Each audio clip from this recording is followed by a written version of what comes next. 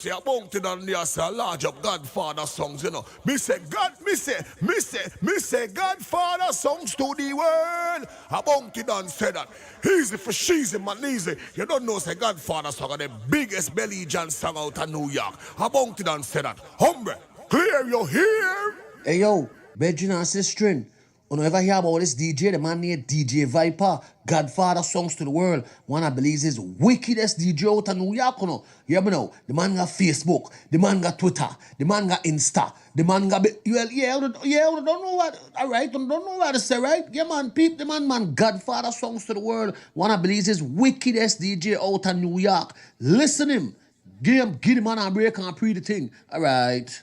Gone no. Them know say the Royal Rebel Dan Marcus representing for Godfather Sound exclusive. So I say, yeah man, I say large up DJ Viper, DJ Shan, DJ Bantan, the whole works. I don't know the thing go.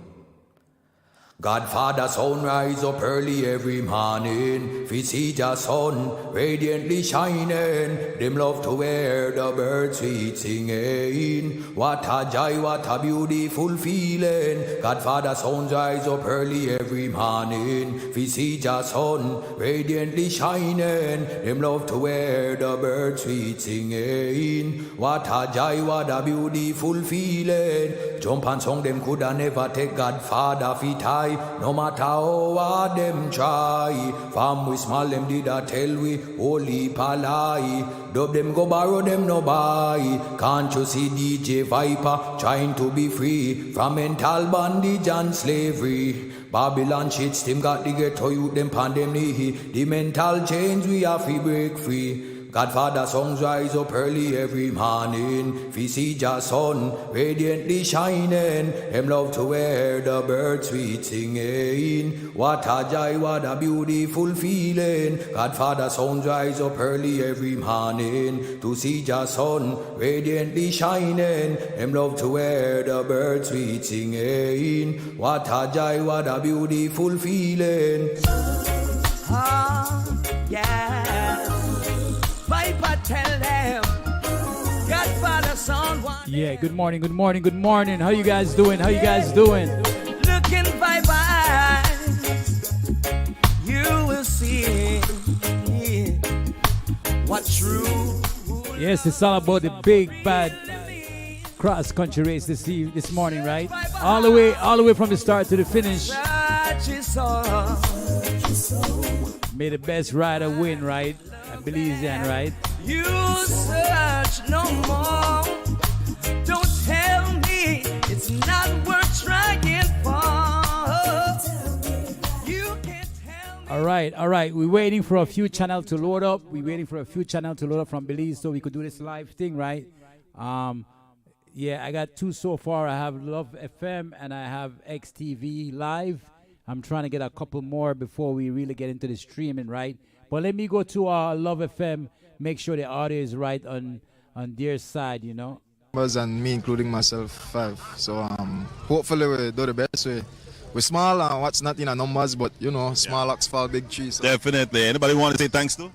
Big up to the Jaggers team, to Mr. Guns, my family, my people's never always take care of me. Everybody at home, my mother-in-law, my wife, my son. Brother-in-law, everybody, sister, family, you know, family, all inclusive throughout the board. Congratulations, all the best.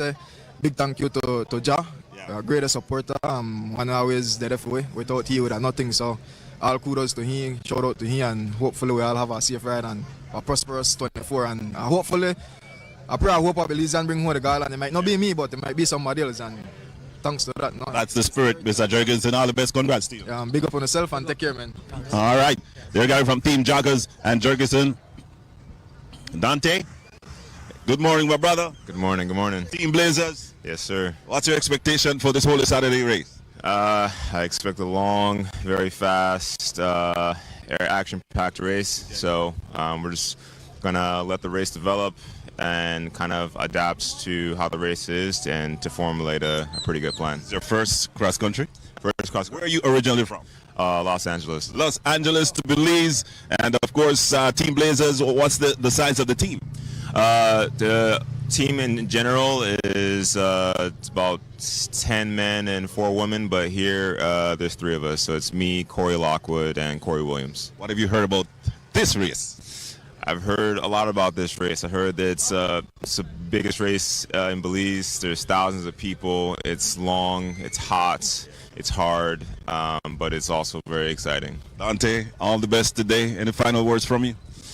Just be on the lookout for Team Blazers, man. Be on the lookout for Team Blazers. All right. Have a great ride today. Thank you. Appreciate it. There you have it from Team Blazers, and Dante, of course, he's from Los Angeles, and this is his first ride, Maestro. So a lot of first timers. Yeah, definitely. We have so far we have 22 foreigners so far that have registered, and that number might go up. So we'll be bringing it to you as we go along. That's right. 5 hours, 40 minutes, 12 seconds. That's the record for this race. Will it be broken? We're not too certain. We have the official ceremony just about getting ready to start. And let's see if we have some feed for the national anthem of Belize. All right, so like we mentioned, it's going to be a rolling start from the Digi Park about 10 minutes to 6 o'clock. And but one of the things I noticed, Maestro, normally we have crowds at the start of a cross country. It's not so crowded today. Yeah, man, you know, but people are still coming out, and because of Love FM, you know, people love staying home and watching in their living room and everywhere else. The Lovell cycling team, the manager, we have Giovanni Lovell, Hurston Lovell, Gregory Lovell, George Lovell, Brian Jr., George, Burnett Lovell. It's all Lovells in the Lovells team. We interviewed 2 of them, and they're normally well known for giving hard competition. Those are the 2. We'll definitely hear their names in this race, and those are the 2 that want to win the big one. I don't think any of them won the big one yet, and of course they are hungry for a win. Yes, and then Team Joggers, featuring Glenn Leno, Fallon Leno, Filton Butler, Stephen Jurgens, we interviewed him, Ephraim Mencias, Andrew Burgess, and Ephraim Middleton. All right, this is Love FM, the 94th Holy Saturday Cross Country Cycling Classic about to begin. We are about, let's see. Yeah. From time to time, we're going to try and get different channel going, trying to cover the race from different angles, right? So we try to add the channel, right?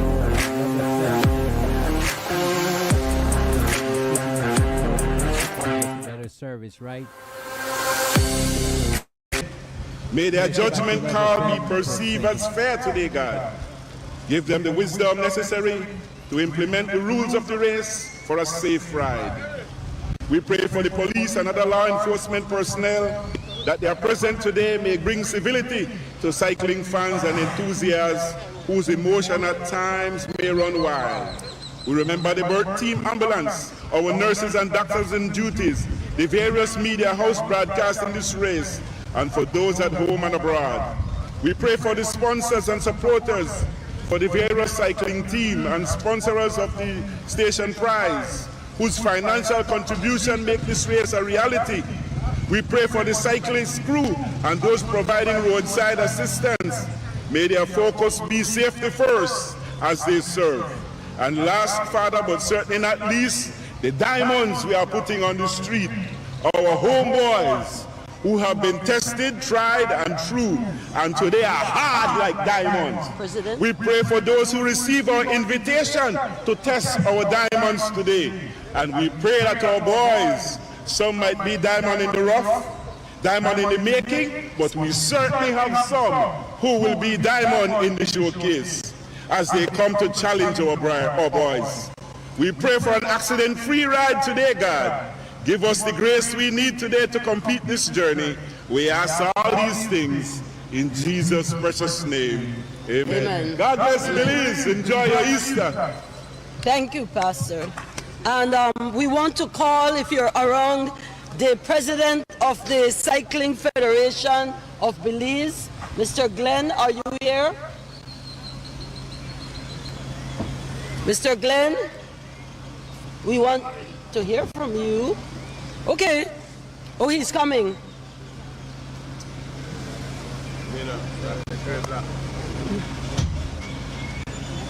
Why you have to jump up on the stage at this stage?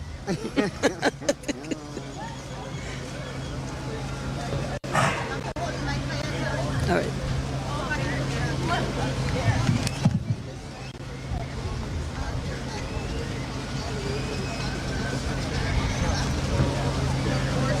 Well, okay, so I still want to big up DJ Wallet and BTB for their major sponsorship. Good morning, Mr. Glenn. The mics are yours. Good morning, Belize. A pleasant good morning, Belize, and one and all, at home and abroad. We featured the 94th annual Holy Saturday Cross Country Race. We welcome the sponsors, the viewers, and everybody who's going to be participating in this race here this morning. Law enforcement, counselors, and everyone else. May we have a safe and blessed race. Thank you, Mr. President. We now call the Youth and Sports Wellness Counselor. He's a new Sports and Wellness Counselor at the Belize City Council. Welcome, Mr. Nunes. Hello, good morning all. It is my distinct pleasure to be representing Mayor Bernard Wagner and the Belize City Council at the 94th running of the annual Holy Saturday Cross Country. In 1928, a few Belizean men embarked on a journey from Belize City to San Ignacio and back. 94 runnings of that race. This is one of the biggest races in this side of the hemisphere. It's 94 running. To the foreigners, at my official capacity, welcome to Belize City. To our local boys, you guys determine how sweet this Easter break will be. Determine who crosses first, the line first. Thank you. Thank you, Councillor, Youth, Sports and Wellness of Belize City. So, without we will. So thank you again for joining in. All right, Brandon Katus. Brandon, no stranger to this race. Tell us the feeling as you get stuck here at the starting line. Well, morning, I'm feeling good this morning. We are putting the training already, so we are ready for the race, and we just have to stay focused and ride the race smart. Look out for all of the moves there. I know all of the big players there in the race, so I just have to look out for the guys there and make the smart moves there in the race. And I think that the Valvoline team could come out on top now. We are helping out Oscar today. He's the defending champion. And from the team, he has the best condition. So we're shooting for Oscar today. No, speaking with some of the folks, they've been talking about the fact that it's kind of a cool morning and the fact that maybe the record might be broken this year. As a cyclist, what's your take on that? The weather not really changed that much for the record broke. If the north made it blow better, I think the record might have broke. But it's cool this morning, but I think we still have a headwind coming back.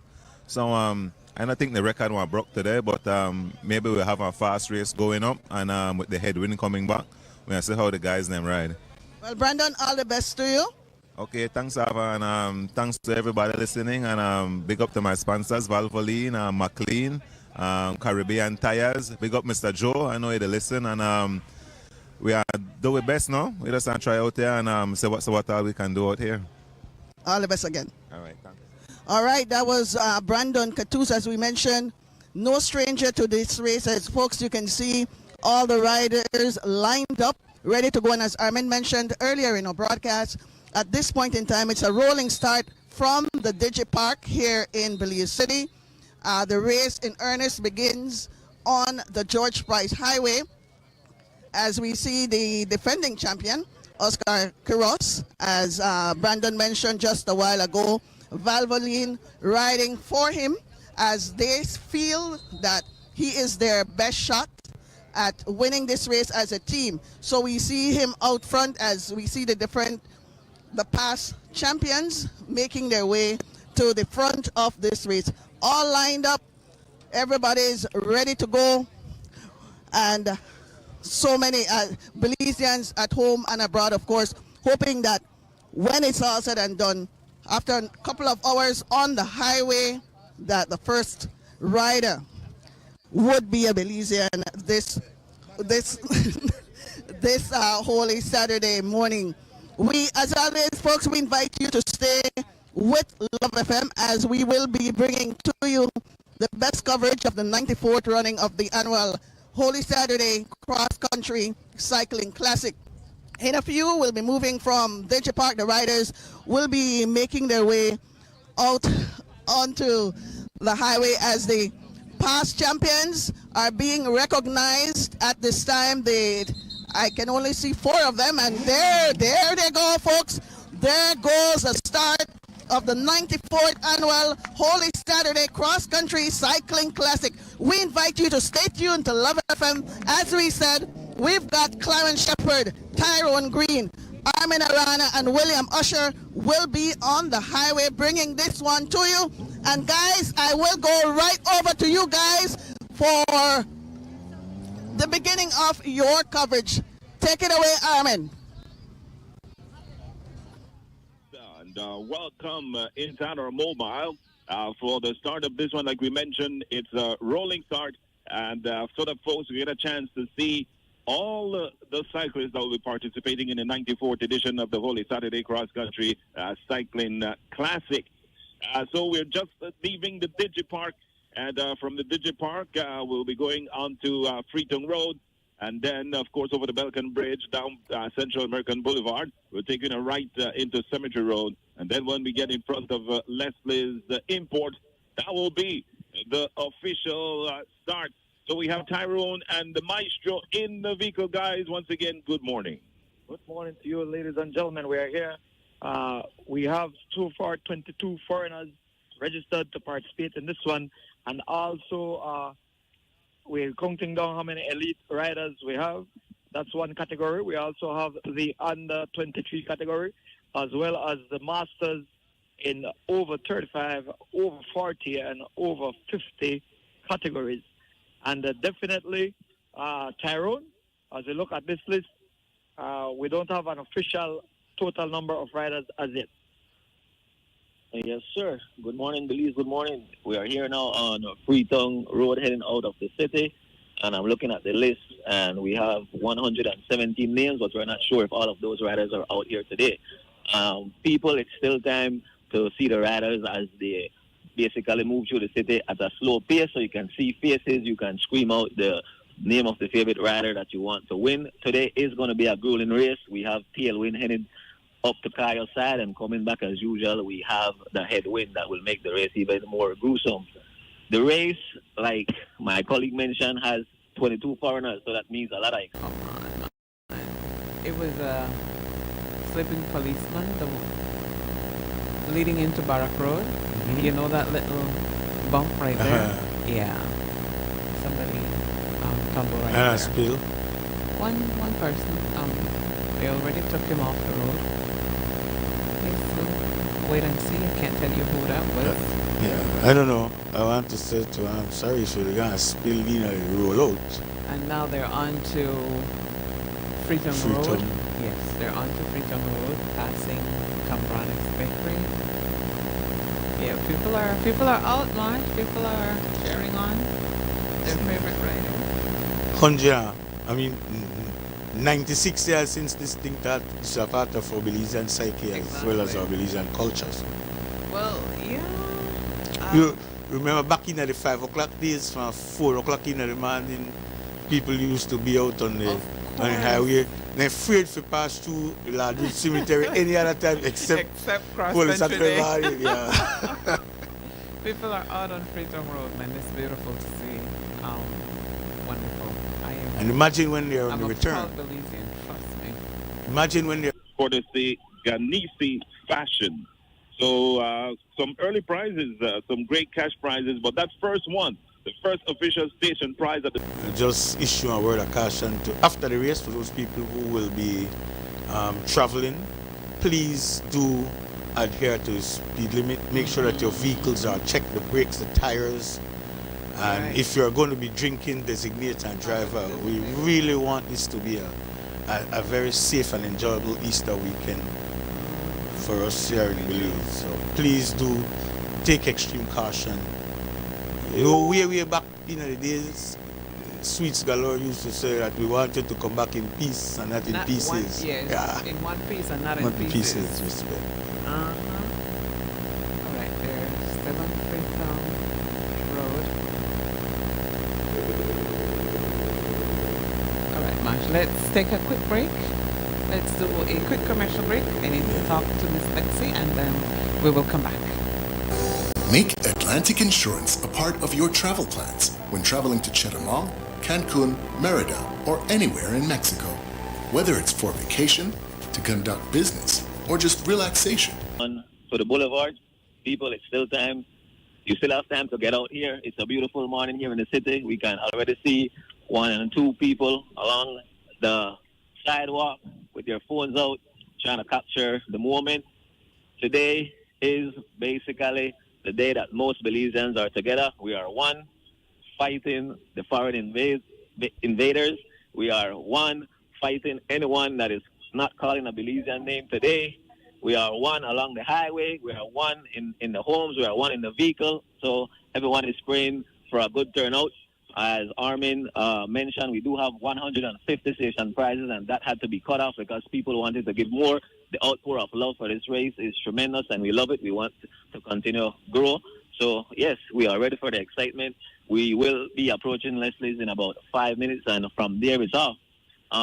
Usually the teams have specific riders that they would send out at first to grab station prizes and so forth.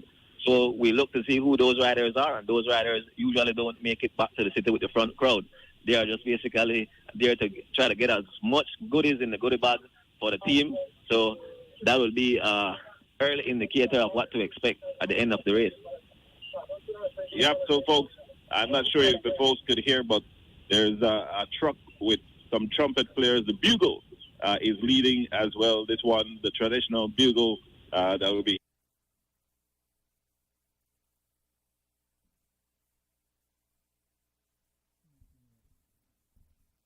George Price Highway. So we're right at the boulevard between the 2 gas stations, the roundabout, right at the 2 gas stations. That's where we're turning, reminding you that this one will officially start at Leslie's Imports. So, folks, you don't want to move. Like you guys mentioning, everybody not only here, but around the world. Belizeans around the world, they're tuned in, and they want to know, and they want a Belizean to win. Like we mentioned, it's not officially Easter until a Belizean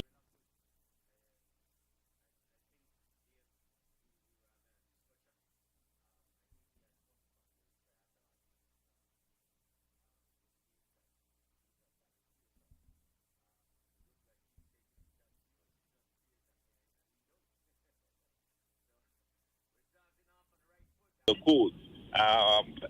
We're at the Lord Reed Cemetery. Lord Reed Cemetery is where we're at, almost near the Leslie's Imports, guys. And the 94th edition will be officially starting in just a few minutes. Yeah. Just bear with me for a few minutes. I'm trying to add additional channels so that we don't miss any part of the race, especially when they put on some commercial. We could switch channel. So I'm going to try to get some more channel going as well. All righty. Thank you. Round up the tree for the women's annual cross-country champion. For the juniors, we had our first place, Jalen Briseño from G-Flow. He is riding this race today. And Kevin Rojas, Keith Enright, and Richard Rosado having rounded up the top 4 for the juniors cross-country championship. That took place earlier. So today is the big one. Today is the male elite, the masters, and the U23. Tyrone?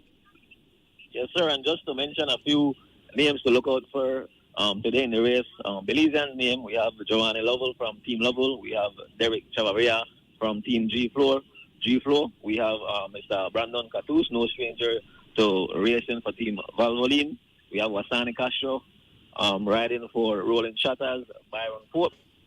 We also have Jivan Gonzalez, G4, Carlton Robinson, Greg Lovell, Oscar Kuros, and Goran Gabriel. These guys have been the consistent riders in the races over the past couple months leading up to this race, so we expect greatness out of them today. The riders have now reached Leslie's, and we will await the official start after the gun is fired in the air. And there is a large crowd out there at Leslie's anticipating the start, and we already have the officials at the first station prize.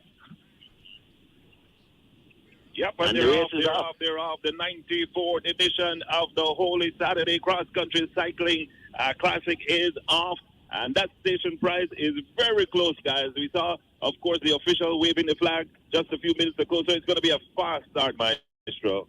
Definitely, and then here we go, ladies and gentlemen. It is off.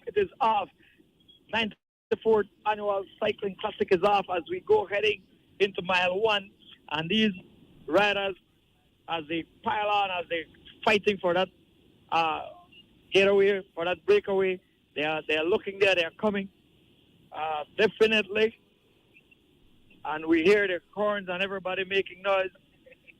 And everybody, these riders are definitely riding more than 20 miles per hour. And as they come heading down the George Price Highway. Armin? That's right. And we're right at the Farmers Road Junction, folks. That's where we are. In just a few, Race Radar will tell us who won that first station prize right there at the Valderrama's residence. But it's a fast start. It's a dash for that station prize, and the entire peloton still together. I'm not sure if we're going to see an early split. I don't think so. But for now, we can tell you that it was a safe start. All these riders are together. Development will be happening down the road, but for now, they're still together. As we can see, like you mentioned, the pace is up early, very early. Yes, I must correct you, Armin. There is a small group out in front, but that's early, and we can see the peloton chasing them with speed at the back. There was a little chaos coming out of the Farmers Road roundabout. A lot of people are not used to traversing during a race, would not expect the speed of these bikes, and we can't stay close in front of the riders because we give them a draft and assist them up the road. These riders are the machine on these bikes. They are the one that push these bikes. We have some V4, V6, and V8 engine, but for this race we need a V12. We need these riders to be prepared, and they said that they were prepared, so today will show.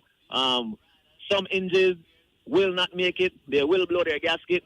Some engines will show that they were underestimated, and today they show that they deserve to be here.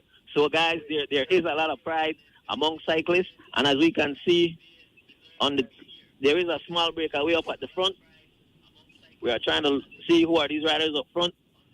I can see Stephen Jurgensen, that's a first-time rider. I can see Joshua Fuller, Kenyon Stanford, and that looks like a PMA rider, and they have two riders up front. Yeah, we will definitely get the numbers from Race Radar to find out who are the riders up in front. But it seems like there is two riders up front, followed by about 5 chasing. So it's early break. We do know that those won't stand. Those are just some of the exciting cyclists that want to go up front, because there's some early station prizes like the double bank premium mattress, courtesy Belize Foam Factory, and then of course $100 cash from Freetown Drug Store, a gift from Ganese Fashion, $100 cash from Puma Janelle. That's coming up, and as well we have a gift package at mile 5 here on the George Price Highway from. This is an interesting name, but it's the name Big Titty Bar. That's the name of the sponsor. All right, so just some of the prizes so far that's coming up as we are approaching the checkpoint here at mile 4. As we see the station prize coming up, $100 cash, Freetown Drug Store, and a gift from Ganese Fashion, guys. Definitely, as we look at these two riders heading out there. The last back-to-back champion was Charles Lewis in 1990 and 91, and Chris Harkey in 2003 and 2004. Let's see if Oscar Cross can repeat today, as he is the defending champion. We do have a small breakaway as as Armin said, it's normally just testing the waters to see if they can challenge.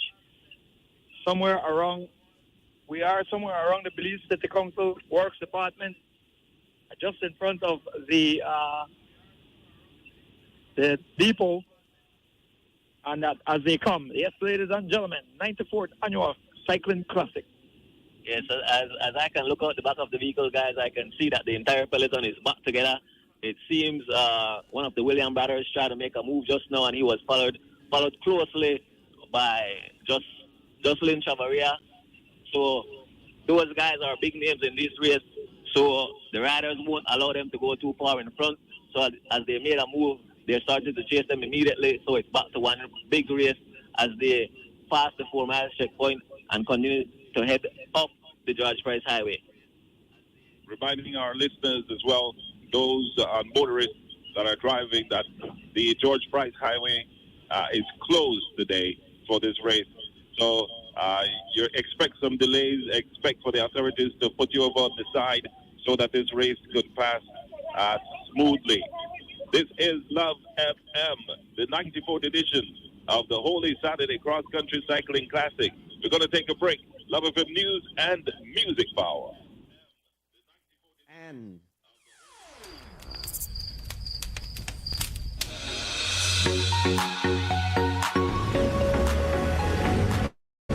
30, above 30, 32, 33, sometimes up to about 35 miles per hour.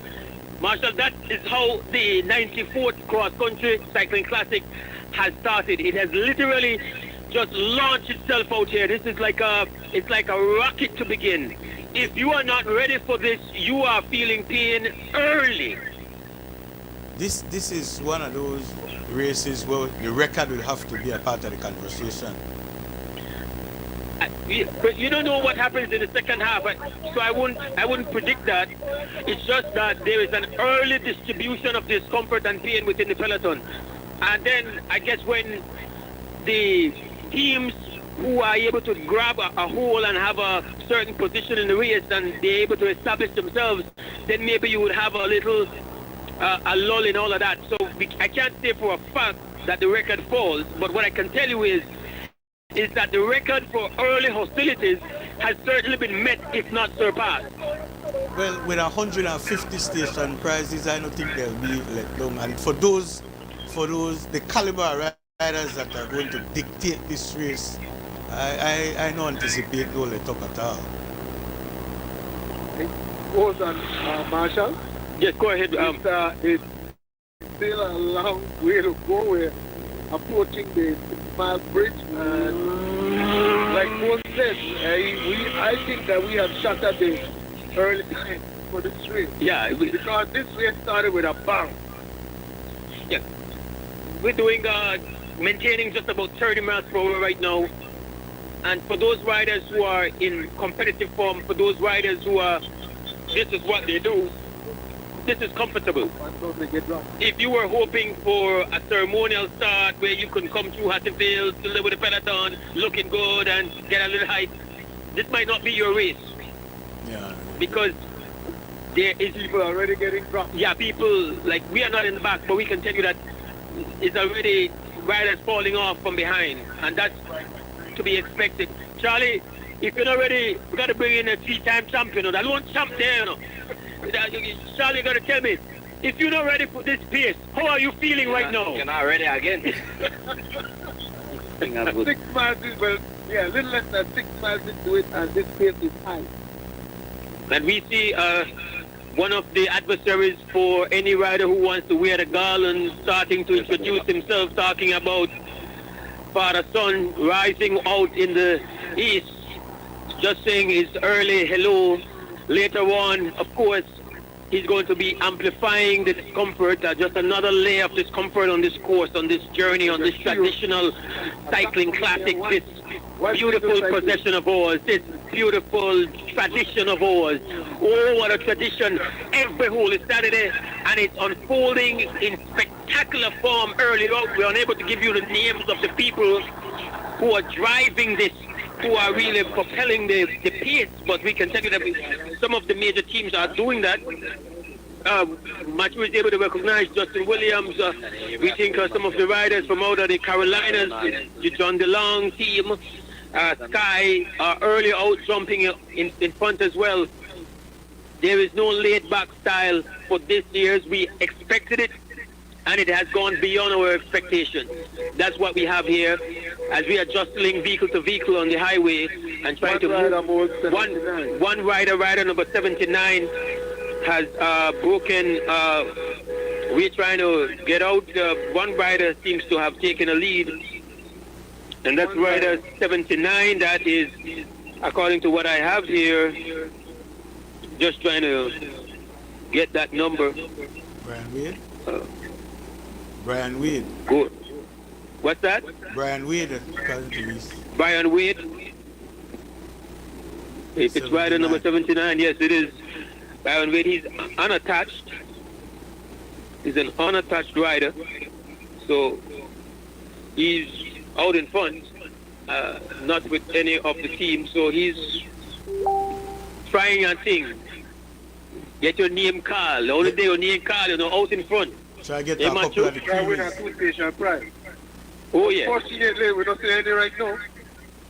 All right, we're gonna kick it back to studio while we try to sort out some of this feedback that we're getting. We're gonna kick it back to studio for a break. We're gonna come right back. Thank you so much, Sean. About to hit my village. Man, these guys are flying. Yes. You know that this study.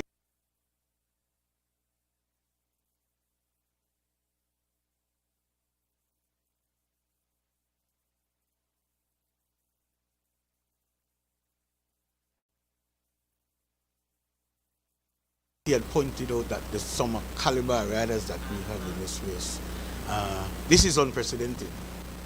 And the way it started, it is living up to that kind of ability. So we'll continue to monitor and see how it goes. Yeah, I'm still trying to add some more channels. I know a few more channels up and running, so I'm trying to add a few more channels. So I'll just bear with me for a few more Today minutes, is right? 30th.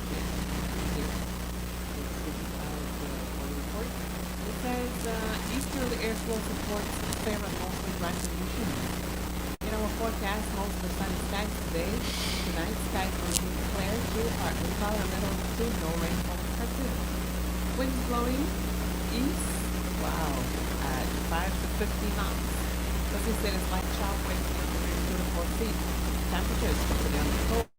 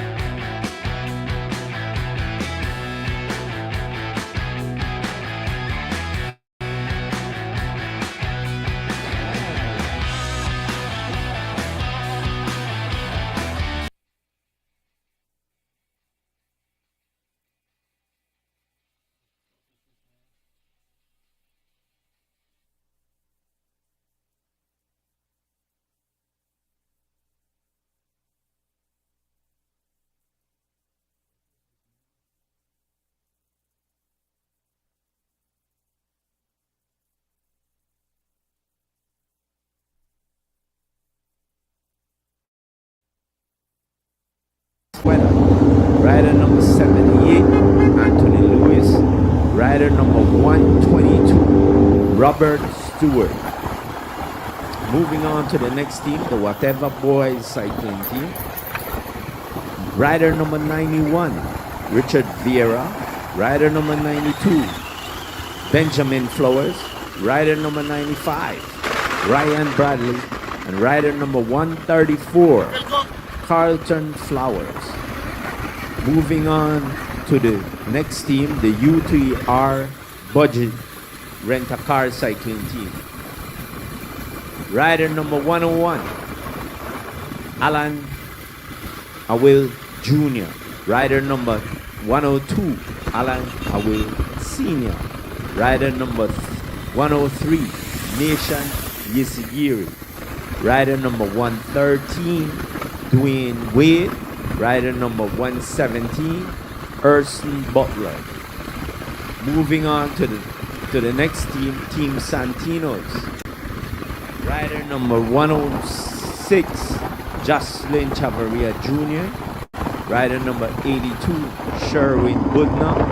Rider number 135, Shane Paredes. Rider number 104, Peter Jones. Moving on to the next team, Team Police. Rider number 114, Richard Santiago. Rider number 118, Daryl O'Brien. Rider number 120, Sherman Thomas. Rider number 127, Ivan Valencia. Rider number 100, Kenrick Gray. Moving on to the next team, Team SPD. Rider number 112, Kenroy Gladney. Rider number 128, Kent Gabriel. Rider number 125, Quinton Hamilton. Rider number 133, Brian Wade. Moving on to the next team, the Chotos Cycling Team. Rider number 84, Jose Choto. Rider number 85, Peter Choto. Rider number 86, Giovanni Hustle. Let me clarify for you. Rider number 86, Jose, better known as Giovanni Choto. And rider number 88, Dalwin Kawo. Moving on to the next team, Team Corozal. Rider number 115, Delton Rojas. Rider number 97, Amel Sanchez. Rider number 98, Adiel Oliveres. Rider number 99, Trajan Humes. Moving on to the next team, the PMA cycling team. Rider number 66, Morton Bradley. Rider number 67, Frank Roland. Rider number 68, Andre Perez. Rider number 69, Trevon Salazar. Rider number 70, Enroy Lanford. And rider number 49, Philip Ford. Moving on to the next team, the Genesis cycling team. Rider number 50, Sean Codd. Rider number 56, Jalen Number 149, Rider number Amber 96, Maxwell rides for Skyline. He's been followed by Jocelyn Chavarria Hemmons. Rider number 116, Samuel Bales. And then we move on to the next rider, who is rider number 136, Henry Neal, unattached. And then we have rider 132, Al Smith, Seaton Cycling Team. Rider number 105, Jamar Murray, Seaton Cycling Team. And rider number 140, Jalil Hino from Griga. And then we move on to the Skyline Cadence Cycling Team out of the United States. Rider number 141, John DeLong. Rider number 147, Clayton Travis. Rider number 148, Patrick Rains. Rider 149, Abner Maxwell. Then we go on to the STK Cycling Elston Coaching Team. Rider number 60, Bill Elston, a former cross-country champion. Then we move on to rider number 87 out of Mexico, Shea Wright. Rider number 80, Gian Michael Lance. And then we move on to rider number 58, Alex Hulahu. And rider number 59, Diego Moria. Then we move on to rider number, Mr. Moria is rider number 59, not 89. Rider number 89 is Henry York. Rider number 90 is Cyrus Piero Rider number 79 is Luis Lopez. Rider number 47 is Kinder Chase. Rider number 48 is Milos Clark. Rider number 146 is Alan Avila. And rider number 150 is Ronaldo Ayuso, making up 117 riders, Dave. 117 riders. Yeah, but About to make contact. They're giving away 100 Break level. prizes, and they have 117 riders. So it's enough station prize to everybody get one. Definitely. Dave, we know that we have 20 foreign riders, which makes up just about 6% of the field. That's quite a nice number, as you would say. It's not too many, and it's not too little. So to me, that will make this race ride. Miss Karen, I don't know if you want to have the pleasure as you started giving all these station prizes. I know you can. It's 117. I read off 117 riders. I don't know if you want to run off 117 station prizes right away. Maybe you want to do it in batches, and I will let you decide what you want to do, and you can go ahead and jump in. Yes, until we get definite, good morning everyone again, this is Karen Rosito. Until we get definite stats, I want to say that, let me just run off the first 14, Dave. Okay. So, at mile 1 3/4, Balaramos residents, Ronnie Balaramos, donated by the Balaramos family, will be giving you names. And then at mile 2 1/4, Belize Foam Factory, a double bank premium mattress, Belize Foam. And then at mile 4, it was $100 in cash. Okay, so we go over to Mr. Andrew Ordonez. I know you all have one. Let's have up some prize. Ton load of prize, over 170 prizes. People still called in last night to try to give prize, but it's a lot of work for the people there. Yes, folks. The volunteers to get all these prizes on paper and to bring, and the officials also will have a hard task. Every few miles there's a prize. Huh? The Cycling Federation?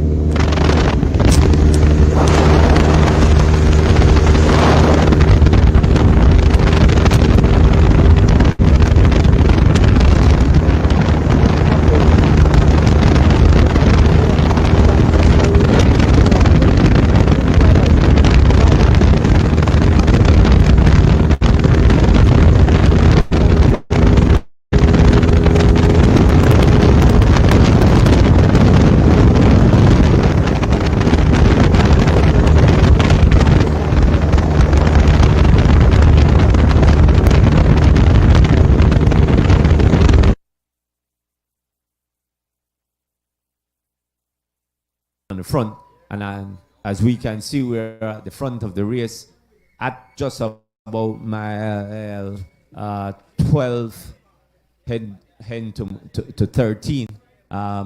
We see Giovanni Lovell on the front, followed by Carlton Robinson, followed by John DeLong. So those are 3 riders, followed by Jocelyn Chavaria. John DeLong, number 149 on the pace. Dave, that's the man with the big one, with the big 60 on the front. He's the man with the big chain ring. Yeah, whenever you see John DeLong on the front, that's not good news. But it seems that there's a ride up front, and what we're looking at here, they're trying to bridge over to that lead rider. Definitely, folks. That's about 5 guys here trying to get over. That's Gregory Lovell, the rider from number 75, and who's the rider from Valvoline? A rider from Valvoline looks like Brandon Cattouse. That's Brandon Cattouse. We're even through number 75 from the G Flow team. So, folks, the action is getting going.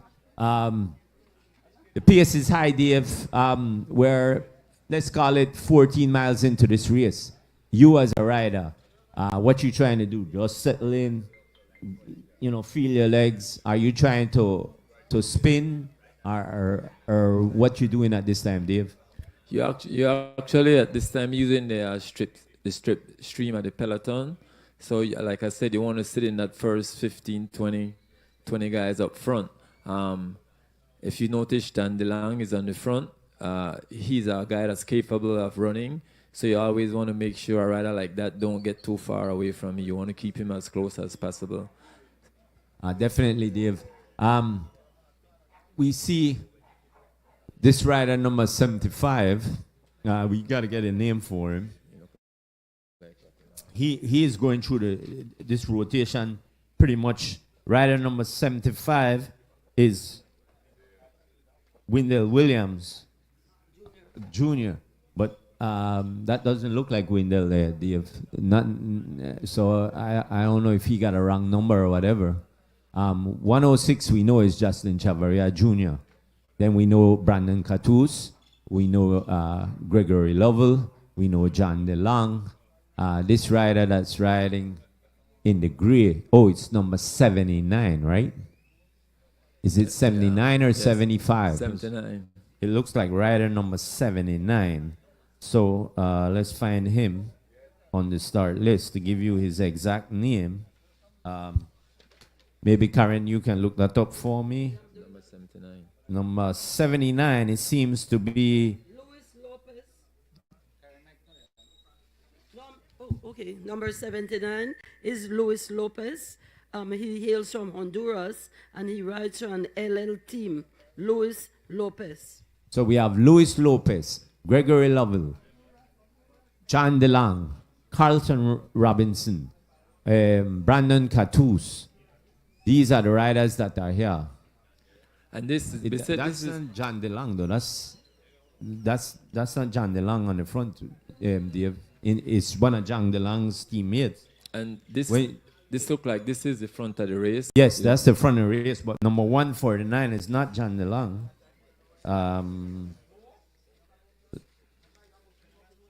Yes, Abner Maxwell. That's Abner Maxwell. He rides for Skyline Cadence Cycling. He is a teammate of John DeLong. Definitely. So now we have it correct. Let's get it. The man on the front in the Santino's jersey, Jocelyn Chavaria Jr. The man in white, Gregory Lovell. The man in the Valvoline jersey in the white and blue is Brandon Catus. Maxwell Amber in the green and black riding for Skyline.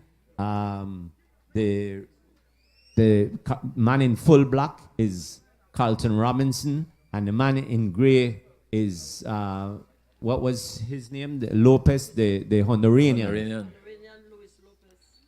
The Honduran. So that's the group that's out here, folks, on the front. Right now, at this time, is Carlton Robinson waving through. And this is now the chase. There goes Mr. Bill Elston, Wasani Castro, Tasha, Giovanni Lovell. So it's a big, this the main peloton trying to come across. Yes. Based I'm looking at something here. The guys them. We approach Hattieville, folks. We approach Hattieville. Like 6 riders up front. Guys that's just putting pressure on the rest of the peloton. I don't see none of the top riders for the team sitting there in the front.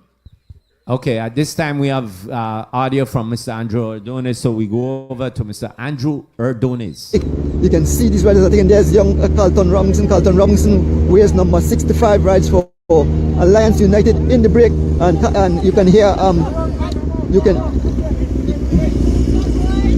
so they have to go around the roundabout. The 6 riders, as they make their way around the roundabout, Carlton Robinson at the pace, still doing some 20 plus miles an hour. Carlton Robinson taking over the pace. Brandon Catus. Here goes Jocelyn Chavaria Jr. We have 4 Belizean and 2 foreigners in the break. 4 Belizean and 2 foreigners in the break as we make our way along the George Price Highway, folks. This is the 94th running of the Holy Saturday Cross Country Cycling Classic, folks. Held here today, the 30th of March 2024, the day you've all been waiting for. I know a lot of fans are having a lot of watch parties as this unfolds 94, they are very hard. We want to big up the BTB. We want to big up Digi. We want to big up the Cycling Federation of Belize, bringing this monster into your living room, folks. Like I said, a whole lot of racing remaining. This is the early morning. The early morning. You can feel a nice chill in the air, perfect for cycling. As number 79 drive, the PS taking over now. Yeah. Breakaway Lovell, Brandon Catus, Carlton Robinson,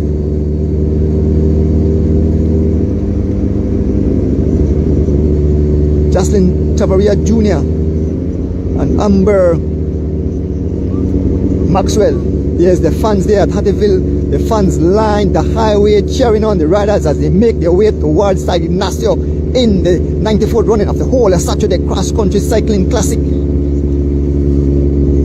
What a beautiful day, what a beautiful day. We want to welcome all our Belizean and foreigners from abroad visiting the Jewel to celebrate the Easter here in the country of Belize. Come and spend on the money and leave Belize rich. Folks, this is the 94th running of the Holy Saturday Cross Country Cycling Classic. As we make our way through Hattieville, the fans line the highway. Who will it be today, folks? We have 4 champions. We have 4 champions in this event. There's a station prize. Station prize was taken by, I guess, Carlton Robinson, who is number 65.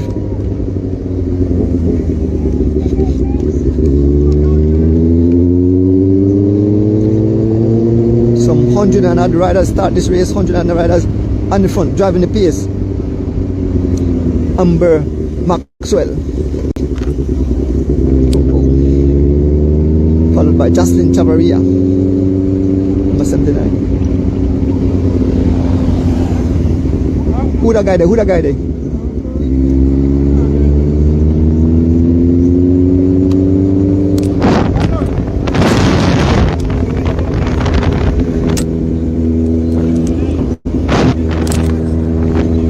Folks, number 17. That one there. I know him. Yeah, alright. Folks, the guy number 79 is no other than Luis Lopez, but his number, I have his number here, but they have me as 97. So Luis Lopez, the dangerous rider from Honduras, Luis Lopez on the front. This man have a whole lot of accolades on the belt. So Luis Lopez, a dangerous rider too. I have him here. I have some dangerous riders that I have written down on this on my paper. It's Luis Lopez. But my paper says number 97, but he's actually 79, so it's back way.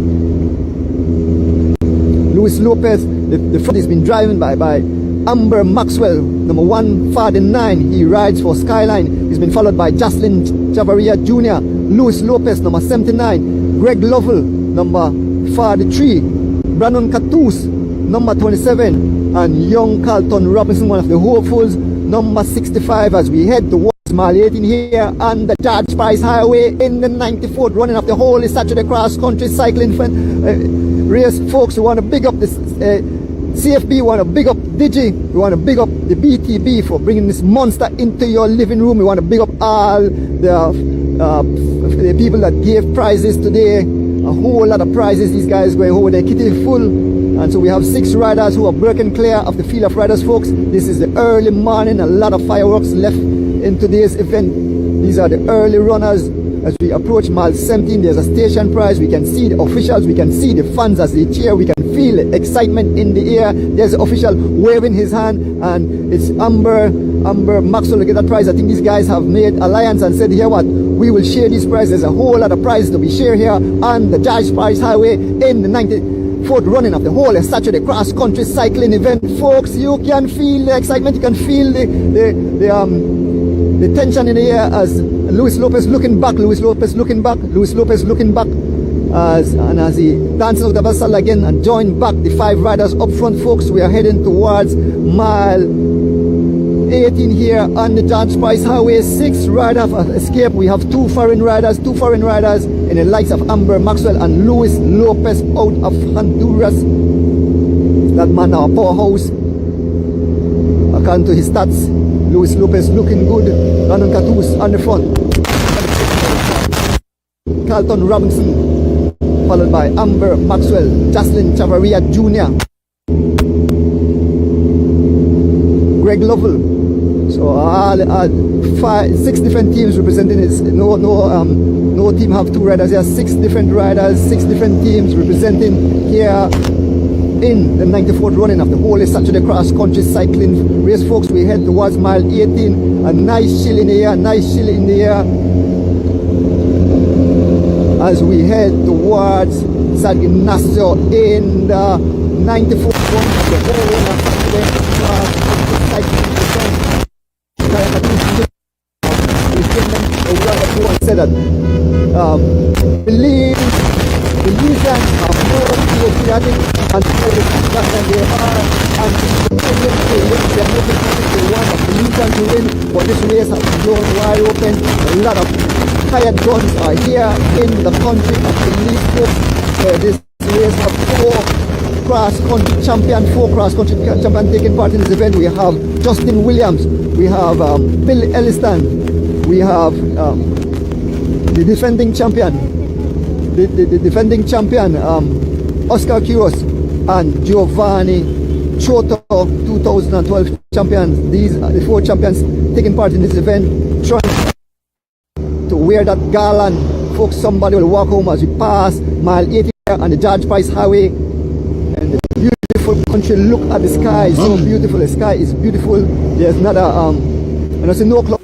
Would be the 6 that would engineer how this first half of the race is going to be. Like, I would not see these 6 riders holding off all the way to Belmopan if I was a betting man, Matthew. I'm agreeing with you with that. Like I said, these are not the Bacon guys for them. Maybe in his heyday, Gregory and Brandon would have been the Bacon man for their day, but I think that they're up there a bit in age now, and Giovanni, to me, is the better of the 2 novels and could survive the 140 better, no? Brandon, last time I spoke to him, he wasn't concentrating on cycling that much, but he's still here and he's still dangerous. So, both Brandon and Gregory, while they have not won, they know what it is to be. They know what it is to win. They know what it is to win. They know this event. They have not been successful in this event, but they know the event well. They probably between them have ridden this race over 20 times or probably, yeah. Yeah, I think both of them have over 10 years. So both of them for sure. So they have muscle memory. They know this terrain. They know every little curve. They know every little hill. They know what they're on. There's no lack of familiarity when it comes to those 2 riders. And the only foreigner up here in this break, he's a Cat 2, but a very good Cat 2. And the pros Cat 1 and 2 race together. So it's not that he's a scrub. Don't take the he's a Cat 2. No, he's still good. Justin Chavarria was making a name for himself before Derek Chavarria kind of went past him. So he was looking like a hot up-and-coming talent. And then after that, he really and truly was overshadowed by his younger brother, Derek Chavarria. Remember Gregory too. Gregory got that nickname Bullet, and he didn't just get that right so. He had to accomplish something to get that nickname. Listen, you get a name Bullet, and you're a cyclist, it says it all, right? Yeah. It's a game of speed, it's a game of velocity.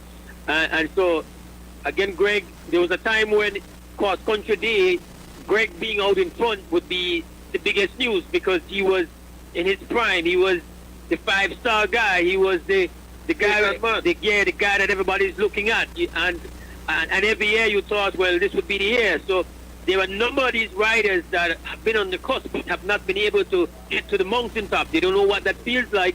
Now they're out in front. It's early in the race.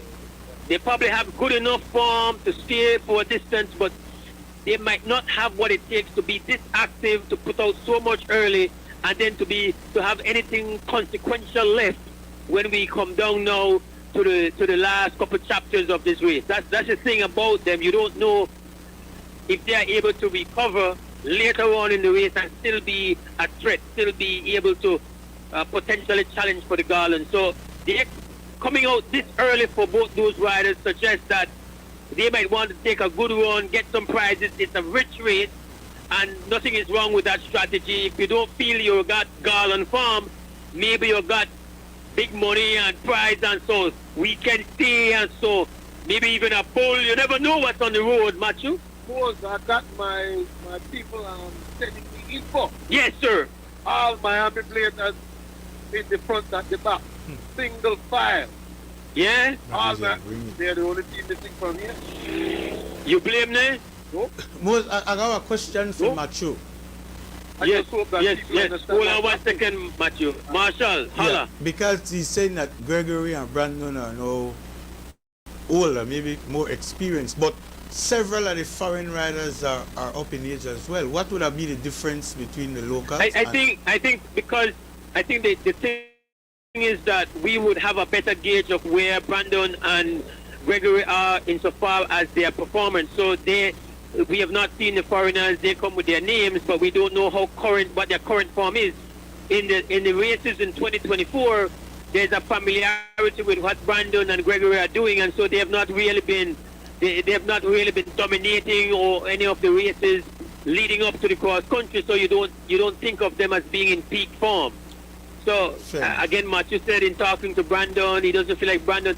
There's a difference between being in a form to finish this race, to come top 20 in this race, but then there is a different level of form to say that you are able to dominate, you are able to respond, you are able to recover, and then when the time comes for money, when time comes for Garland, you still have a day. Of the four-man team of the Blazers, the two riders are number 4 and number 5, which is Corey Lockwood and Jason Pyers.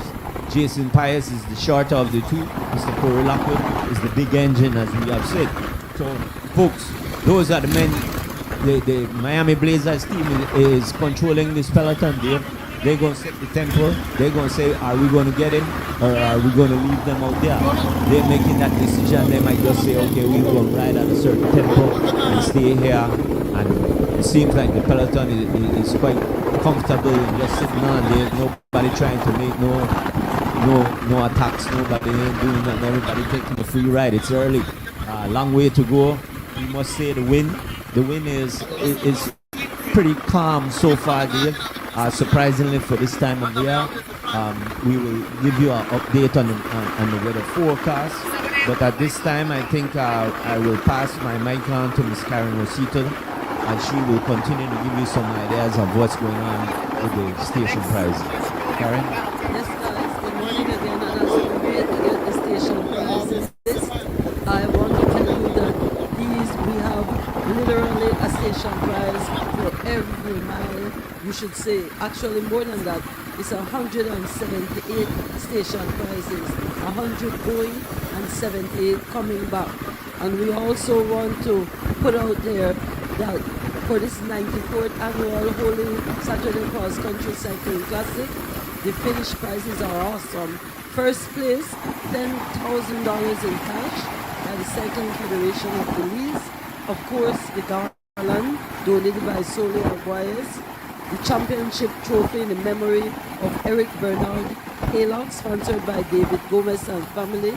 And let me tell you, I saw that trophy on Facebook. It's a beautiful trophy. I think it's one of the first ones I've ever seen like that. Definitely. And then there's Manfred Atkins Trophy, donated by the Atkins family. Jeffrey O'Brien Trophy, donated by the O'Brien family. Alfred Smith Memorial Trophy, donated by the Smith family.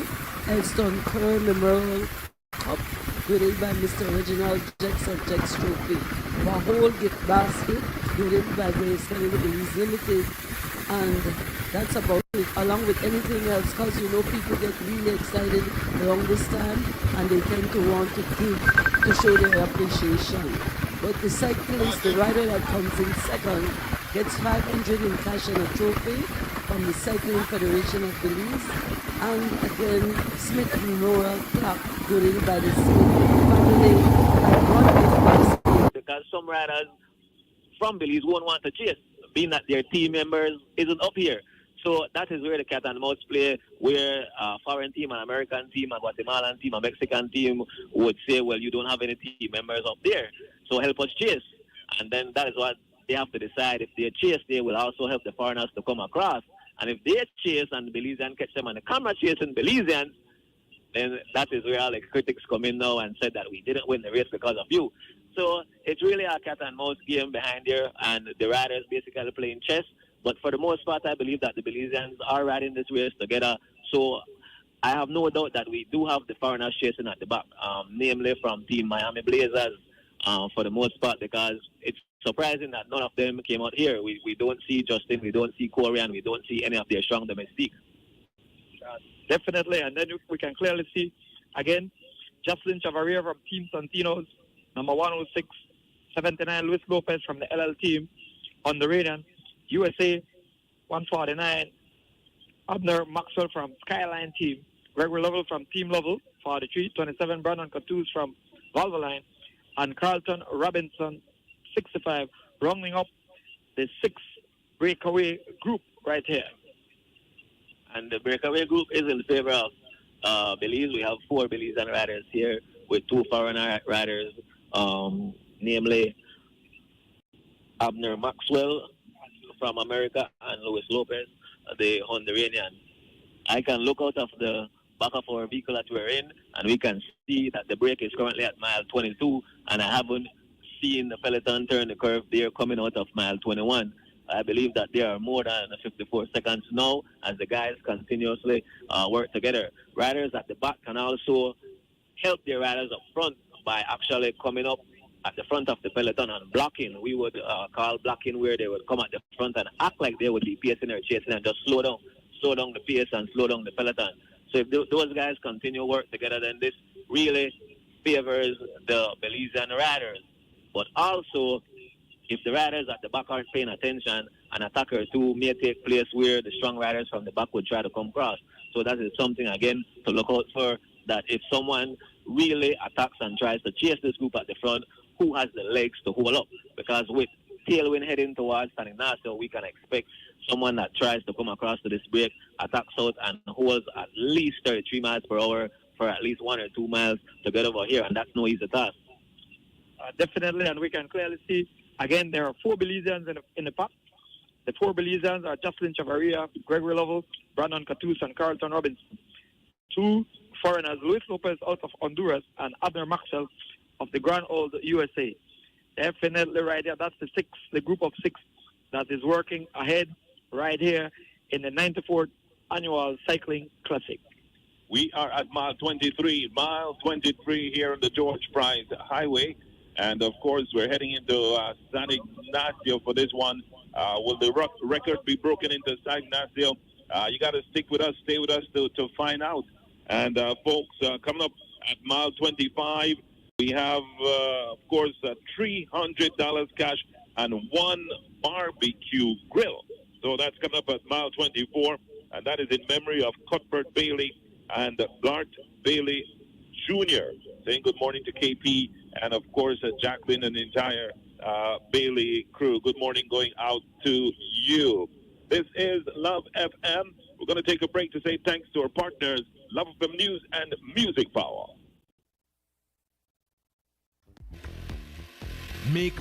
Imagine that, 94 years. There's few people that can say they have seen each and every one of these cycling races. However, we have some of those people still around here in Belize, and it's great to have them. Folks, we have 6 riders.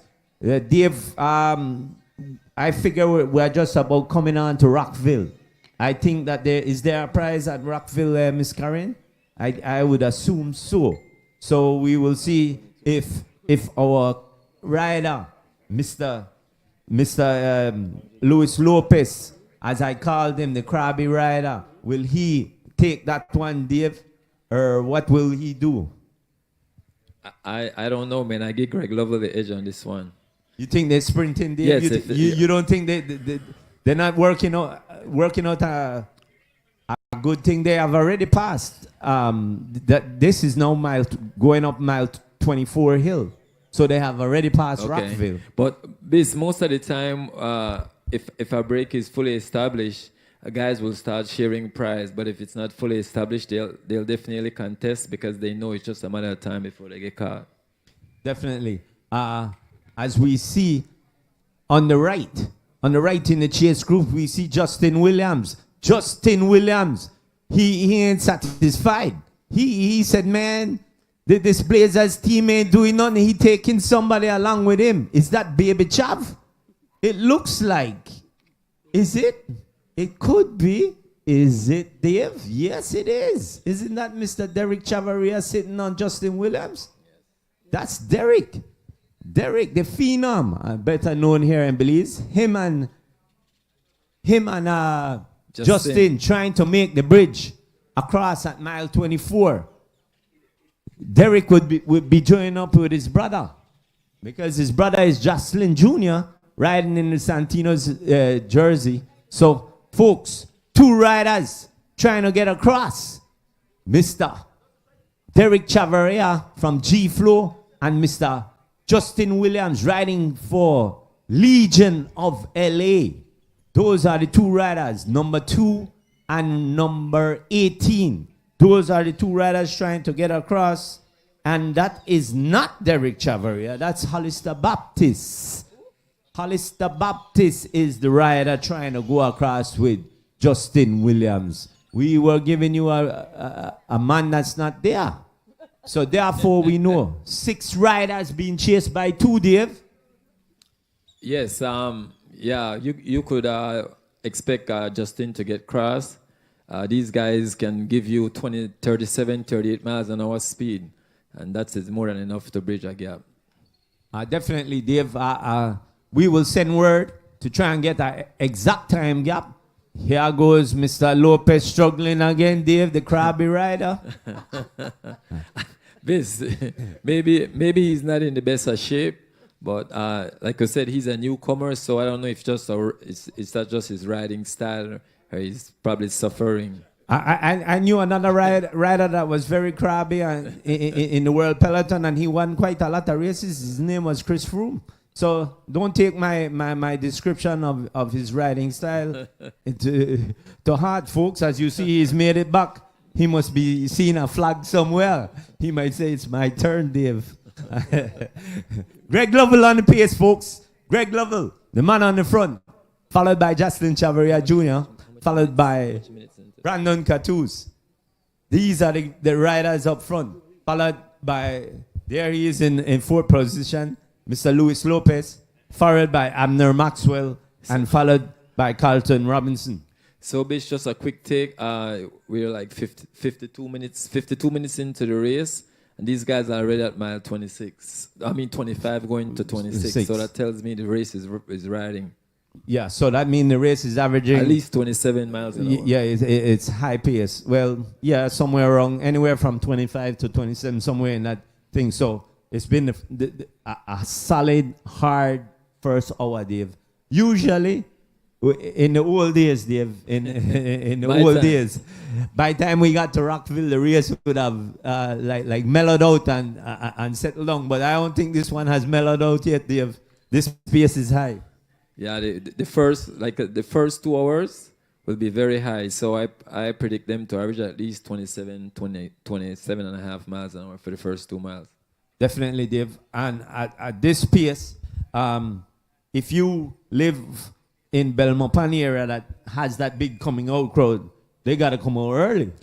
Because it's now about 10 minutes to 7, and they're already at mile 25 going to 26. So if you planning to come out, you got to be out there within the next 30, 40 minutes if you want to get a good spot to see these boys. 6 riders. 6 riders out front, folks. 6 riders.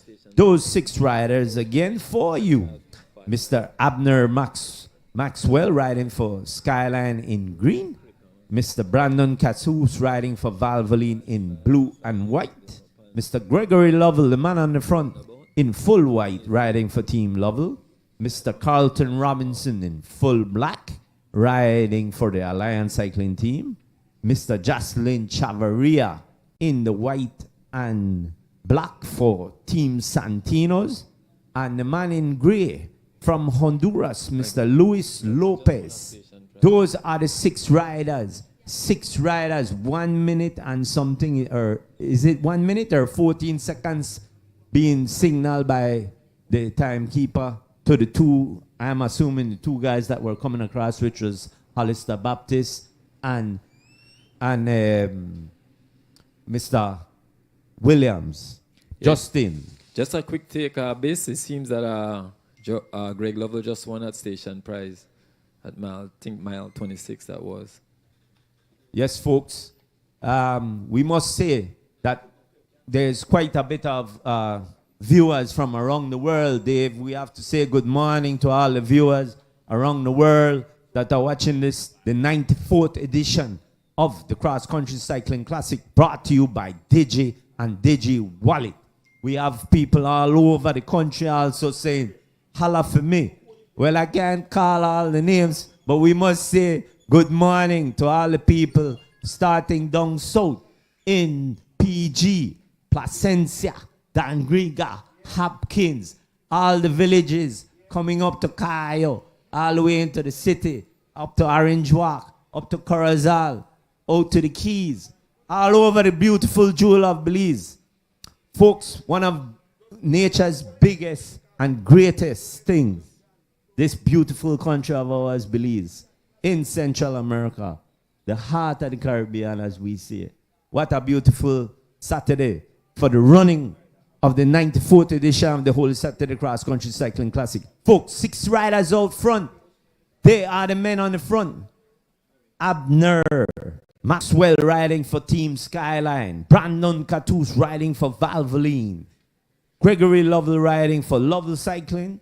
Carlton Robinson riding for Alliance. And Luis Lopez riding for Honduras. And Jocelyn Chavarria riding for Santinos. Those are the riders up front. Folks, there are people calling me, but no need to call me. I can't answer right now. This is the 94th edition of the Digi Wallet Cross Country Cycling Classic, brought to you by Digi and Digi Wallet. Folks, we must see it. 6 riders driving at about 25, 26 miles an hour out front, heading to Cayo. Bish, just a quick take. The weather condition right now, it's 74 degrees. That's very good weather, and the highs today will be only, for Belize, only 87. So that kind of weather is kind of favor the foreigners. And they have a crosswind at the moment. So just imagine if the wind changed to a tailwind, we'll get much higher speed. So that's what we have right now, a crosswind. Dave, remember when we were interviewing Mr. Corey Williams, when he said, yes, if the wind is terrible, expect Corey Lockwood to do great things. Mm-hmm. And we looked at him like, are you saying that? And he said yes, because that's the type of cyclist. He said that. So, but while we were doing that, the wind, east-southeast at 8 miles per hour, gust to 12, so very gusty that could knock a small person off on a bike. All right, so just to give you an idea, we will be getting names for these station prize winners. Right now, we've received 14 so far, so I'll be bringing that, because we not just want to call number, we also give you a name. But I want to big up publicly my friend Sharon Mulligan, who is watching all the way from England. She said, it must be night there by now, right? So she said, no, not yet. So Sharon, big up yourself, and I hope you eat your bun and cheese. Dave? Yes. Back on the road, it's still 6 riders up front, and there's a chase. There's two riders in between, which is Justin Williams and Hollister. Yeah, so that's what we got. Then there's the main peloton. Six riders, folks. Let's give you those names again. 6 riders leading the 94th edition of the Holy Saturday Cycling Classic, brought to you by Digi and Digi Wallet. The man from Skyline, Mr. Abner Maxwell. The man from Valvoline, Brandon Catus, the man from Lovell, Gregory Lovell, the man from Alliance, Carlton Robinson, the man from Honduras, Luis Lopez, and the man from Santinos, Jocelyn Chavaria Jr. Those are the 6 riders. 6 riders heading towards the Belize Zoo. They are at about mile 27 right now, Dave. We haven't gotten an official time gap yet. However, we know that these 6 riders are being chased. There were 2 riders in between the peloton and those 6 riders. However, at this time we are seeing the main peloton, so therefore I would assume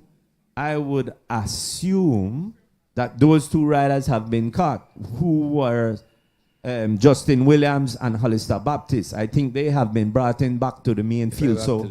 So it's 6 riders being chased by the peloton. That's where we are, Dave. So this, what I'm looking at right now, I'm looking to see the time they'll do to Cayo. That record was set back in 2009 by a Costa Rican named Marcos Salas, and the time was 2:31. So that's the time, that's the record to beat Tocayo. Definitely, Dave.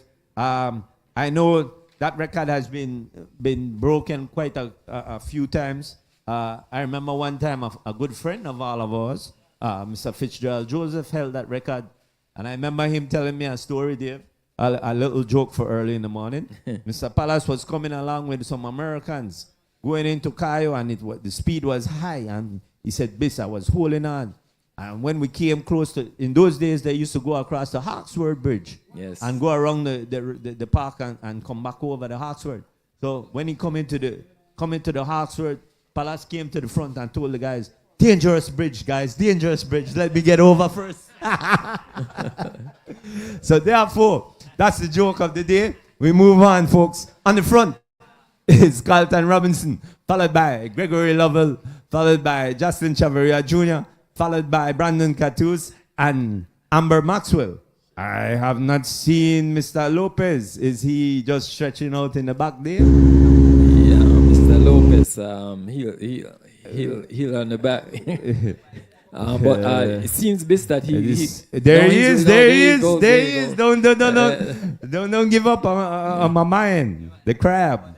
But I can tell this just from the pedaling stroke right now that the guys there start feeling because there's a crosswind there right now, and we're just passing the zoo, and the speed is high, so I can tell that they start feeling the speed. They are passing the zoo, and the guys are climbing up 29. So it's not a big gap here. It's not a big gap because these guys are not that far as we see they are coming on to the zoo. So I would say it's a less than a minute gap. As we can see, there's no vehicles in between. No service vehicles are allowed to go up to them. That means that the gap is less than a minute. So I think it's going to be very interesting to see. I think the peloton doesn't want to let this race go, but they don't want to catch it either, Dave. The thing is, you don't want to get into the hills and have to chase. So that's why you notice they will keep it very close until they get to the hills. I expect them to catch these 6 guys before they get to Roaring Creek. So Dave, whilst you guys were doing your thing, we got a first list of station prizes. Okay. Remember, I want to big up the station prize donors because without them, this race would not be so hype. But remember that these are also cash or prizes in kind. So let's start. The Balaramos residents, which was way back when, 1 3/4 miles, $500 in cash was won by Joshua Fuller. And then the mattress by Belize Foam Factory was also won by Joshua Fuller. Moving on, mile 4, George Price Highway, Gregory Lovell, he's wearing number 23. And at mile 5, $100 by Puma, Janelle, and gift package by Big Titty Bar was won by Justin Williams. Then at mile 6, George Price Highway, Sean Codd came across and won a gift package of cycling products donated by Alfred W. Parks Memorial Foundation, $50 in in cash, donated by the Touch Restaurant. Sean Card won that one again. Sean Card. And then at Homeland Memorial, that's 7.5 miles. $250 in cash. Beset friend Luis Lopez won all of those. He won. This is in memory of Russell Vi and Louis Gladden. Was won by Louis. Jenkins Funeral Home gave $75 in cash. Luis Lopez, 1 carrot cake at Miley, donated by Jamie's Cake Design. That's Luis Lopez again. The entrance to Western Paradise, a gift package at $100. Abel Ordonez. Okay, so let's go to Mr. Ordonez on the bike, and we're gonna come back. By the Gillette family of Douglas Jones. It's a trophy and a $200 gift certificate. Yes, a trophy and a $200 gift certificate in memory of Norman and Rashad Gillette. So big up that family there. Folks, we are on the George Price Highway in the 94th running of the whole Saturday cross country cycling race. We are the Tech de la course where 6 riders have escaped earlier this morning. These riders are Jocelyn Tavaria Jr., Amber Maxwell, Carlton Robinson, Brandon Cattouse, Greg Lovell, and the ever dangerous Luis Lopez as they make their way towards Mahogany Heights here on the George Price Highway in the 94th running of the whole Saturday cross country race. As the fans line and cheer on the riders, there's a station prize, there's the official waving that prize, and Carlton Robinson will get that prize. Folks, there.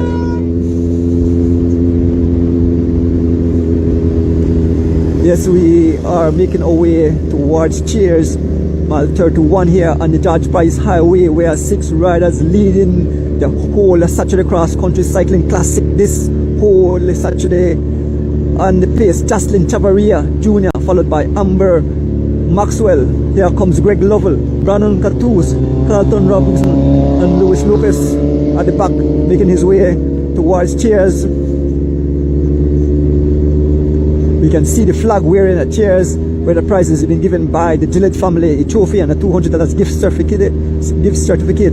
Folks, we make our way here on the George Price Highway in the 94th running of the whole Saturday cross country cycling event. Folks, the intensity full the air as the fans are hoping for a Belizean to win. We have 4 Belizean in this lead group, 4 good Belizean: Greg Lovell, Carlton Robinson, Brandon Cattouse. 3 of Greg Lovell get a prize. 3 of Palace top 10 pick are in this group. We have Greg Lovell, Carlton Robinson, and Brandon Cattouse. Those are 3 of the riders at Palace pick. They are in this lead group as we just passed Cheers, heading towards mile 32 here on the George Price Highway as we make our way towards Belmont Pond and then onto San Ignacio, where we'll reach the halfway point. Folks, a pleasant good morning to all our cycling fans wherever you are in Belize and across the world. 6 lead riders leading the whole Saturday cross country race. Look at the fans on the side of the road. Yes, a lot of fans line the highway and cheer on the riders as they make their way on this 140 plus miles journey from Belize City to San Ignacio and back, finishing at the Digipark. Who will it be? We have 4 champions taking part in today's event. The defending champion Oscar Curious, we have Justin Williams, we have Giovanni Choto, and Bill Elliston. Those are the 4 champions previous champion taking part in this event today, the 94th running of the whole Saturday cross country race. Folks, a pleasant good morning. You can feel the excitement as Philly here is still a bit chill. Brandon Cattouse needs some service. He's waving that bottle, taking over the pace. It's Jocelyn Chavaria Jr., followed by Gregory Lovell, Amber Maxwell, and so I don't see Luis Lopez anymore. So it's 5 riders. Luis Lopez have disappeared from this group. These guys are doing some 22 miles an hour, some 22 miles an hour as we pass mile 32 here on the George Price Highway. Folks, in the 94th running of the whole Saturday cross country cycling classic. This race started back in 1928 as an expedition where the guys rode all the way to El Cayo to see a cricket match, and ever since its history, every year, Holy Saturday, this huge event is being held here on the George Price Highway. Folks, as we speak, Jocelyn Chavarria Jr. stepping up the pace, opening a small gap. They're looking back, I guess more riders are coming across. Yes, here comes number 80. Let me see, number 80 is the dangerous Canadian Jean Michel have come across.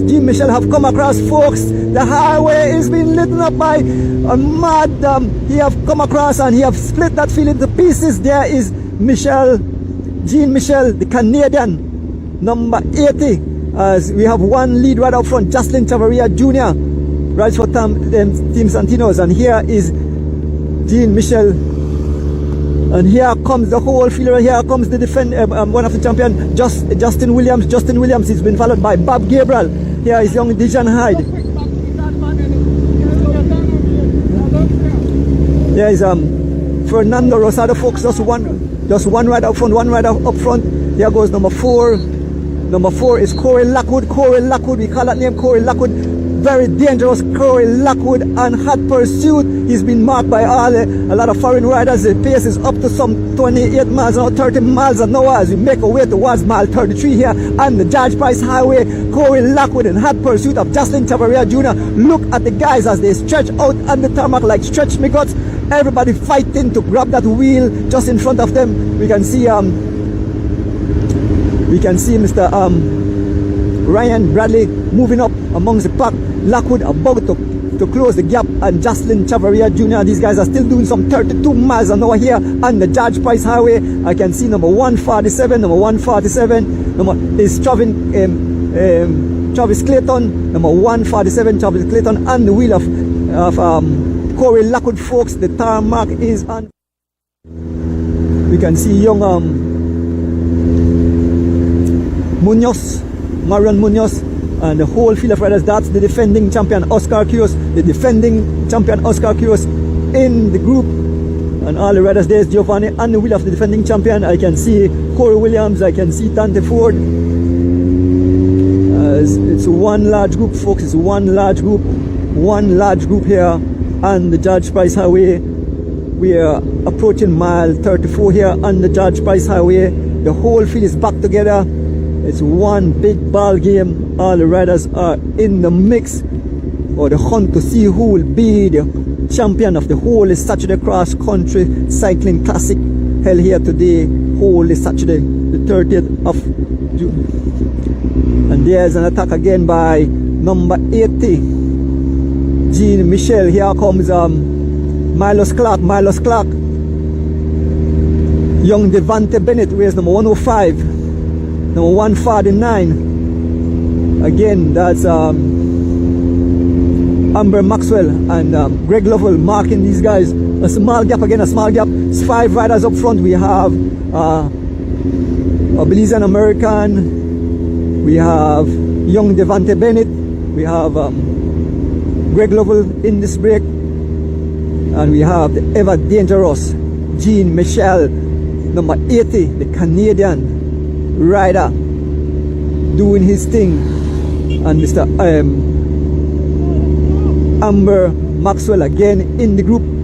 This is 5 riders. This is the Tech de la Course. These guys are doing some 27 miles an hour as we head towards mile 35, folks, in the 94th running of the whole Saturday Cross Country Cycling Classic. We want to big up the Cycling Federation of Belize. We want to big up the Belize Tourist Board. We want to big up Digi.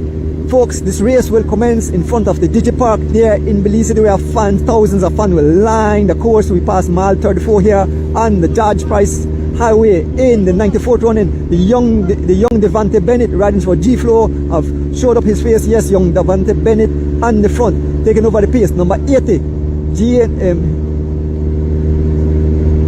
Jean Michel, the Canadian, on the front, driving it some 27 miles an hour. Yes, there is Marlos Clark out of Oklahoma. Marlos Clark, master champion there in of Belizean heritage. Marlos Clark doing well. No, his dad must be very proud of him. There's Greg Lovell. Greg Lovell definitely stepping up to the plate. Greg Lovell riding on the front ever since this morning, along with Mr. Amber Maxwell as we head towards mile 35 here on the George Price Highway, folks. A pleasant good morning to all our cycling fans wherever you are in Belize, across the world. Welcome to the 94th running of the Holy Saturday cross-country cycling race. Five riders have escaped from the group. Just a small gap, we can see one rider coming again. It's Luis Lopez,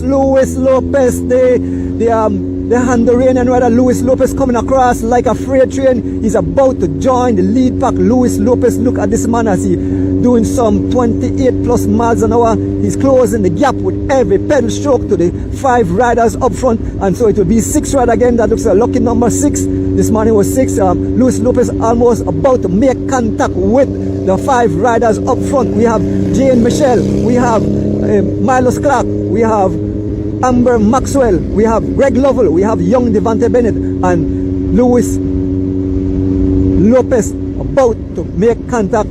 He's about to make contact, and he has joined, and immediately Luis Lopez on the attack. Luis Lopez blown by these guys. Luis Lopez, mile 35. Luis Lopez all alone. It's Luis Lopez all alone as he drives. He opened a serious gap already, and it's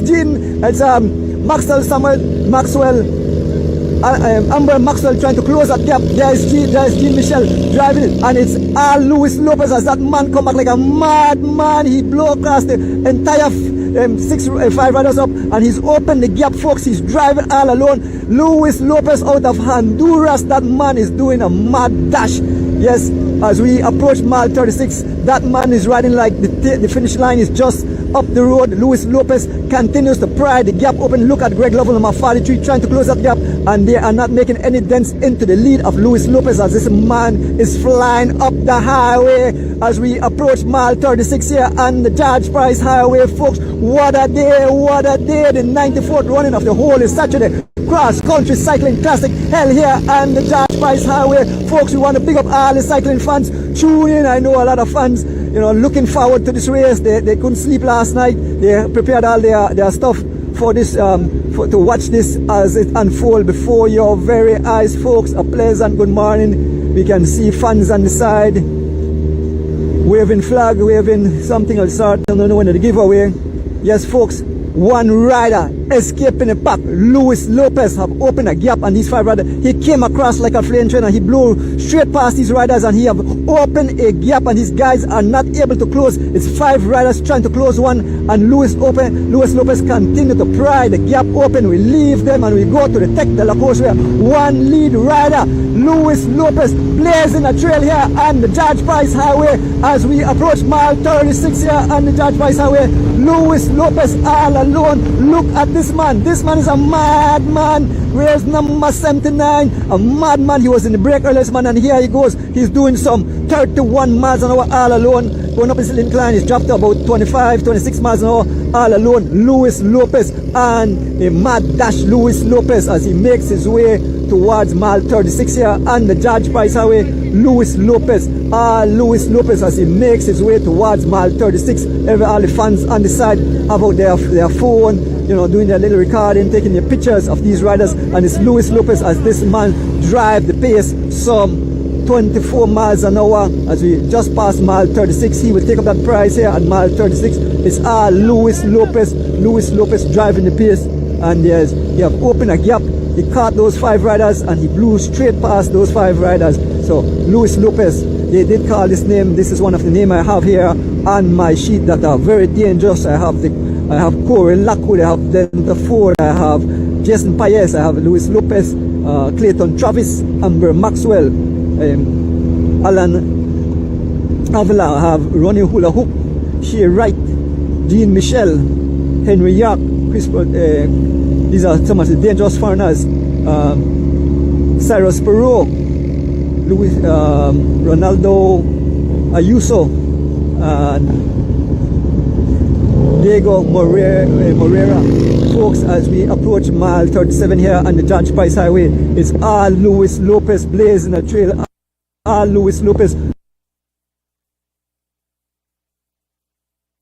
Look at this man. This is a mad man. This man continues to drive. There's no sign of suffering, and he has opened a gap. And the riders will try to get a time gap, looking back to see if I see anyone, but it's all Luis Lopez as he makes his way towards mile 37 here on the George Price Highway. This is the Tech de la Course in the 94th running of the whole Saturday Cross Country Cycling Classic.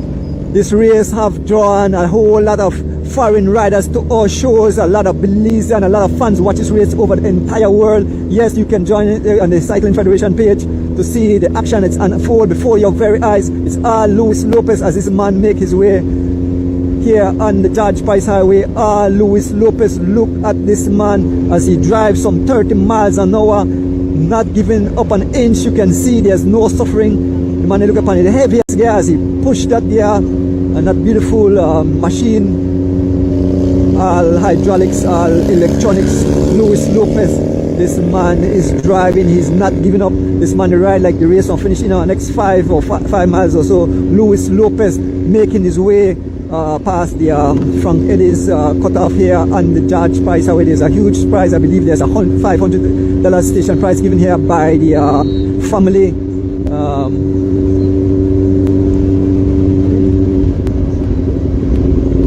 By the Tillett family who has a farm. Yes, it's all Luis Lopez. He claimed that prize here on the George Price Highway as we head towards mile 38 here on the George Price Highway. This man still doing some 30 miles an hour all alone. Luis Lopez looking good, folks. He's looking good. He's the leader on the road in the 94th running of the whole Saturday Cross Country Cycling Classic.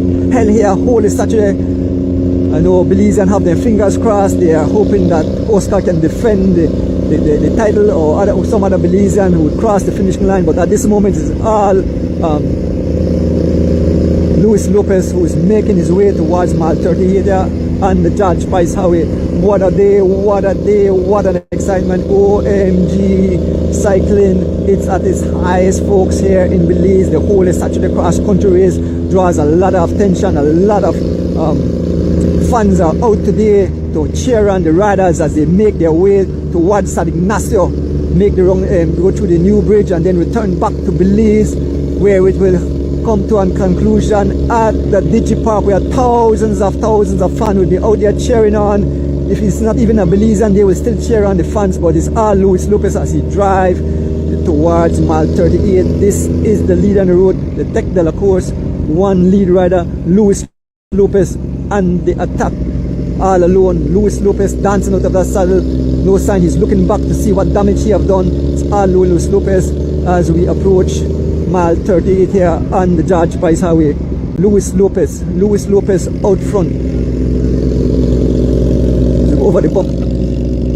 There's another station prize at mile 38. Luis Lopez will claim this prize. Luis Lopez claim this prize at mile 38.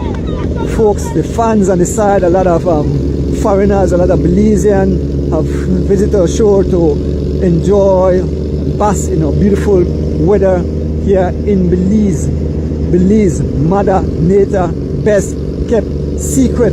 Big up the Belize Tourist Board. Big up Digi, big up the Cycling Federation of Belize. What a beautiful day here in the country of Belize. Holy Saturday, the day have arrived. All you fans were waiting for. Yes, the 94th running of the whole Saturday Cross Country Cycling Classic held here today. And we can see fans on the side. We can feel the excitement of this massive event, the 94th running of this race. And it's all Luis Lopez up front. As we make our way towards mile 39 here on the George Price Highway, Luis Lopez as he makes his way heading towards Belmont Pond. Then we go through the rolling hills of the Coyote District. It's Luis Lopez up front as we make our way along the highway. A pleasant good morning to all our cycling fans. A pleasant good morning. I know a lot of people are tuning in at this moment, getting their fingers crossed, hoping for a Belizean victory. But I know the people in Honduras will want this gentleman to win. I know the guys in the US would want their guys to win. So everybody have their favorite rider. As we make our way through on the George Price Highway in the 94th running of the whole Saturday cross country race as Luis Lopez dancing on that pedal up this little incline. We head towards the Beaver Dam Bridge. Here on the George Price Highway. And it's all Luis Lopez blazing a trail. He wears number 79. That's the man here, Luis Lopez. See at the back. There's a chase. That's the group that he was with. He blew past them like a freight train, not asking for no help, just hit them hard as soon as he caught up to them. There was five other riders. We had Amber Maxwell in that group. We had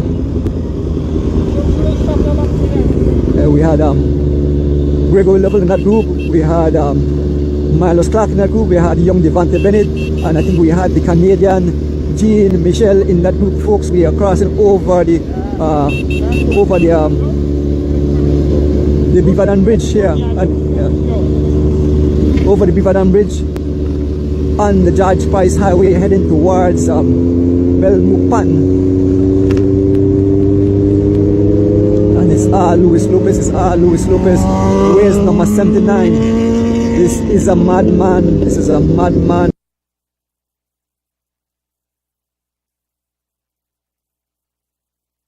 Luis Lopez all alone as we make our way on the George Price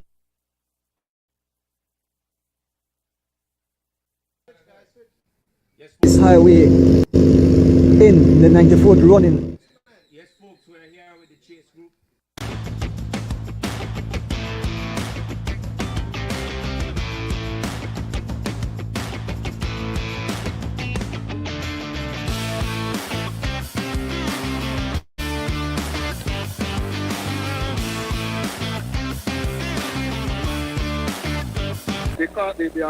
That might not be a terrible thing, but I will withhold judgment on that. If he's here to hunt prizes, I wouldn't, yeah, go ahead and get what you want to get, and then later on, fade away. Get out of this. Left this alone. When there is so much out there. Yeah, man, go. Greedy up yourself. Pull your belly. And finish your tank. Yeah, carry two bulls. That must not depend on my mind, Marshall. Where are the conversion to Colones? You got two bulls. You got one that Flowell Park, and then you got another bull. I forgot to pronounce the next bull there. No, yes, you got one at Flowell Park, and then you have another bull, but it's just they mentioned it when they were on the show. Discussing the cross country, but I've forgotten the next part. But it's in the general vicinity of the two bulls. So maybe Luis Lopez vision entrance into the livestock industry. Or perhaps he don't make the calculation for the conversion rate for Belize to Colones. I don't mind him wanting to be in livestock. We don't want him to be aspiring to get into the gardening business. So there's 16 guys. Leave the garland. Matthew saying 16 guys between Lopez and the peloton.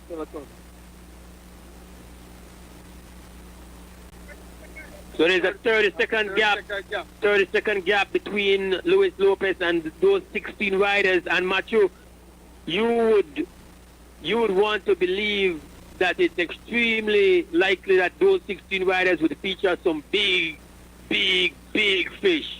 What I was seeing on the screen, it looks like Brandon and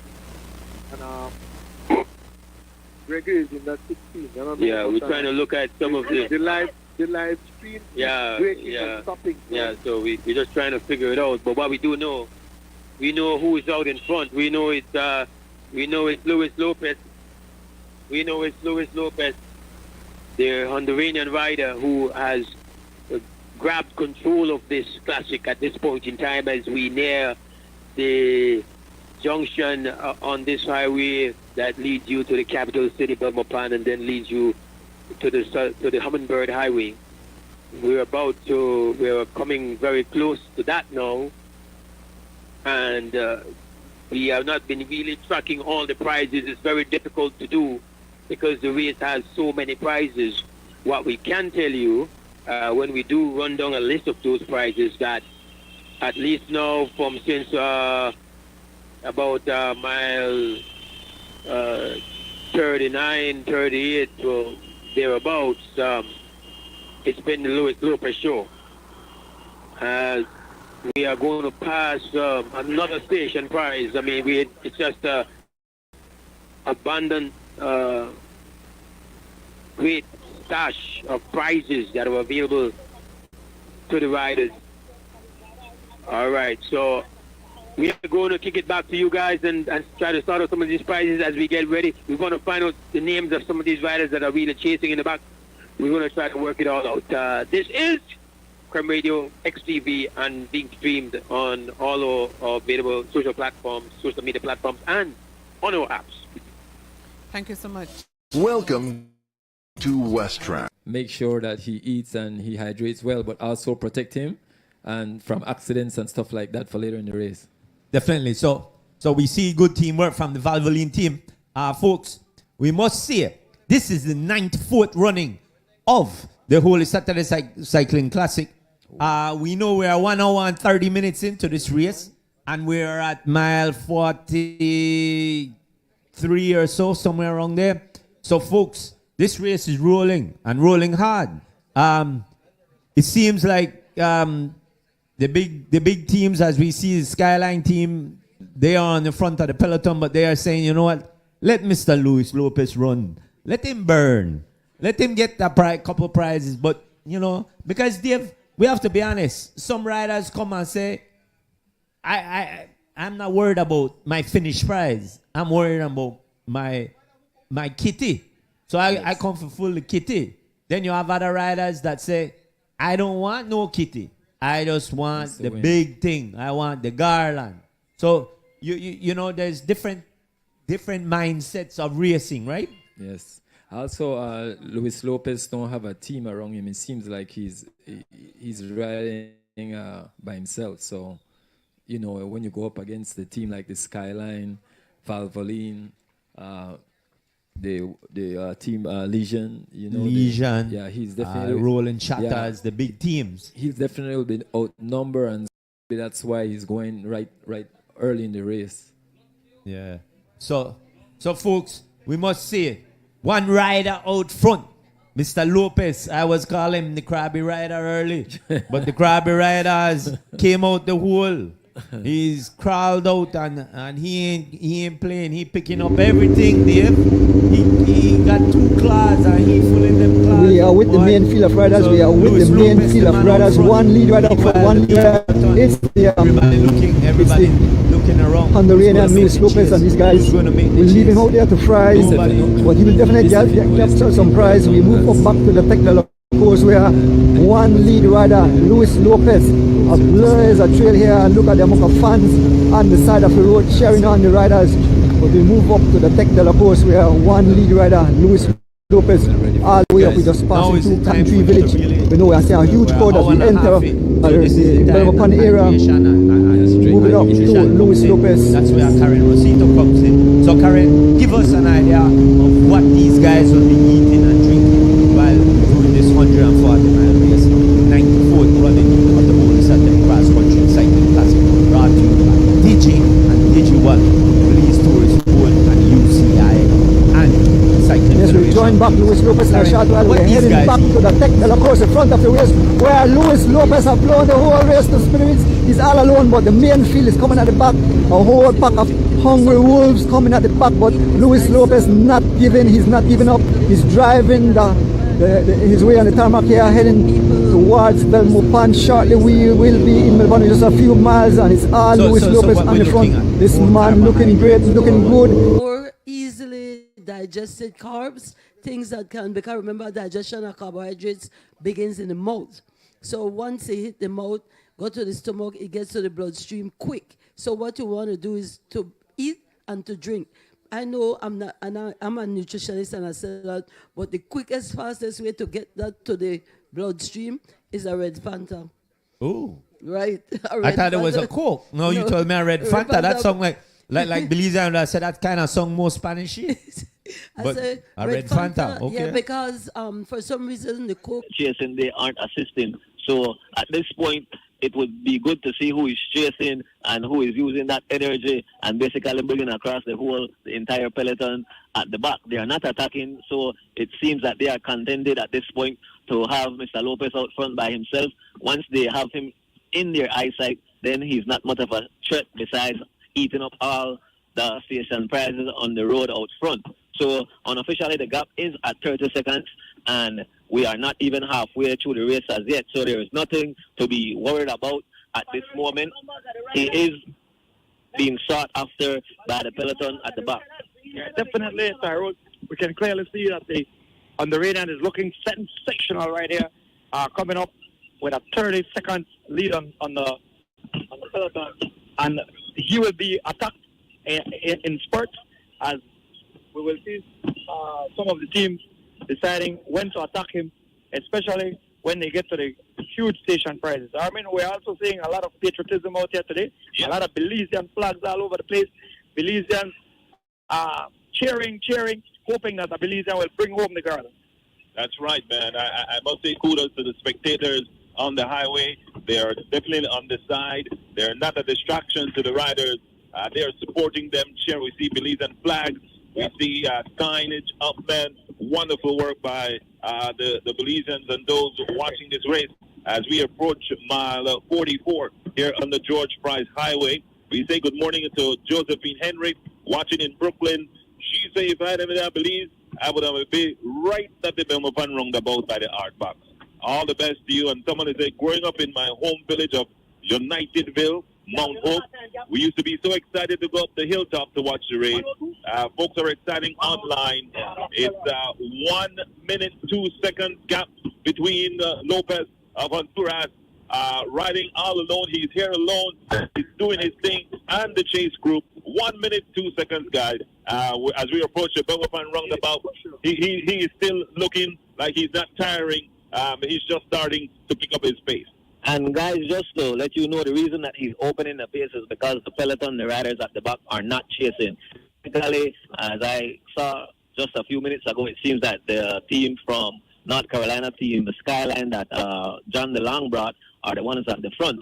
So we don't have a peloton that's working together, and we have Mr. Lopez at the front keeping his pace high, so that will open the gap. And if he does have legs to go up these hills alone, then that gap will open up, and then the peloton will have to start attacking each other to try to come across. And woo! All part of cycling, people. We almost run off the road. Please be careful. We have to get out of the way as Luis Lopez has arrived and has passed us. He's all alone. He looks good. He looks smooth. And the gap is being pried open even more and more. It's at 1 minute, 2 seconds. And he's looking strong right here as he's approaching mile 46, is it? Mile 46. Yeah. And then he's looking strong. And the peloton is to the back there. We have a couple riders that are breaking away from the peloton. And they are trying to chase down Luis Lopez. The chase down has begun. We can clearly see from here. We have about 3 of them. I believe it's the same bunch from the original 6-pack that was attacking Tyrone. Yes, I can't really see their faces, but right now we're going downhill before Belmopan, and this is about a mile downhill. So we can see that Luis Lopez picked up the pace and is opening the gap. And we can see people from outside of Belmopan on the roadside cheering the riders on. I must big up Belizeans abroad, also watching the race and listening to us on the radio. Big up Candice, Saraya, Ramirez and family, Manuel Castillo, Scotian, Tyrone Casey, Janine Burns, Tyrone Hume, and the whole queue listening there at the Pyramid in Cancun. Big up on yourself, continue to stay tuned in. And here we are with 5 riders chasing one. We have Greg Lovell showing a heroic ride still at the front. We have Byron Pope. We have, that looks like Derek Chavaria. That looks like Derek. And then it looks like the Canadian rider out front, but that group will be eaten up by the peloton, as the peloton is not allowing that group to go, because that is a dangerous 5.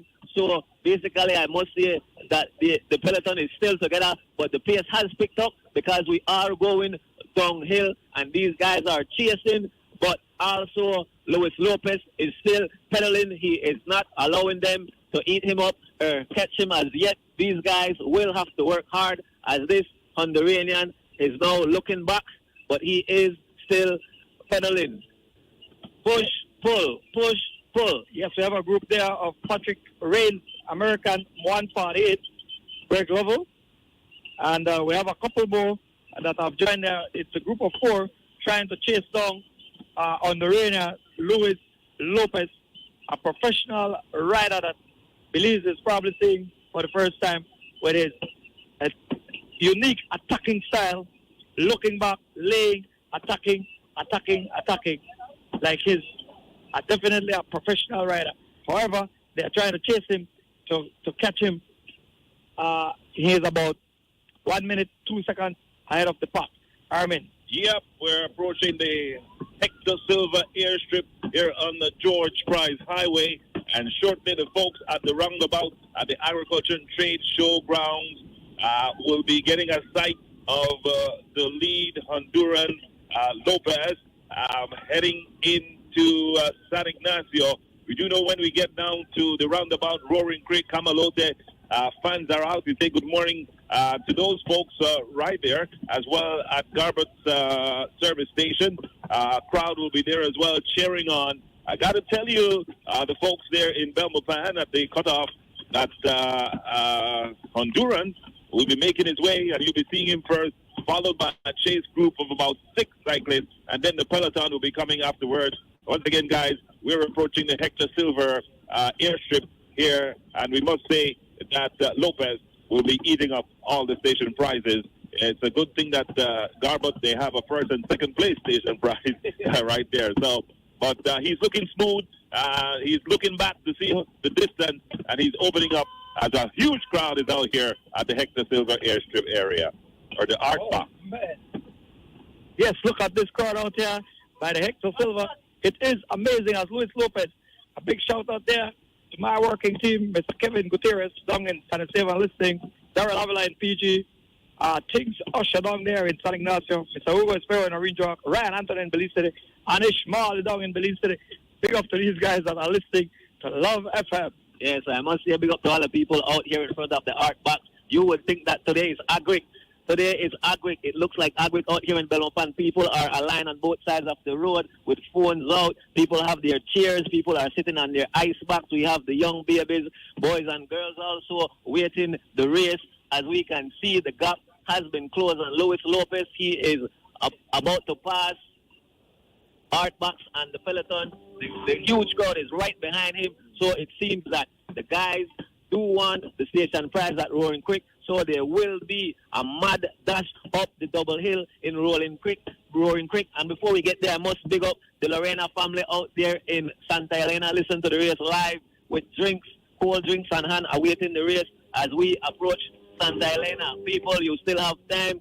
You still have time. We will be coming down the hill right outside of Belmopan. It looks like entering into the roundabout. It will be the entire peloton together. These guys are not playing. It's really hectic out here. You would think that we are having Agric and Carnival in one day. The amount of people on the roadside screaming, raising the Belizean flag, and showing love to the riders, passing them at the moment. Definitely, ladies and gentlemen, the 94th cross-country cycling classic being led by Honduranian Luis Lopez, doing his thing out here, leading by 1 minute, 2 seconds over the pack. A very strong race for this Honduranian. Nevertheless, we have a group of led by Patrick Rain and Greg Lovell, along with Justin Javaria, chasing to see if they can catch this Honduranian right here, who is riding very, very strong as we approach Belmopan Junction right here, the Belmopan roundabout, Armin. That's right, that's right. We are right at the roundabout here at the Agriculture and Trade Showground. And look at the support of Belizeans coming out to watch this one.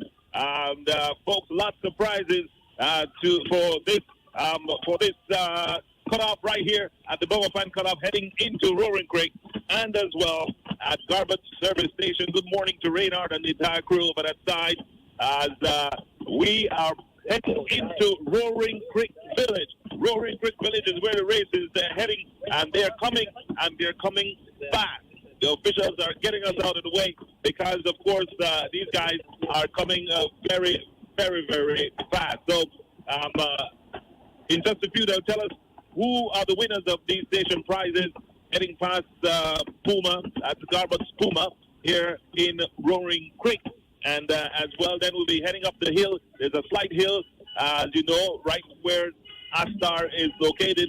That's a hill. And we're going to see if, of course, Lopez will still be leading. So tell us what you can see, Tyrone and the maestro. Okay, what I can see is still one rider out front. It looks like Luis Lopez just crossed the Roaring Creek Bridge, but fastly approaching him at the back. We can see the peloton. We can see two riders trying to make their way over to him, and the peloton is stretched out all over the road, people. These riders are riding fast, and I must say a big up to the Roaring Creek supporters there on both sides of the road. Umbrellas are out. People have their phones out. People are watching and awaiting anticipation of the first riders up the hill as we are being chased by the police to go faster, as these riders are riding faster than vehicles out here. It's a real energetic day and a show of love and support for these riders, as we can see Luis Lopez up the first part of the Roaring Creek Hill, and we can see the peloton right behind him looking like a 5-second gap. It will be closed before they pass the West Star gas station. As I said, it looks like his legs are weakening as he goes up these hills alone without help. We can see the service team coming behind him, and the crowd is here. The official is out. Who will be the first one up the hill there at the double hill? It looks like Luis Lopez still in front, but like I said, guys, as we pass the West Star gas station, it will be one big race again where attacks will happen and a new break should be formed. Definitely, we can see Patrick Baines and Greg Lovell trying to join up there to attack Luis Lopez, who is leading, eating up all the station prizes. He has been none less than sensational so far, spectacular, as he was advertised. As Mr. Williams said, be careful of that on the radar rider, who is very, very dangerous, coming in from LL team, showing a lot of strength and power as he's coming down the Honduran 2022 Tour champion, the 94th Cross Country Cycling Classic. Big shout out there to Mr. Earl Thompson and also Mr. Paul Thompson listening in as we hear on Love FM. Armin. All right, guys, thank you very much as we're passing through Roaring Creek Village at this time. Just before we take that break, let me say good morning to Jerome McKenzie and family in Gainesville, Florida. They're listening and watching as well. Good morning going out to you. This is Love FM News and Music Power. Rosito, and ask her to give us where she is at with the station prizes, and also to give us at this point where we're getting into a different muscle group use. What Right. kind of, if she will change her nutrition at this time, or will she just continue with the same nutrition? Yeah, Miss again, Karen? yes, good morning again. And it's all up to the individual, because sometimes you as a cyclist can only tolerate liquids. And that's good. You don't want to chew, you don't want to do anything. But it is all dependent on how you loaded before the event.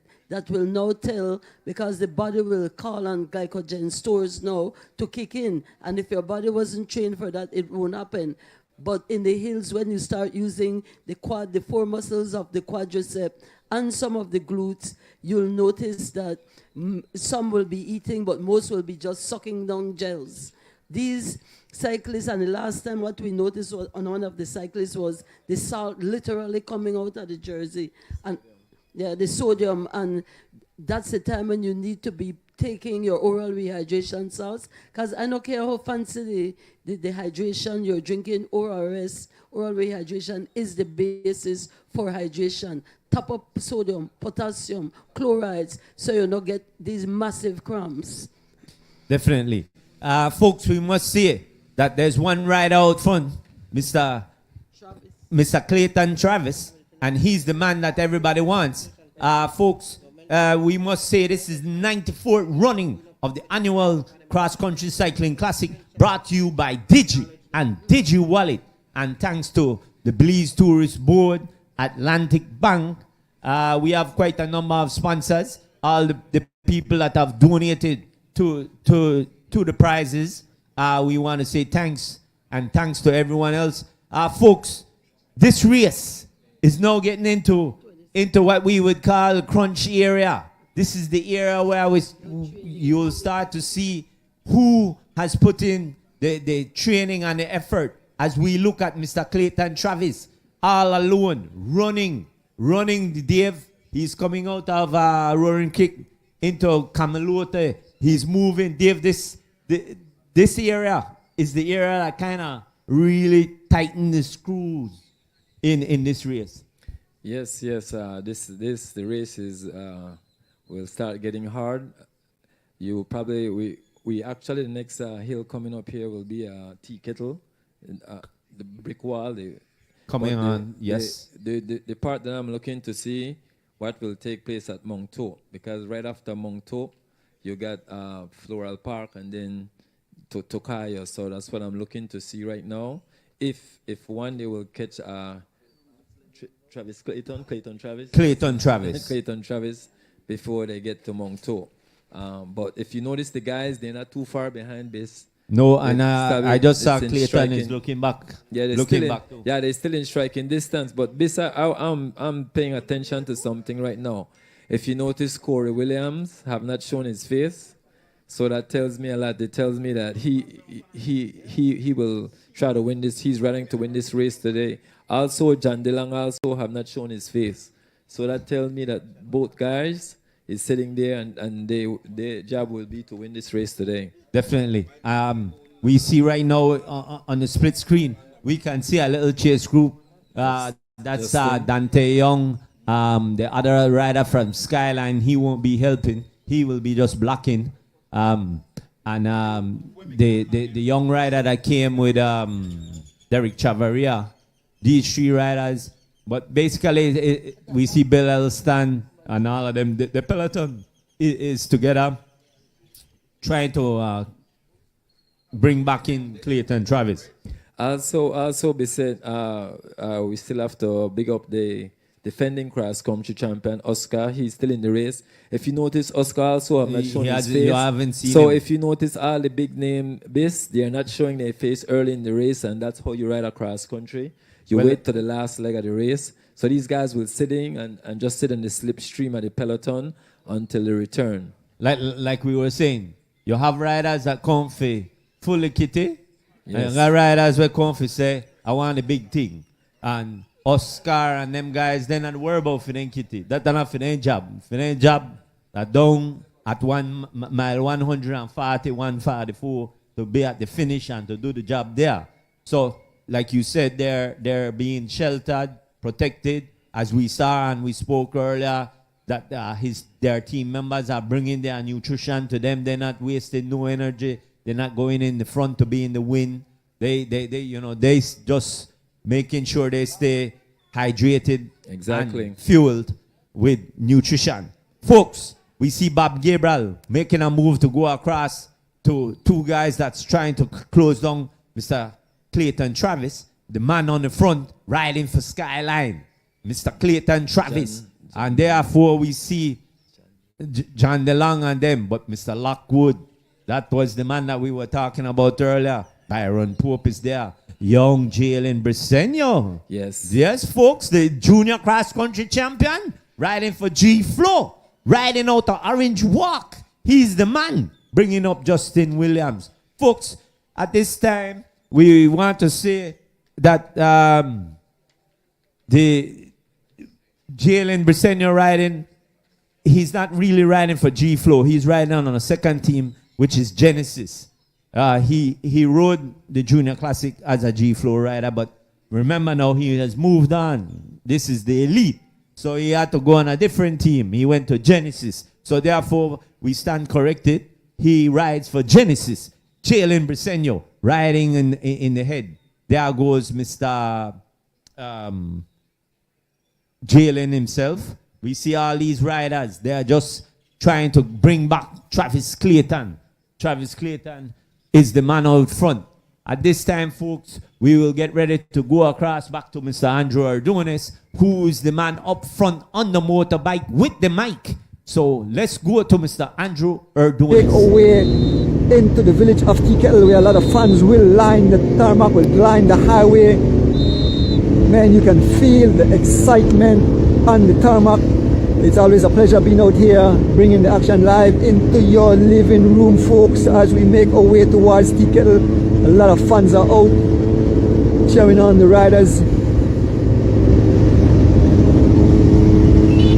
It's all Travis Clayton driving as we head towards Tea Kettle.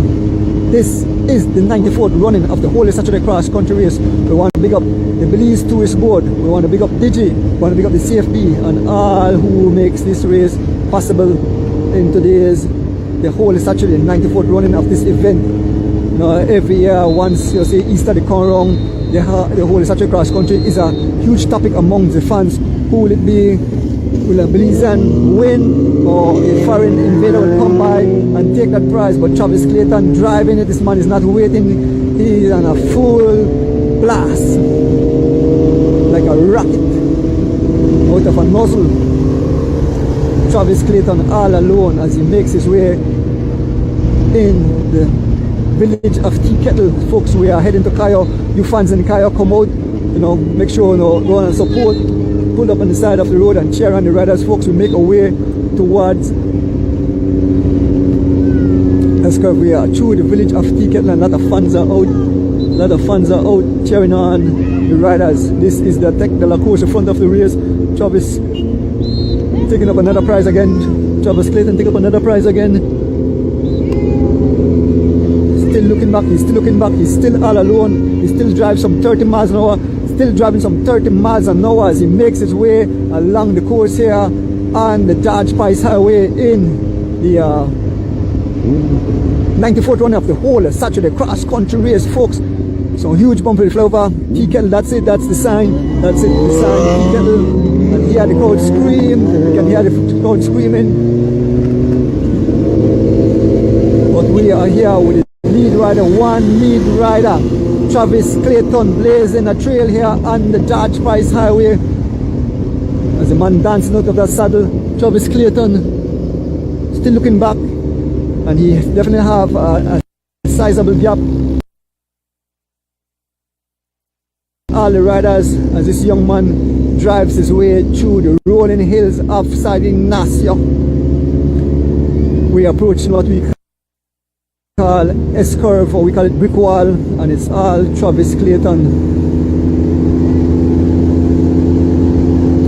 all alone making his way through the rolling hills of San Ignacio. Travis Clayton dancing on that pedal, looking good, looking smooth, proudly representing Skyline Cycling Team. Travis Clayton all alone as he drives some 23 miles an hour. This is an incline. You can hear the engine of the motorcycle as it have to go in a lower gear because of the incline, but it's all Travis Clayton. The man is looking good, he's looking sharp, no sign of suffering, sucking in those oxygen. Pick up another prize here. Yes, Travis Clayton picking up another prize here at the top of that what we call brick wall.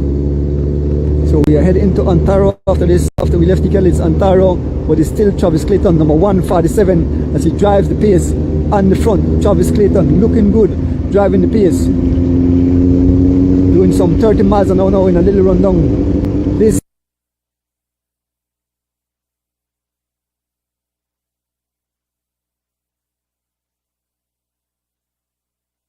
is the Tech de la Course one lead rider, Travis Clayton, as we make our way towards San Ignacio.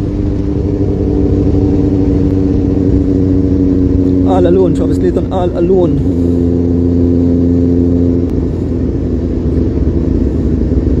This is the 94th running of the whole Saturday Cross. 5:50. Travis Clayton. Travis Clayton.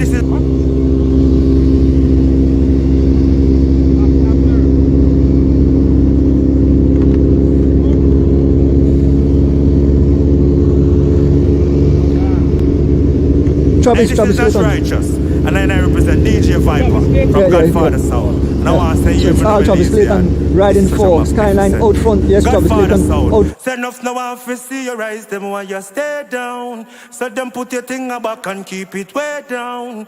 But you understand fully. Say no for them a bully. You used to them from you a go a playground. I mean I say all Belize and I know today is your cross country day. And I not righteous just want to take the time out to say have fun, enjoy yourself, be safe, and God bless. Mighty respect.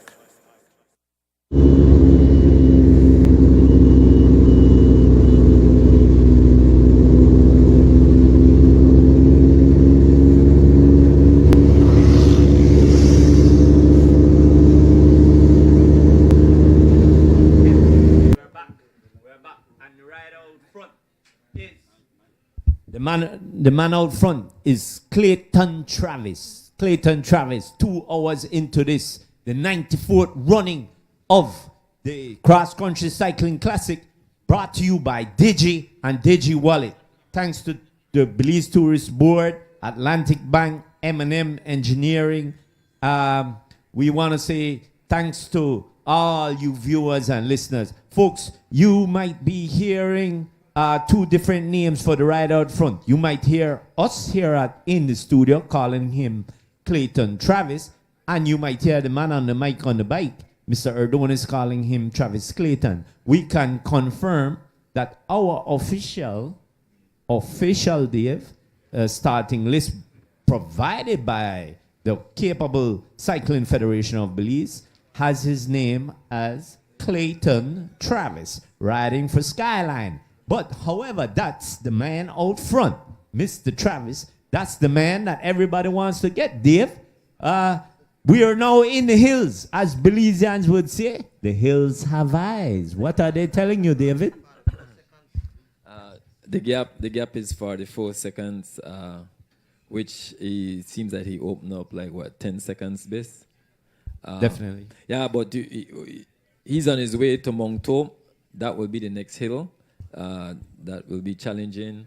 Once you get past Mongtop, then it's Floral Park, and from there going to Kairi, you'll get a little bit of ease on the hills until you return. But Bis, I want to mention one thing about I was saying earlier. I noticed all the top riders are still sitting right up at the front, and that looked like a race tragedy. And like I said earlier, like the John DeLong and the Corey and the Oscars, if you notice, they're sitting in because those guys are riding to win this race. So don't look to see them up front early, but look to when the race return for them to start making their move. Definitely. We saw a G-Flow rider made a bid out of the peloton to try and get a jump on this main peloton chasing Mr. Clayton Travis. Now, folks, I will ask Miss Karen Rosito to check because, like Dave said, after Moncoop, we head towards Floral Park. Is there the giving away of the annual bull at the Floral Park Hill? There actually, one bull, and that's the 66th, and there's a 67 prize valued at number 67, $750, Blue Tang Inn. Folks, I want you to understand that since the start of the race, we've had almost 65 prizes, lucrative prizes, no little bit of money, or a lot of money. And even if it's in US dollars, $25 prize at $12.50, right? So what we're going to do, we're going to get all the names of the winners of these prizes so far and bring them to you. I want to mention in particular one special prize is donated by Rudolph and Alice Timbrell, A&R Restaurant, mile 50 and a quarter, Kamalote Village Center. They give every year, so we want to big them up this year, along with the Bailey family and a whole lot of others. Right now, nutritionally speaking, you're starting to run out of energy. So it's no, you call the big, whatever works for you. I keep saying that. Not because you could take this gel and I could do Cytomax or whatever I take, mean that you're better than me. It just means what works for you. The only thing you not do when you're preparing to race is to take any dairy product. No ice cream, no, because there are no bathrooms along the way. So, and because you're already excited and nervous, you'll have the runs. There's two bulls that will be given away today. One on top of Mount Hope, and I think Bossman Arnold is the other one, if I'm not mistaken, Tyrone. Yes, that's correct, guy. So, guys, I just want to mention that in this race we have seen a couple teams, but there are a few big-name teams that hasn't shown their face as yet. We must mention we have the G-Flow cycling team. That's a very big team that we expected to see out front, but we haven't seen them as yet. I do believe that we will see their faces as the race goes along because they have one of the favorites in the race by the name of Derek Chavaria and Javen Gonzalez. Also, we haven't seen the team that has the most pro riders in the race, Miami Blazers, and also the Rolling Shutter team that has Wasani Castro amongst them, along with Dejan Hyde, riders that we do expect to be up front as the race comes to an end. I must big up Mr. Chavaria out there in San Ignacio, Cayo. He says to big up his team, whatever boys cycling team participating in the race today. So we expect to see some of these riders come out of the peloton and try to make an attack out at the front. But at this time, it seems that most of the Belizean riders are compelled to just stay in the peloton and have the foreigners work to either create a break or chase down a break. So we will see when things will change. But so far, we only still have Mr. Clayton Travis out in front of the race. And once again, I must just go back to big up the people watching in the live from Brooklyn. We have Manchester, New Hampshire. We have from Arizona, Philly. We have from Wilshire, and we have someone says they're watching the race from their house in Belmopan, Bullet Tree. Good morning, people. Keep up. I love the spirit. I love the energy. We are passing the Spanish roundabout, and let's hope for no accidents. Last year, there was a major accident there where we have Bob Gabriel that didn't go around the roundabout. He decided to go above the roundabout. So police officers at that roundabout, please keep your eyes out. It's a wide roundabout, so most of the guys won't want to go around. They'll just go over it. So, yes. I don't see a police there this year, Tyrone. They're smart. Yeah. So that's what's happening. Let me just share as well. There at Blackman Eddy Village, mile 57 and a quarter, there's $150 cash from the Sarki Funeral Home. Mile 58 and 3/4 coming up top of Mount Hope. There's one bull, like I mentioned, coming up at the top of Mount Hope. And as well at Mount Hope, overnight stay valued at $750 from Blue Tang Inn. An overnight stay at the Log Cab Inn. Great prizes coming up. You know the value of a bull? Man, you know, that's the money right there. So this is Love FM, the 94th Holy Saturday Cross Country Cycling Classic. We want to say thanks, of course, to our sponsors making. So often it's difficult to predict what kind of win you'll be have coming back. Yes, Dave. As we see that Mr. Yes, Clayton Travis is getting service. Yes. So if his service vehicle is allowed to go to him, he should have over a minute gap. Okay. Because they don't usually allow a service vehicle unless this is the neutral service. I'm not sure but this more looks like his personal service. Yes, because it's number 3. So therefore, that's his personal service vehicle. So therefore, he should have a minute gap, Dave. So beside, like I said earlier, you notice when he gets service, how the breaks his rhythm. How break his rhythm. So you have to stop, get his water, drink some water. That's what I was saying, right? 2-3 seconds. So most people try to fill that earlier. Justin Williams making a bid. To go across to Mr. Clayton Travis as the main peloton goes around the roundabout at Spanish Lookout. So, Dave, I know at this time, if you're not a good climber, where should you be, Dave? You want to sit close to the front, 10, 15 deep. The reason for that is if the climb become hard in that position, you could actually have other riders get in front of you and fill that gap. If you're on the tail and something like that would take place, then there's nobody to fill no gap, and they will just put you off the back. So that's what you're seeing right there. Besides, I want to say one thing also. I must commend the Belizean riders, because if you notice, the race is still intact. There's not a lot of pieces all over the road. So that tells me there's a lot of well-conditioned guy in this peloton right now. Definitely. And this peloton is bigger than the peloton last year. Yes. So the bigger the peloton, the faster the ride. That's why we always have this argument about bringing how many foreigners we bring in and whatever. My take on that, Dave, is we should bring as many as we can bring up to, I think, 100. The last time I knew, they had a limit of 120 riders to ride this race. So we take our Belizeans and fill in the spot with the rest to up to 120. Because to me, the more riders you have, the faster it will go. Exactly. And that will make all of us better. And we, the Belizeans, want to go fast. Right, Dave? Yes. This when you ride against not only foreign competition, but better competition, it also brings the best out of you, because it's very difficult for you to bring the best out of yourself. We're climbing Mount Hope, Dave. There goes the climb. The start of the peloton up Mount Hope. Yes. Ooh, we see that people are struggling. People are struggling. I look for the race. I look to the race to have a split right here at Mount Hope. You might see 5-6 guys. Because if you look at the rhythm on the guys on the front and the one on the back, it's completely different. Definitely. And this is where separation is trying to be made.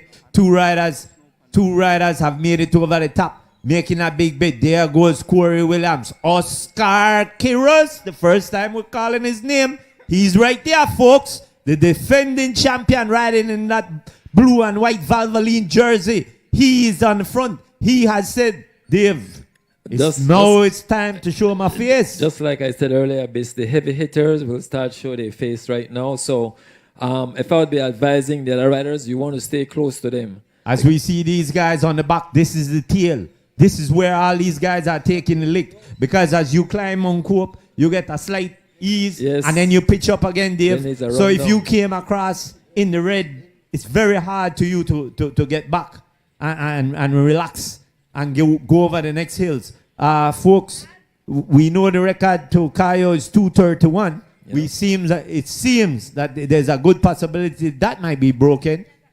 We've gotten a time gap of about 40 seconds to Mr. Clayton Travis, the man out front that everybody wants to get to. Folks, the race is getting exciting. This is where all of the separation is starting to happen. Dave, I'm glad I'm here with you, Dave. It's starting to look painful out there. Yeah, this is it's gonna start get very hard in a few. Like you said, I don't know the condition on the road in terms of the wind, but if they have a tailwind, then we'll expect a faster race. Probably even put the record, bring it close to the record. But if they don't have a tailwind and they have a headwind, then yes, it's gonna get very hard. Because the speed that the race is going right now, and to come and face a headwind after the speed going, it's going to get very hard. Definitely. We see that the peloton is all scattered, everybody trying to fight. On this descent here is very dangerous if you're not have good bike control skills, Dave, because the descent behind Mount Hope gives you some high speeds. Yeah, back in our day, we used to call that hill the Three Sisters Hill. Right. And right after you clear that, then you're going to get ready to start climb, go slow. You get to go slow, then floral path. So it's like a back-to-back hill, like close in between. Definitely. Dave, Clayton Travis being chased by a group, I shouldn't say a small group, a pretty sizable group, but it's not that big peloton, Dave. We have, I would say we have chopped off a good 25 or 30 guys at Mount Hope. Mount Hope chopped off quite a bit. As you see from this shot here, we can see that there's separation, guys trying to make it back up. climbing up Three Sisters, as we would call it. Yeah. They're trying to get back on. The thing is, they want to try to use the run down on the hill to catch the guys on the front, because just right after that, you'll start climb again, and that's why you see a lot of the guys in the back is scrambling. And here we go. The crab himself, Mr. Luis Lopez, the man bringing up, trying to bring back Clayton Travis, followed by another Skyline rider, John DeLong. He won't do anything to bring back Clayton Travis. He wants Clayton to stay out. He's like, anybody wants to get Clayton, I will go with you, but I won't help you. Well, what Clayton's role is to put pressure on the field, force the field to chase, and use up energy while John DeLong uses slipstream to sit, and then later in the race, because he's a go-to guy to win this race for that team. So you'll see later in the race, John DeLong will take over, but right now, his job is just to put pressure on the field, so the field have to work and spend energy trying to bridge him. I see Goran Gabriel still here, Jalen Briseño. These guys, Dave, are trying to get across to Mr. Clayton Travis. As Clayton is climbing now, this would be towards Floral Park. Warrior Head, right? Yes. Yes, this is the climb coming up to Warrior Head there. Clayton Travis, the man on the front. Guy's strong. Definitely strong. He's out of his saddle, jogging along, trying to get up front. Folks, we will be going back over to the man on the bike with the mic in a short time. As soon as we see Clayton Travis go over the Warrior Head climb. Bis, I'm watching something else. So, what's his Rory? Corey. Corey, but Lockwood. If you notice, right? If you forward. notice, also he's not on the front of the race either. He's just sitting in, because when the race get hard, he will show his face, and his job is to protect Corey and bring him to the finish line. Dave, I have a funny feeling. I remember a couple years ago that when everybody got over these climbs, there's the one last climb really going into San Ignacio, which is the Esperanza climb. People don't think it's a hard climb because you come on that long valley there by Central Farm and then you climb. But it's it's not a steep pitch climb. It's just a long, slow, burning climb up to the Esperanza softball field there. And I remember that's where one of these guys broke out and destroyed half of the peloton one year. So I am looking for a move somewhere around there. Right now we see Carlton Robinson. Carlton Robinson, that's the man we see right now drinking a Coke, trying to get some sugar. The man looking smooth though, Carlton looking good. He was out in the break early, and now he's trying to make his way across to Clayton Travis.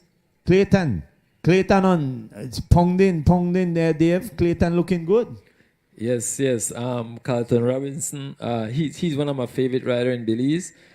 That move that he's making right there, I don't know if it's the best move. Why? Because he comes from a very small team, and he's one of go-to guy also for today. So you don't want to spend that. But I think he's smart.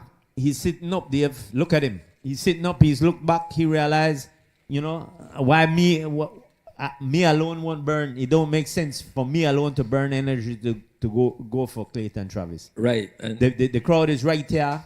Let me sit up and ride along because Clayton ain't gonna go. So this this what the peloton will do sometime, like a guy like Carlton Robinson, they already know of his capabilities. So when he jumps out there and can't bridge, he actually sits in the middle.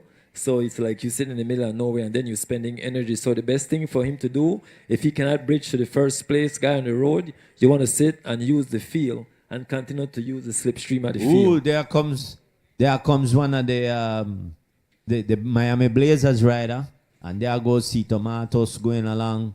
Justin Williams. They have caught Carlton Robinson. They are just trying to keep things tight and get across. There goes our boy, Mr. Lopez again, Dave. Yes, Bis. I think Lopez will be around in this race.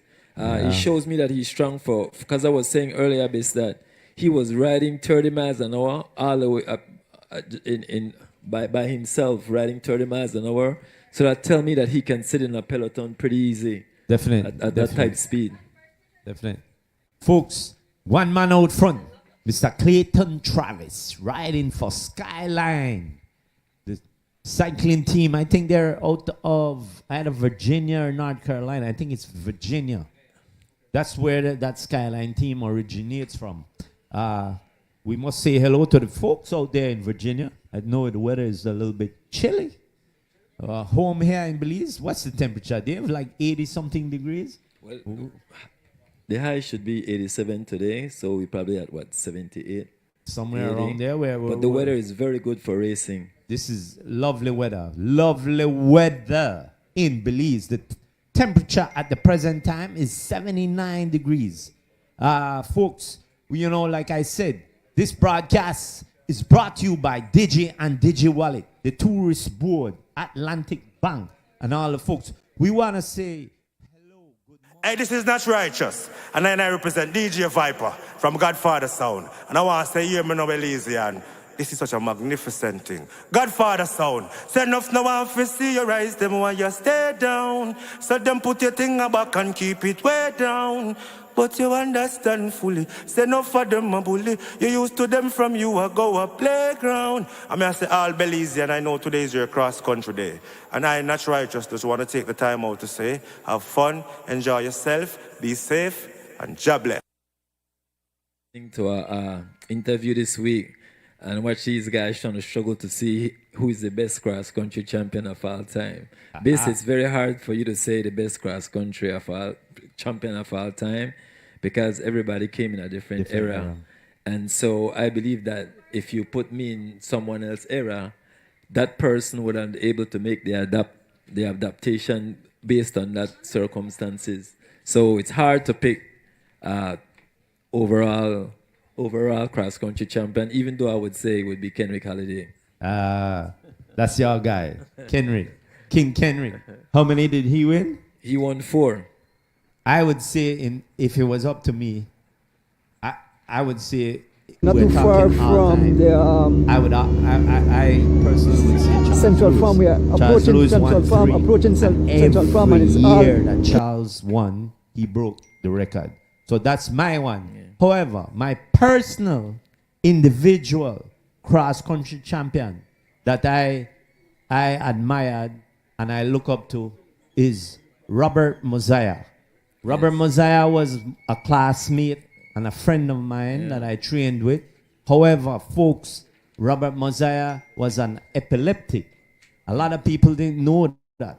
Robert Mosiah found he had his treatment of phenobarbital at that time, that when he took it, he used to always complain and say, I can't ride the way I want to ride.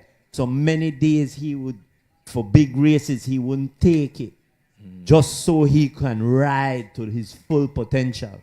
Robert Mosiah, that's my boy. But this also, I have a split feeling on these riders because I am also, I would say, Jeffrey O'Brien. He won 4, and he.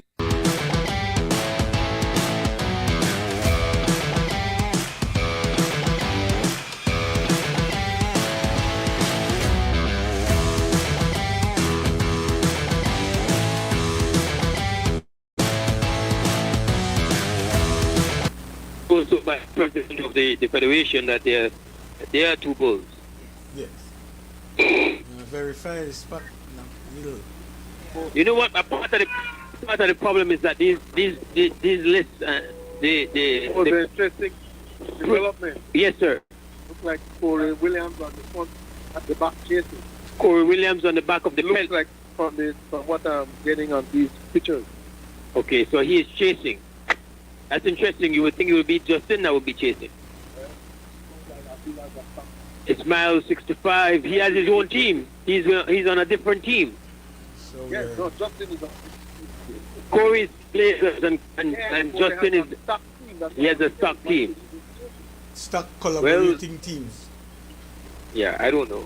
Yeah, but he's live. This team, man. Yeah, well, it's still. I mentioned on the show, Matthew, that streaming from the highway is still ambitious on our part. We don't have ideal technology, and so ultimately there is going to be breaks. And I think the viewers, and this is not that we are doing the streaming, so Creme TV is not doing the streaming, but I did say on the show, listen, don't complain about the breaks. The breaks are unavoidable.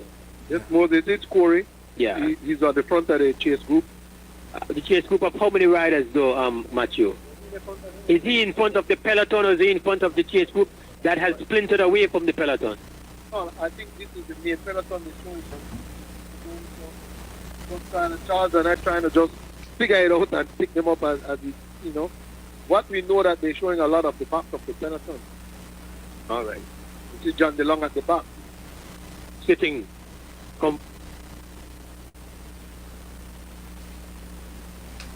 So we're past mile 65, so we're only a few miles away from the turnaround in San Ignacio. You don't like all the book, I don't like green eggs and ham? Yeah. I don't like that John DeLong sitting at the back comfortable and his guy is out in front. Still have Mr. Clayton Travis. Clayton Travis on his team is out in front, and he is capable in his own right. That's what we have been told.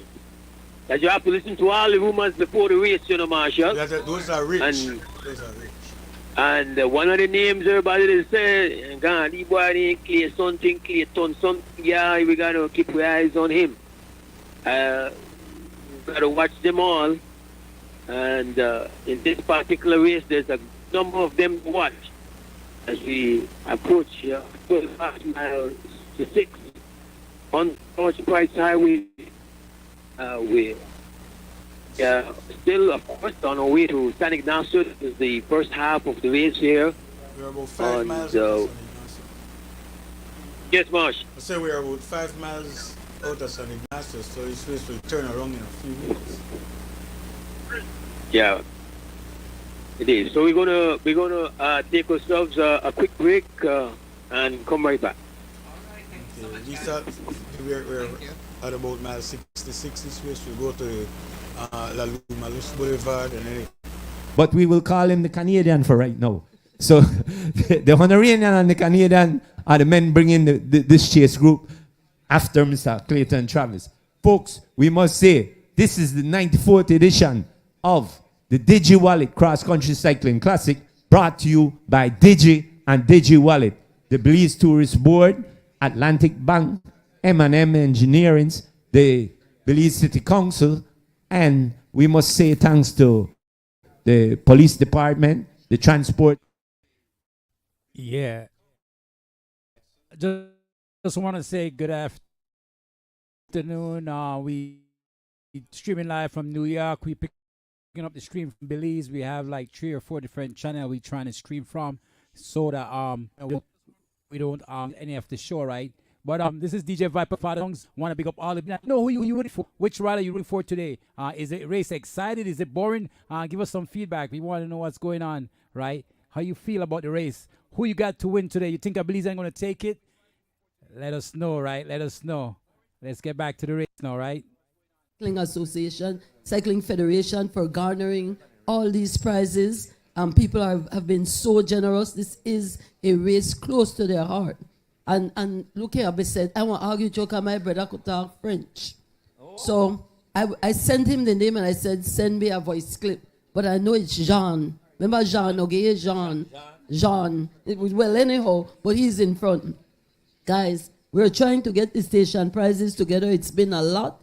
It's 100 station prizes to when we get to Cairo, and then back, it's about 79. So the first rider, Mr. Lopez, won a whole slew of cash prizes and a lot of cash. And then now we have Travis winning a whole lot of prizes too. And for some reason, it doesn't seem that important if they win it than if a Belizean is out there winning. But it's a lot of cash, so he'll be able to take it back for his team. Right, Dave? Yes. Those are the riding strategy of a team. Usually what they're trying to do is go out and win prizes. And then, like I said, later in the race, the guy that comes to win the race end up coming to the front of the race. But this I wanted to make one quick stuff that I noticed for the Belizean teams. I'm talking Belizean team in general. It's not everybody on the team will win the race, but what I would say is that if they can put a rider in position just to get some of the prizes and limit the foreigners from winning all these prizes, because from what I'm seeing, Belizean only have won maybe 3 or 4 prizes to Cayo. So far. That don't look good. And then that was early. Yes. Folks, we must say, right now, we have 2 riders chasing Mr. Clayton Travis, and that's the Canadian rider, Jean-Michel Lachance, and the Honduran rider, Luis Lopez. At this time, folks, we will be heading back to the front of the race with the man on the bike with the mic, Mr. Andrew Erdonis.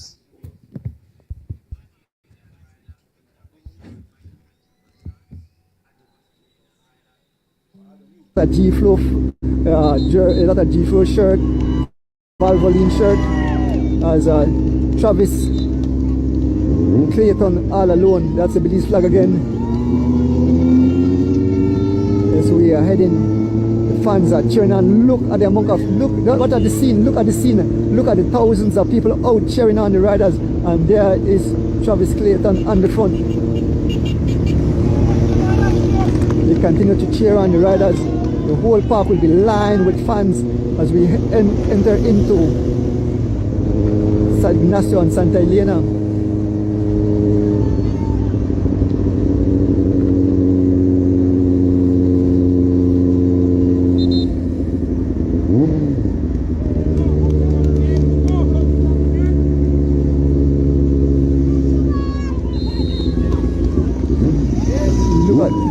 Look at the amount of fans. Look at the amount of fans as they line the tarmac.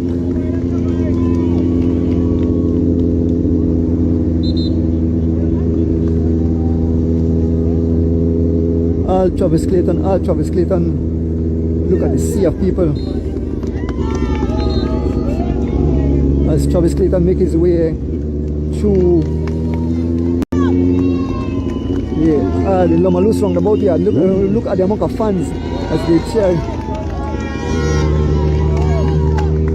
We are on the Lomalus Boulevard. We are on the Lomalus Boulevard. Look at the amount of, look at the whole Akaya come out. Look at the whole Akaya come out as Travis Clayton make his way on the Lomalus Boulevard. So we're all the way around. It's all Travis Clayton up front. Man, a whole heap of excitement out here on the tarmac as this lone rider filling up his basket, filling up the truck. I think I don't have a basket anymore. The man full up a container of prizes.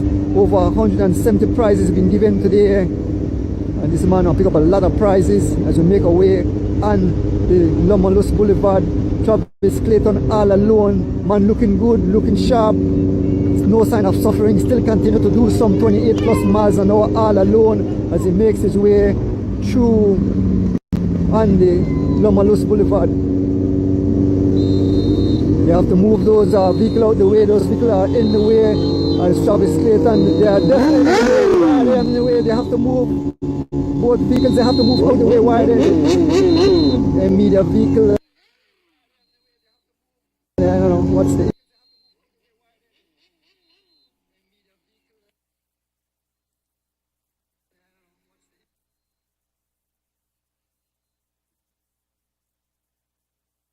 Gotta get out of the way. It's all Travis Clayton. Travis Clayton driving it, doing some 28 miles an hour.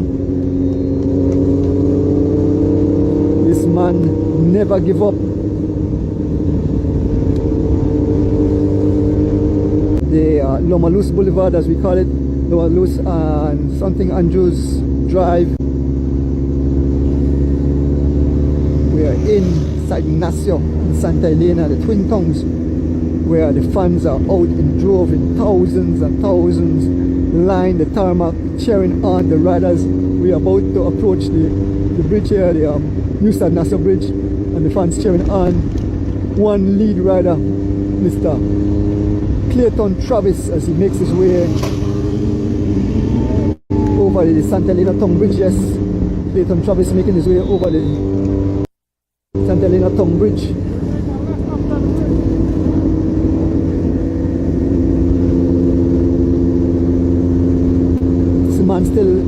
has a minute gap, I understand, on the field of riders. He has a minute gap on the field of riders. Look at the expression, this man is driven. As we can see the fans, he'll make a left turn, we make a left turn.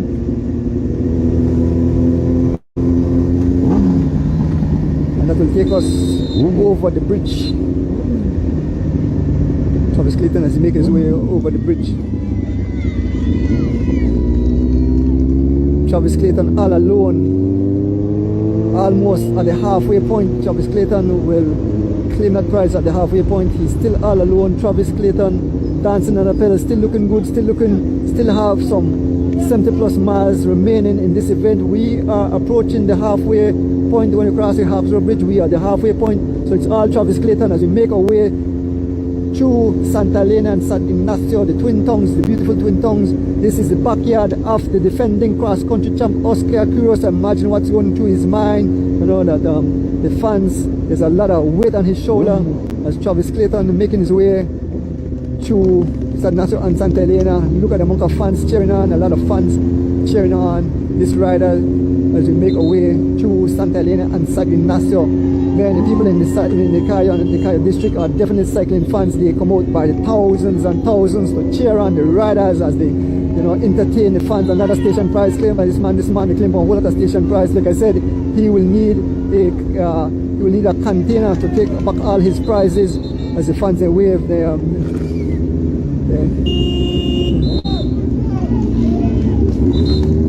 Here goes Travis Clayton. He will cross over the infamous Hawksroad Bridge in a short while. All through the market. Look at the fans as they cheer on Travis as we make our way behind the market here, and we'll turn over the bridge in a short while. Yes, Travis Clayton making his way through San Ignacio. Look at the amount of fans. Look at the fans as they cheer on Travis Clayton, and they're looking for their Belizean riders. They're looking for the defending champion Oscar Curios and the Valvoline team, the G-Flow team. As Travis makes his way, we are almost at the halfway point. We have crossed over the Hawksroad Bridge in a shuttle and we head back towards Belize City in the 94th running of the whole Saturday Cross Country Cycling Classic. Folks, yes, we see the fans as look at the fans here at the park. Look at the fans as Travis Clayton cross over the park. Look at the fans. Look at the police station. I hope there are a whole lot of people. We cross over the Hawksroad Bridge. We are on the Hawksroad Bridge. Folks, we are on the Hawksroad Bridge. We have completed half distance. Yes, we have completed half distance of this annual Holy Saturday cross country race, this rich event, folks. The annual Holy Saturday cross country race, the 94th running of this race, and it's Carlton Travis who have captured the halfway prize. He's heading back. He's on his way back to the city. He's on his way back to the city. It's all Travis Clayton all alone doing some 18 miles an hour. Now this is where the race will start. This is where the pain will step in the legs. This is where everything starts to get fatigued. Your heart's pounding, your lungs screaming for oxygen. Your heart rate is going up. The fatigue, the legs, your lactic acid will be building up as Travis Clayton all alone heading back towards Belize City as the fans cheer on him as he passed through San Ignacio and Santa Elena. Twin Tongues. This is really cycling district where thousands of fans line the tarmac to cheer on the riders.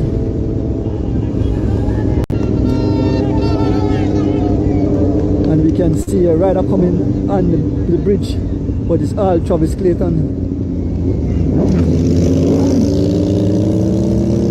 Travis Clayton all alone as we make our way. What's the time gap?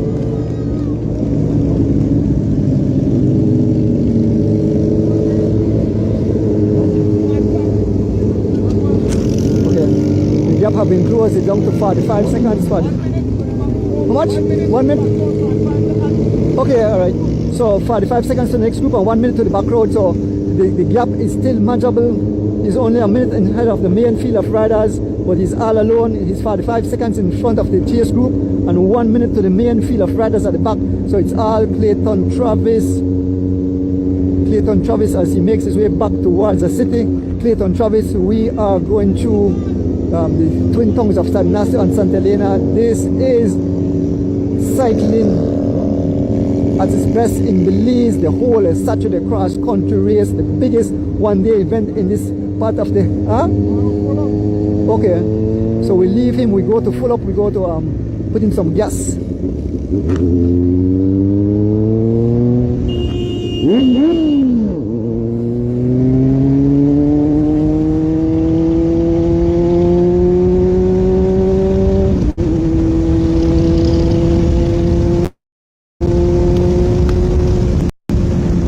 American 16 years ago. Yes, ladies and gentlemen, as we hear, still leading the pack is Clayton Travis, who is unofficially 1 minute 45 seconds ahead of the next two.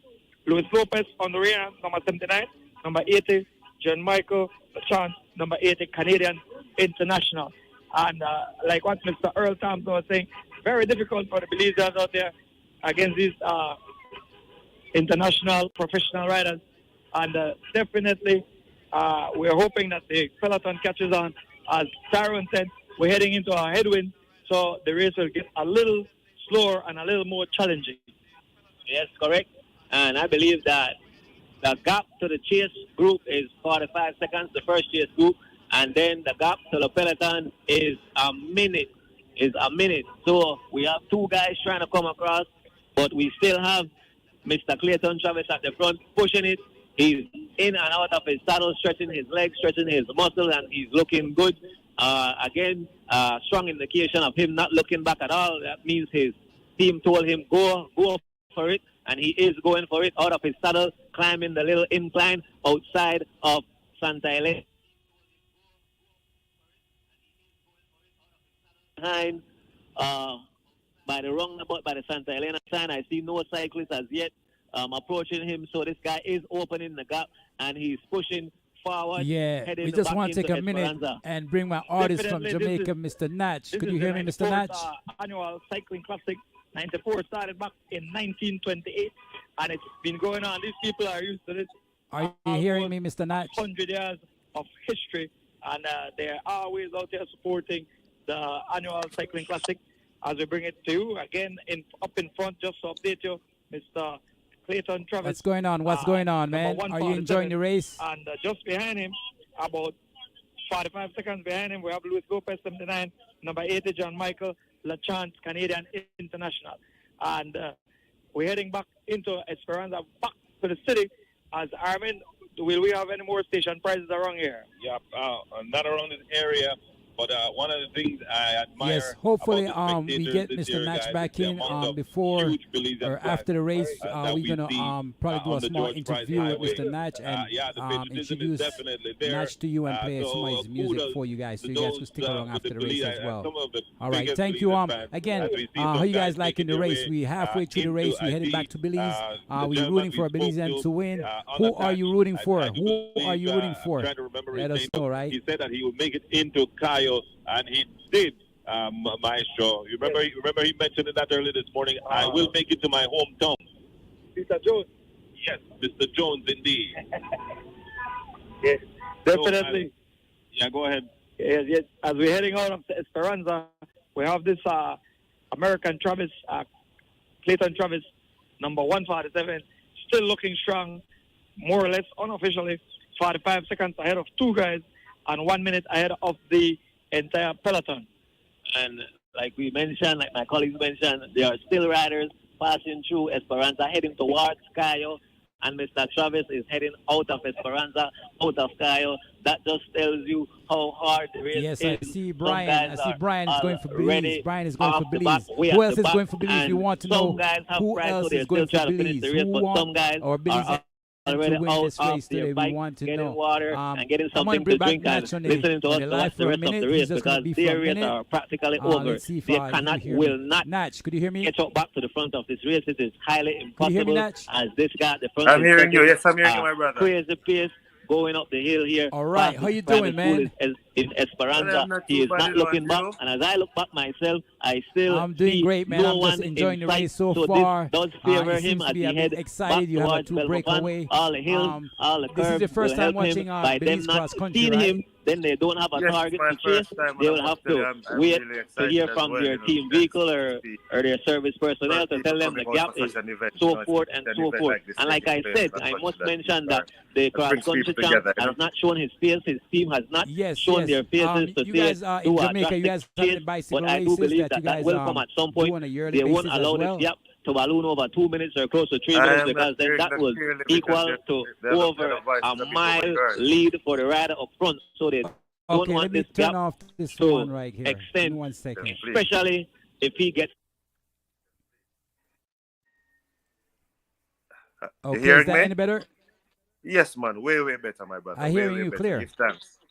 All Give right, thanks. all right. So we're just taking a minute to talk to Natch out of Jamaica. He's a upcoming artist. He's doing very, very good. He have a lot of music out there that you guys want to take a listen to. Later on, we're going to get back to him after the race, but I just want him to introduce himself to you guys. So Natch, let the people know where you're from and what you do, man. Well, blessed love all to all Belizean. I must say, I know today is a big day for you guys, and I'm really honored to be a part of your celebration. My name is Nat Righteous. I'm a reggae artist from Jamaica, Westmoreland to be exact. Matter of fact, I was born and raised in Clarendon, but I'm now living in Westmoreland, for those who know about Jamaica. And I love music, I love to create, I love people, I love good vibe and good energy, such as this energy that is going on there this morning. And I'm really, really happy that you invited me, my brother, to come and say a few words. So all I want to say is shout out to all Belizean, big respect to all the riders, and may the best man win, John. May the best man win. Yes, yes, definitely, man. The best man win, a Belizean rider. Yes, Right. man. Yes, man. Yeah, but thanks for coming in. Hopefully after the race is completed, we could get a couple songs from you. If you have the time, John, you know to get to me. So once you get to me and I'm Yes. available, and I'll make sure to come and hold a jar with the Belizean. You All know how it goes when it comes to connection. Definitely, man. Yes. Exactly. So next year you want to see a couple Jamaican and Belize going for the trying to win this race as well. So invite your friends to take that trip to Belize and be a part of this race as well. Yes, man. Yes, man. I'll spread the word, because we have riders out here as well, and they do take part in competition. So it would be great to see some Jamaican riders over there taking part in the competition as well. Exactly. Well, sit back and enjoy the race, man. We at the halfway point. This is the time when you see riders start dropping off, and it really get excited at this time of the race, right? Yes, Thank man. you again, man. And we stay in touch. By the end of the race, I touch base with you again. No problem. And thanks for having me on. Yes, I'm going to sit back and enjoy the race because I've been enjoying it so far. Thank you again. All right, You're blessings. most welcome. Every time, my brother. Every time. Yeah. All right. So that's Natch Righteous out of Jamaica. He's excited about the race. Anybody that want to come on the live real quick and want to say something real quick is welcome to come on the live. Let me know. I'll send you a link. Let me know which rider you're rooting for, man. We want our Belizeans to win, but as well, the best rider shall win, right? Definitely. All right, let's get back to the race. I know you guys want to see the race, so let's get back to the Running race. W. Share a couple more of the prizes. Thank you. We have a $200 cash courtesy RLC Construction at the UDP Car Central office across from Amos Store. $200 cash plus one sheep donated by Mark O'Brien, standard bearer for Cayo Central. We have mile 68.5 across from Chen Store. $100 cash from that's Levi's Tortilla Factory.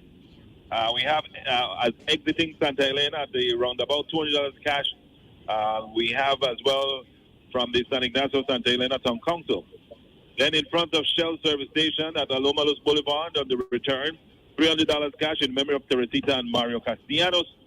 67.5 at the Cayo Cargo Building, Red Creek Esperanza Village, $400 cash from Cayo Cargo, and $400 cash in memory of Lech. That's Cecilia Neal, donated by Cayo Cargo.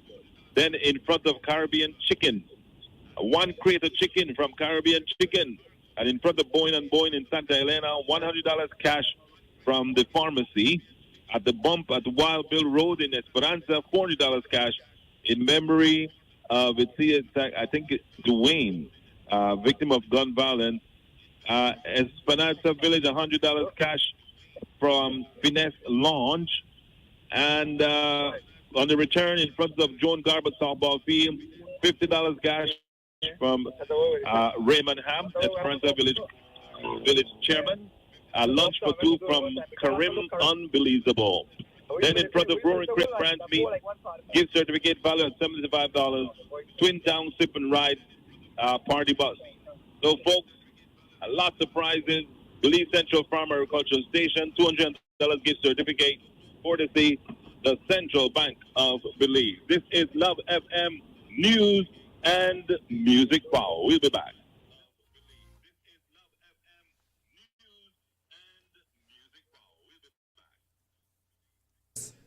He averaged 33.2 miles an hour. So folks, 40 kilometers is what? Like It's about 24 some miles. about 24, 25 miles. So for 25 miles, he can pace. Exactly. At 33. 0.2 Let me say it miles again. 3, as we are saying in Creole. Yes. 33 miles an hour. That's some serious speed, Dave. Right. Some of us, that's sprinting speed. Right. And then you could take that into consideration is that he's not burning a lot of energy early. He's sitting in. So that tells me that when the race get old, he'll be very strong. Definitely. And he would be the lead out man for one of the sprinters. As we see Clayton Travis. Clayton Travis is starting to show signs of being running for a while, Dave. He's rocking a little more on the bike and everything. Like you said, his job is to keep fooling the kitty, and he's doing a whale of a job at that, Karen. Yes, and I want to say that if I don't want to lose weight, right? Then cyclists for the 5 hours or so, a little bit more they're on the road, sometimes lose 2-3 pounds of fat in a day. So we should all be riding 144 miles a day to lose weight, right? Well, I don't know about the 144, but we should be riding. Folks, I'll let you know a little something. The cycling population in Belize has gone down a bit. In the older days, we used to have quite a bit more cyclists. However, I think there's a couple reasons for that. In our day, Dave, youngsters used to go to school riding bikes. Nowadays, very few, if any, do that. So that's one thing. The second thing, the sport, we must admit to it, the sport is not a cheap sport. It's a sport that costs quite a bit to keep those machines rolling, even though you need to have the manpower to roll those machines. So what you think about us as a nation building, where I will say I have seen that we're doing much better in building the cycling population, but we are still not back to where we were, let's say, in the 70s, 80s, early 90s. Yeah, what I noticed is actually cycling has grown in Belize in terms of competitiveness and people on the road actually riding bicycle, like race, we would call them race bike, because we have groups now, we have leisure groups that goes out and just ride, you have weekend warriors, you have guns. In my time, all you had was the cross country. So at 16 years old, I had to line up with the best riders. I didn't have a junior race or a weekend warrior race. It was, they throw you straight to the dogs. So but now the race has changed. So you actually can start from the bottom and just work your way up to be an elite rider, which is good because no riders start riding at 14 years old. They start doing races. So that's very good. Definitely. Folks, at this time, we'll go back to the man on the bike with the mic, Mr. Andrew Ordonez. We have Oscar Quiros, we have Luis Lopez, there's Belizean Carlton Robinson, we have a lot of other riders we can see coming at the back, and they're all in the hunt in the 94th running of the whole Saturday cross country race. But folks, it's all Corey Lockwood on the front driving the pace, the two big guys at the front, Corey Lockwood and then Dante Young driving the pace as we make our way back towards Georgeville. What a beautiful day it is, what a beautiful day it is here in the country of Belize in the 94th running of the whole Saturday Cross Country Cycling Classic. driving the pace is still Corey Lockwood on the front, whereas number 4 heading through the village of Georgeville, the backyard of the G-Flow fans. Yes, Corey Lockwood on the front, followed by Dante Young, Justin Williams, Jason Paez, Corey Williams, Henry York, Patrick Riens, Oscar Quiros, the Guatemalan, the Salvadorian rider, Luis Lopez. As we enter through Georgeville, look at the amount of Georgeville fans out to cheer on the riders. As still Corey Lockwood picking up the pace to some 25 miles an hour. That's a Belizean flag waving proudly. Yes, it's all Corey Lockwood, the super domestique, doing his thing out here, driving the pace. Shortly will pass the whole G-Flow fans on the side of the road.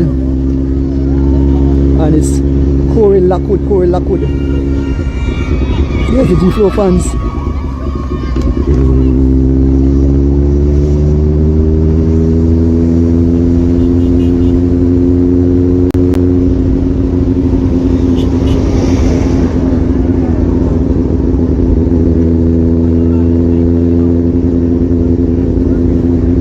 Now taking over the pace, Dante Young taking over the pace, Dante Young taking over the pace, Dante Young taking over the pace as we pass through the village of Georgeville. Sitting behind the wheel of Dante Young is Justin Williams. Corey Lockwood taking a break, and there is the dangerous Jason Paez.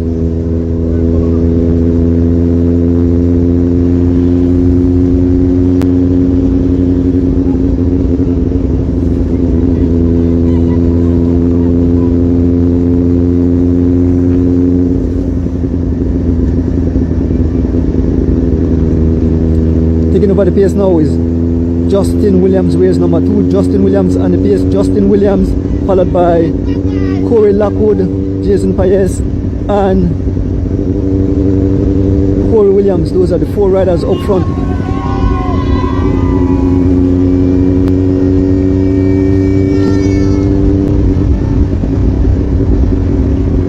As we enter the back part of Floral Park,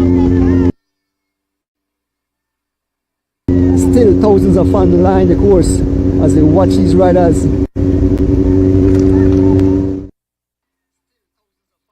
George Spice Highway in the 94th running of the whole Saturday Cross Country Cycling Classic. Want to big up the BTB, want to big up Digi and the CFB for bringing Action Live into your living room. Still again on the front, Corey Lockwood driving it some 25 miles an hour in a headwind. Who will it be today, folks? Who will emerge as champion today? Will Oscar repeat as champion? He's sitting right there paying keen attention, right in the mix of things.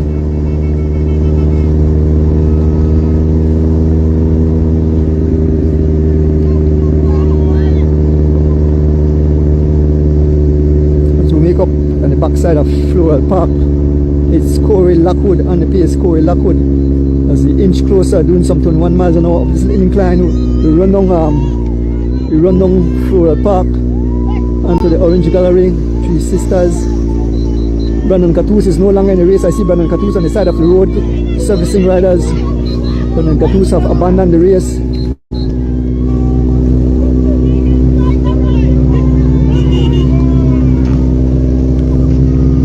And it's all Corey Lockwood on the front.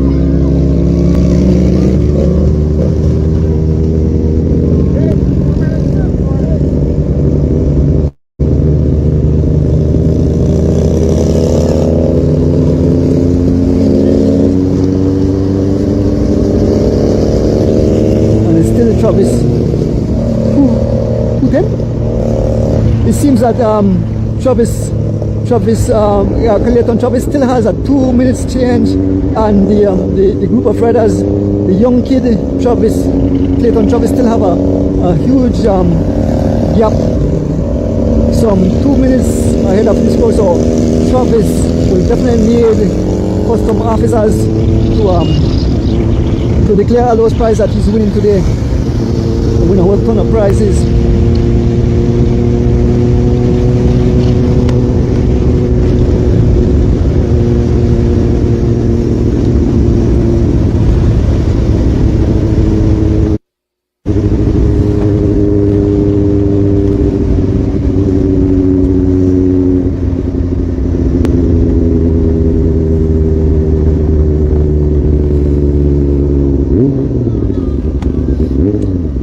Here comes the main field of riders being charged by the two-time cross-country champion Justin Williams on the pace, followed by Corey Lockwood and Jason Paez.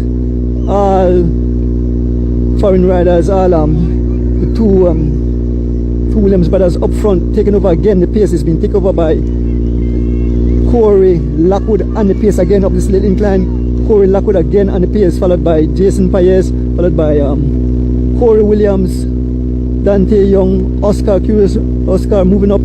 Yes, cycling fans, the defending champion is right here. More one champions.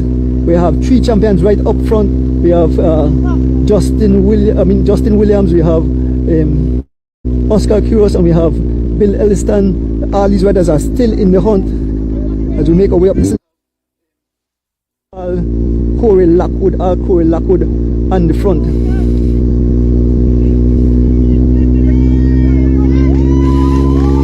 As the fans cheer on the riders as we pass through, making our way up the orange gallery.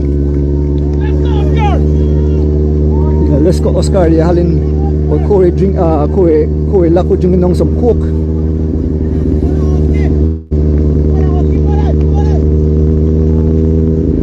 Oscar right up in the arrowhead. Oscar looking good right up in the arrowhead. Taking over the pace now is Jason Paez.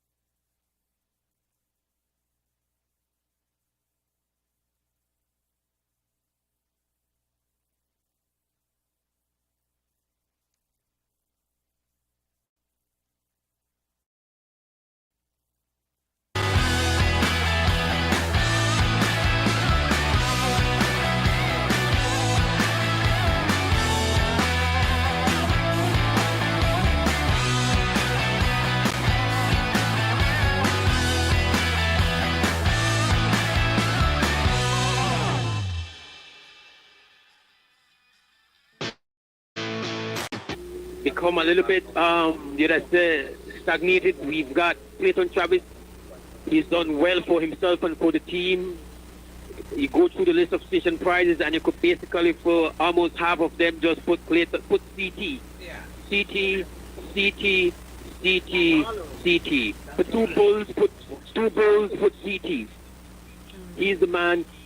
He is going to leave from Belize, and we will talk and boast for a very long time about all the rich things he has. I mean, man, listen here. Listen, we got, just to give you an idea of some of the things this brother has won, because we have to pay respect to all these people who are making these prizes possible. If we start at the United football field, there's $250 cash in memory of Aaron Clarence Swift, better known as Swift. In front of 3 flags, Unitedville, $100 cash from Savvy. Mile 61 1/4. There's a $500 cash in honor of Mr. Busman Arnold, donated by Arnold's Guest House. At top of the Busman Hill, there's a bull, donated by the Alfred W. Parks Foundation, who famously said, catch the bull for me. those unforgettable words. The Mount Hope run at 58. Yeah. So there's a $100 cash donated by Carol Harrison and Gloria Wade Roberto at mile 62. At the Bullridge in Georgeville, there's $300 cash. That's right at mile at the mile 58, like you said, no Marsh, that you had is another pull. It's just prize after prize after prize after prize. Like we would actually be spending the entire broadcast just trying to list prizes because it's just a rich event. I would say, even without taking out the calculator, this is the richest cross country ever. And Clayton Travis, while truth be told, like when Mexican brothers are winning this and converted the peso, he won to get cut in half. Yes. And the 2-1. But you know what? You have to double up. Yeah, that's why you got to do more. You have to win 2 bulls. You got to get 2 bulls. Yeah, that's why I have to win 2 bulls. Well, because of 2-1. Yes, man. What's our location? Right, where are we now? Where's the race now? We're in Blackman Eddy. At this point in time, we are moving past the where we have the roundabout for Spanish Lookout. Yeah, so we're at the Spanish Lookout roundabout, passing Blackman Eddy, and we're looking at Clayton Travis from behind, and let's pull up by him and see how well he's doing up front. If we can get up front there with the rider. And this is coverage coming away, of course, on Prem Radio and on XTV. And it's been Clayton Travis. And you can hear Coach Matthew. Coach Smiley. You have to defend the bull winner, You have to defend the bull winner. Big barbecue, Marshall. Big barbecue, Marshall. Big barbecue. Where's the beef? My Balua go eat beef steak. All right, no. I tell you, really, you go holler and think you want to go eat beef steak. All right, Macho, calm down. All right. Very soft fun. All right, as we are right behind Clayton Travis at this point in time. How does he look, Macho? Huh? How does he look? Coming up on the opposite side of Moko, we saw someone attack, but I don't know if they got away. It still was the Miami Blazers team dominating the pace in front of the Chasers, but that group looked very small. I was asking you how Clayton looked. Oh, Clayton looked good. They're seasoned riders. They know what to do. They know what gears to pedal. We could see with the movement of the palm trees that the breeze has picked up. Not what we're used to as yet. But this morning there was no wind blowing, but a little wind is blowing now, and the sun is coming out. We see Moles trying to get the attention of the Tukayo. The one Tukayo. I say lift up again. One. Can you lift that up again? Lift it up. They're saying that Travis is 146 in front, and then that's the first chase group, and there's a second chase group behind that of 126. We're finally getting some time gaps from the officials. So Travis looked at him, he's out of his seat. Like I said, Mose, that's a seasoned rider and they know what to do. So, we don't know how longer he's going to hold it off, but that crowd coming there with his 3 teammates and they're not doing anything, and we must keep reminding folks that our babies, the Byron Pope, the Gregory Lovell, the David Chav, Oscar Quiroz, they are still there doing nothing, because all we saw doing the work was the Honduranian and the Miami Blazers team. All right, we're heading back to the studio. Let's bring it back. Thank you so much, guys. Thank you very, very much. This is Creme FM and XTV Belize covering the 94th running of the annual Holy Saturday Cross Country Cycling Classic, brought to you through the kind courtesy of our official broadcast sponsor, Council, Ministry of Youth, Sports and Transport, M&M Engineering Prefab Concrete, Charlotte Ferguson, Edith Wright, Ministry of Natural Resources, Petroleum and Mining, and also Deputy Prime Minister Honorable Curdell Hyde. So that's the official list, and we're adding all the unofficial ones. The people are supporting us, the media, the police department, our very own commentators, the commissaires out there, Leticia Westby, the entire Cycling Federation of Belize team for pulling off an awesome job. Everybody put in their 1 cent, 2 cents, and eventually we bring it together. Guys, just let me remind you while I'm on here on the clock, the race is 3 hours, 9 minutes, and 53 seconds long. So they're on their way back already. Listen, today is what? Saturday? So they buy barbecue. Get your barbecue or order your barbecue and come out to the park one time. It's beautiful out there, and I see people setting up booths. Definitely. Folks, Mr. Travis Clayton, the man out front. Sorry, his name is not Travis Clayton. His name is Clayton Travis. Clayton Travis. I am confusing myself. Folks, that's the man. Now we see on the Cheers group, Mr. Corey Lockwood has come back to the front. Dave, he has recovered, eaten, drink. He's now back on the front. The man that we said can do 33 miles an hour for 24 miles. So it is time for Clayton Travis to be caught, as we would say, Dave. No, yes. Yeah, it's just a matter of time, Base, I'm watching this field also. This wheel is still well stocked, and Belizean riders really riding strong.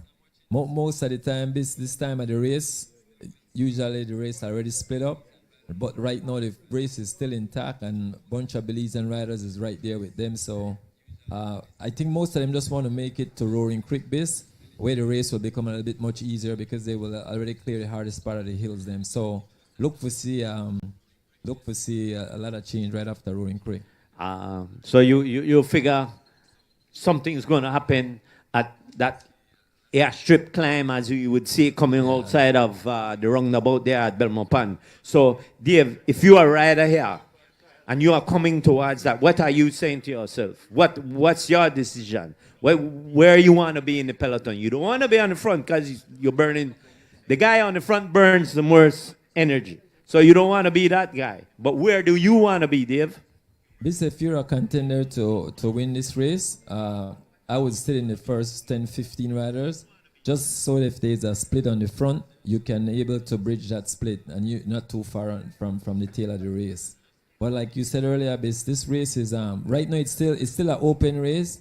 It's very hard to give a prediction. I will be making a prediction later this race. I already know who deep inside I feel like win this race, but I don't want to put the person on the spot. So later in the race, I'll say the pick.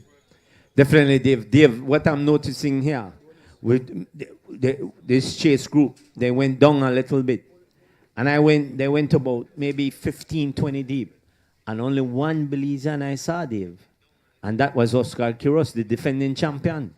Well, I shouldn't say only one because we have Corey and we have Justin, but the local Belizean, as we call them, right? And now we see another one up here from G Flow, but there's not too many of the locals need to move up a little bit. They don't need to be on the tail.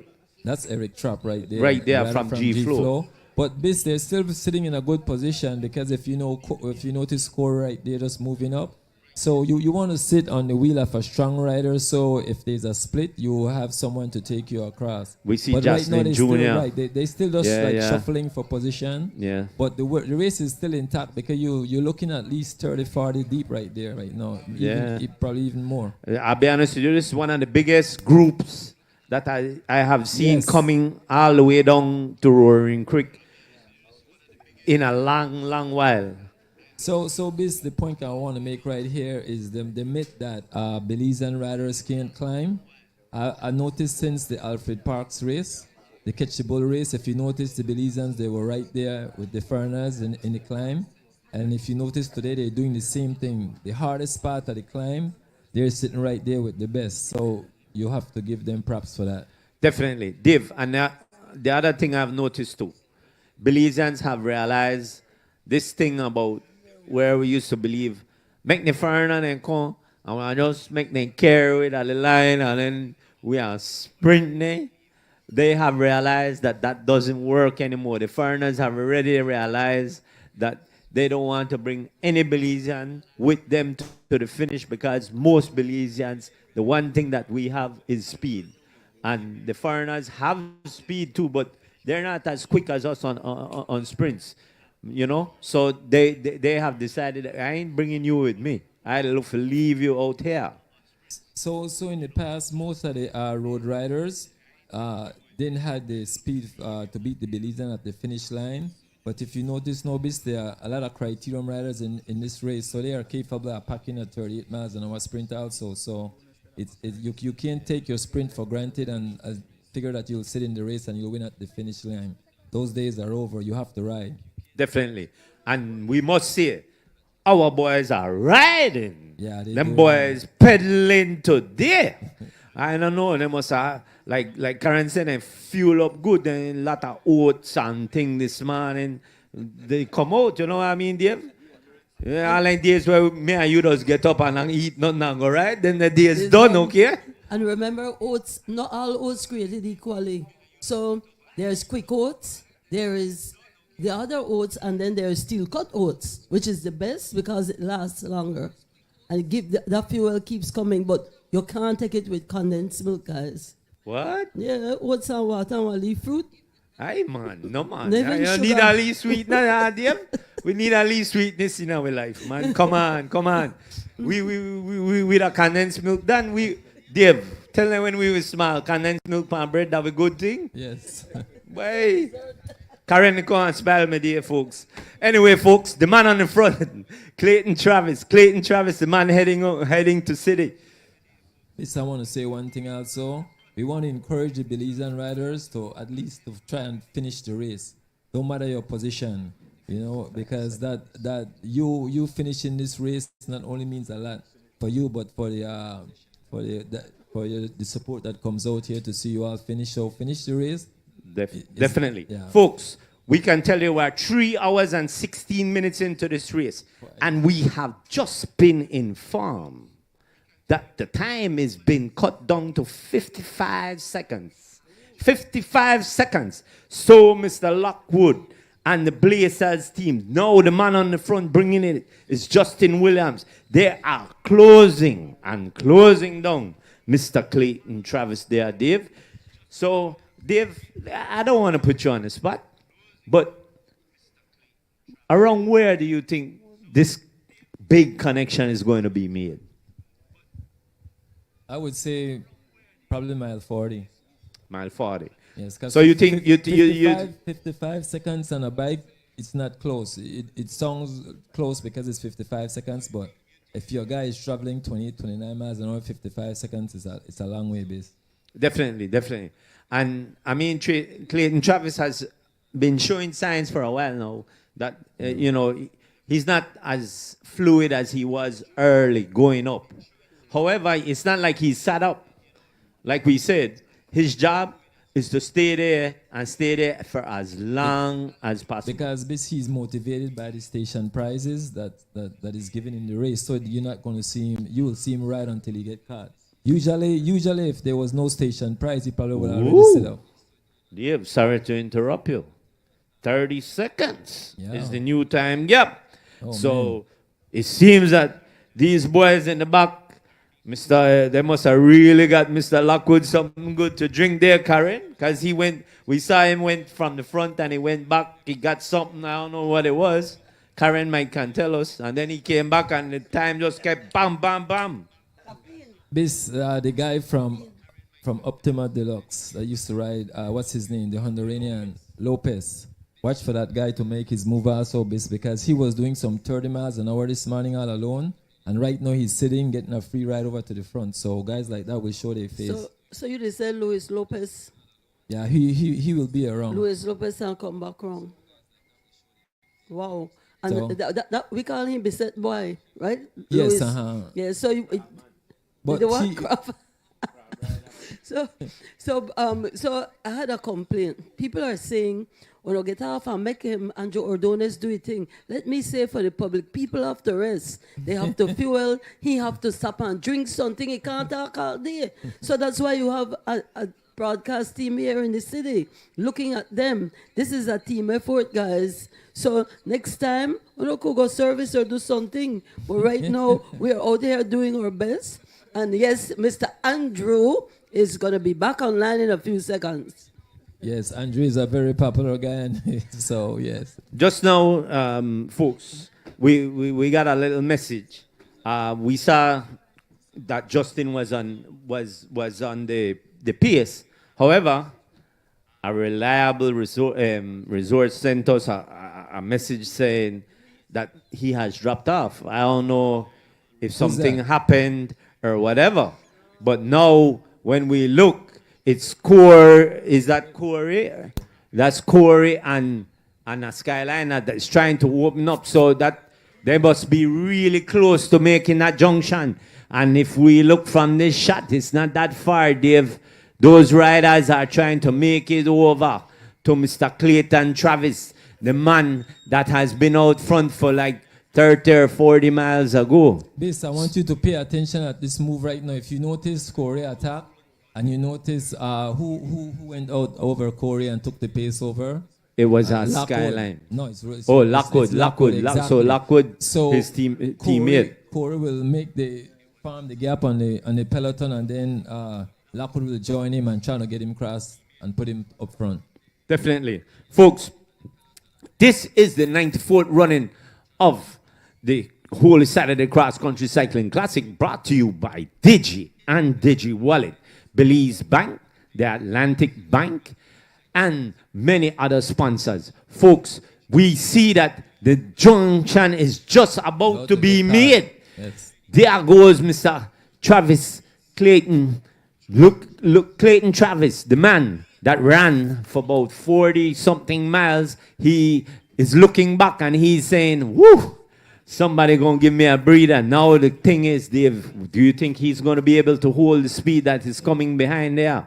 Yes. What you basically see after you get caught, you're gonna see him start refueling and take some liquid and eat and stuff like that, and just recover and sit in. Because remember, Yep. John DeLong is still sitting in the race and is very strong, so he will be there to protect John DeLong. So yeah, I look for him to be around also. Definitely.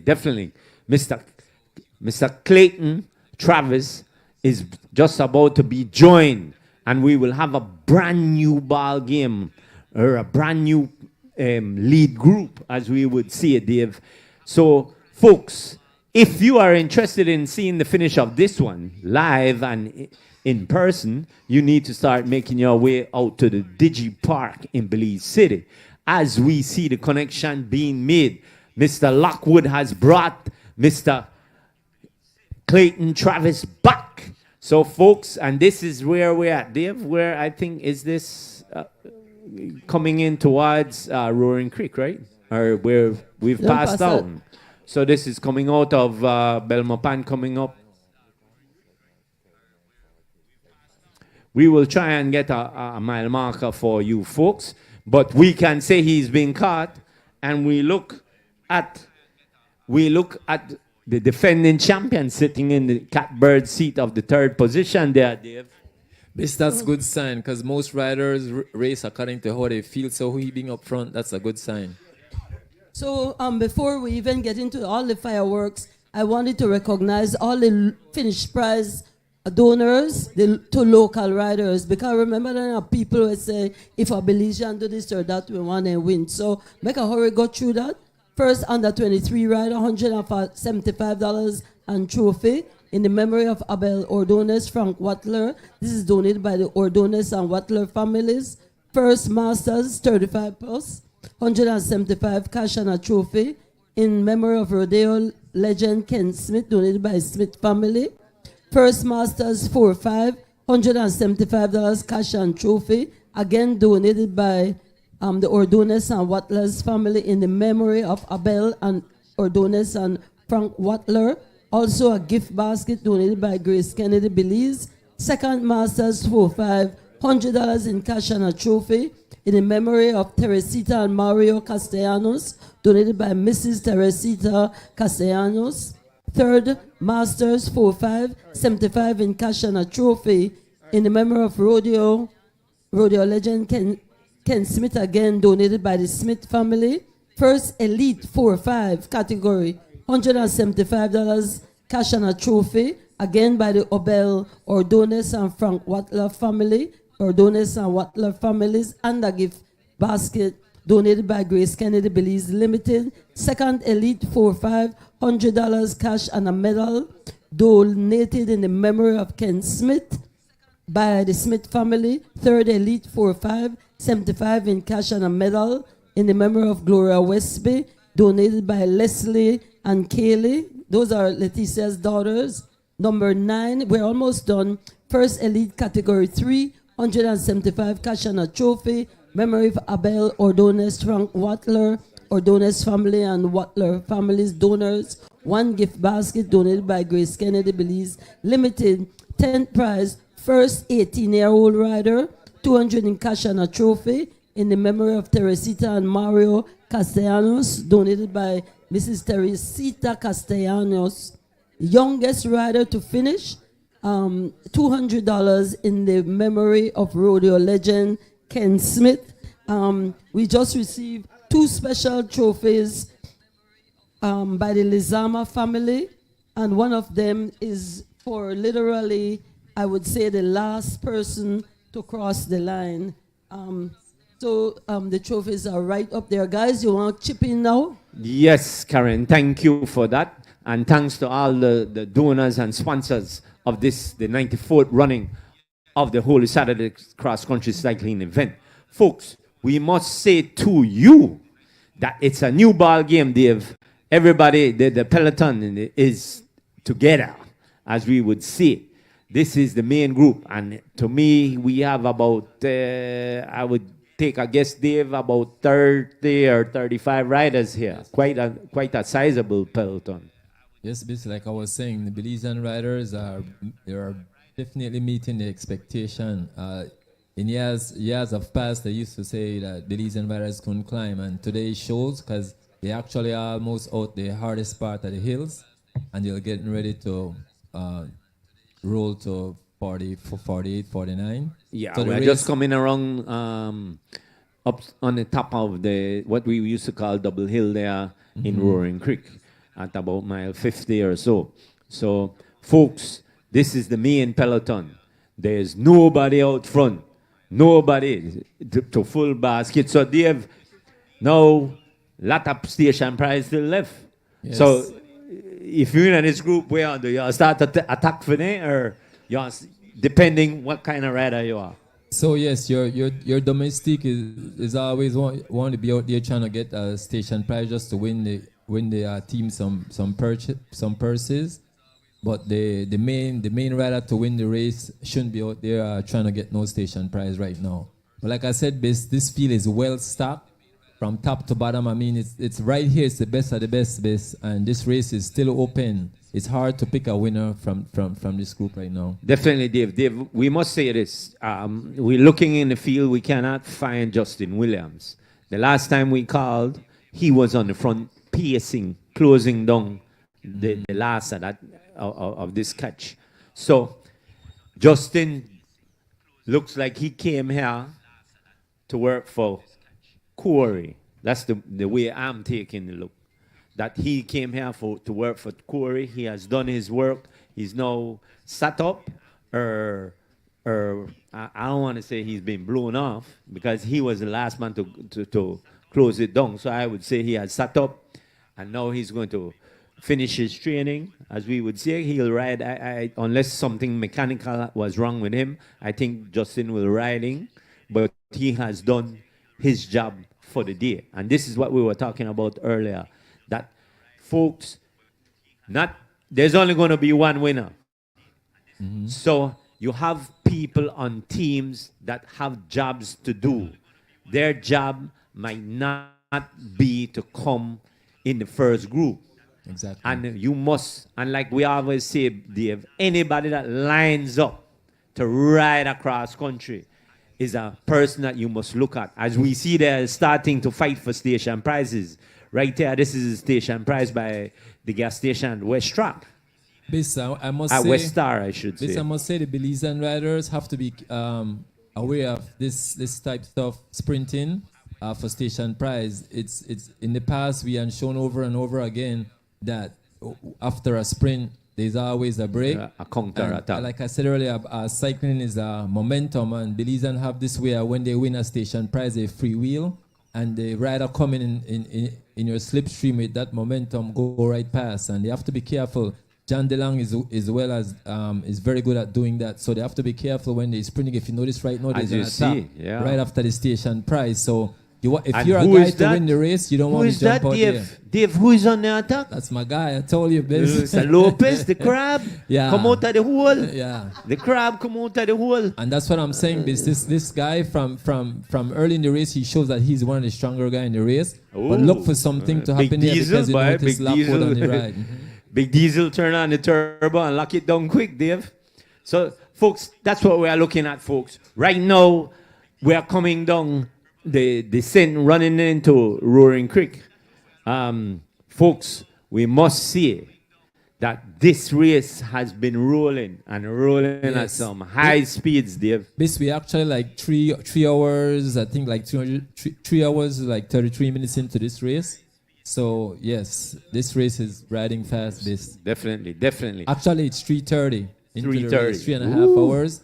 And you talk and you see how it's like what 40 mile 46, 47? About there. Yes, so if you there. should do 2 more hours of riding, they're at the gas station. So you would have to average 23 miles an hour for the next 2 hours in order to put the record in a as we look at this lovely shot of the Belizean flag flying high and precious at the roundabout at Belmopan, the nation's capital, as we await the riders to come around this roundabout, as we see all the lead vehicles coming around, folks. This is the 94th edition of the Holy Saturday Cross Country Cycling Classic, brought to you by Digi and Digi Wallet.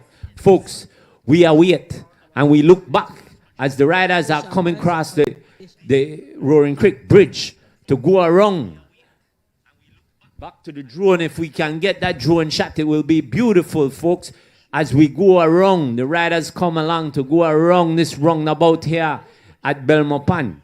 Folks, we must say, thanks to all you guys that have tuned in, have chipped in with sponsorships, donations, or just being on the road cheering on the riders. Here comes the 94th edition of the Holy Saturday Cycling Classic as they circle around the roundabout here at Belmopan, the nation's capital. There we go.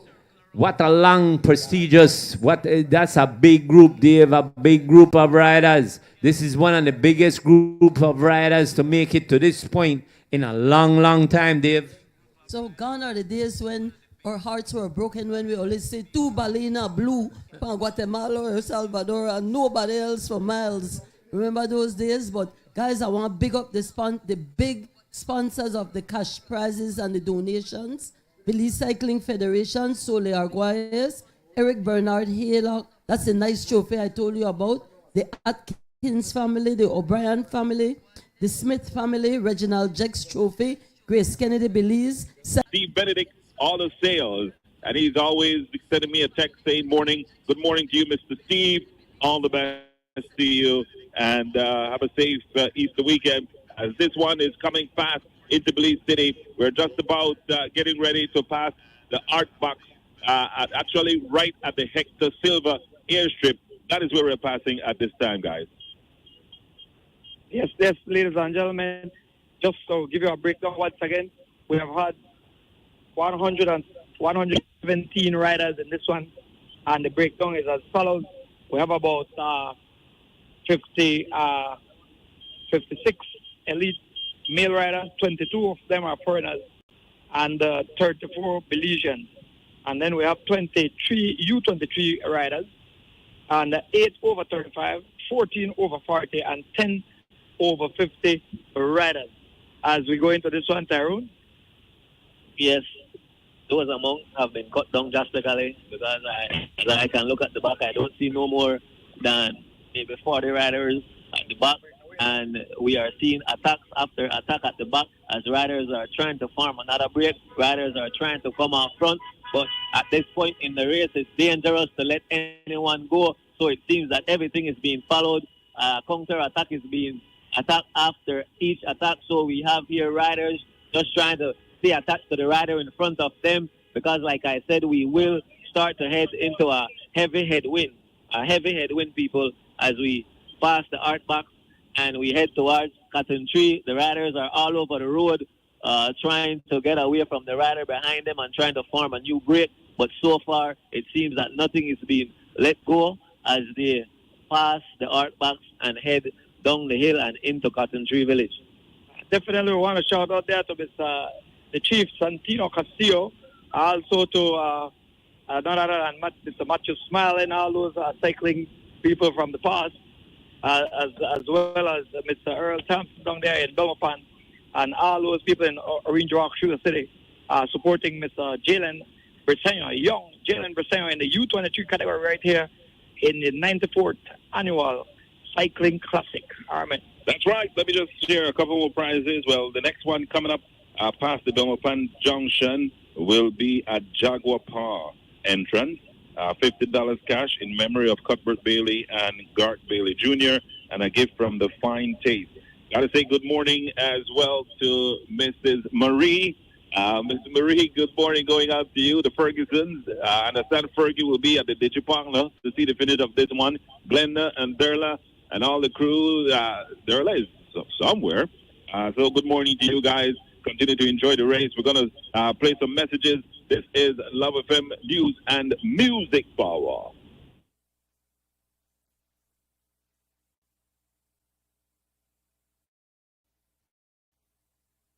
This I'm impressed with Patrick Rames. I spoke to him Thursday.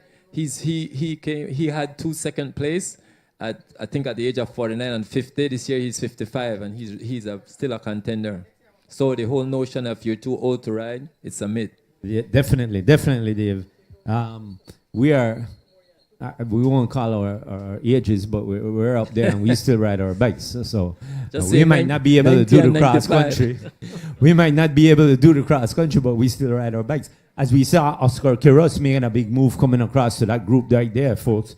So we will be going over to the man on the bike with the mic in a bit.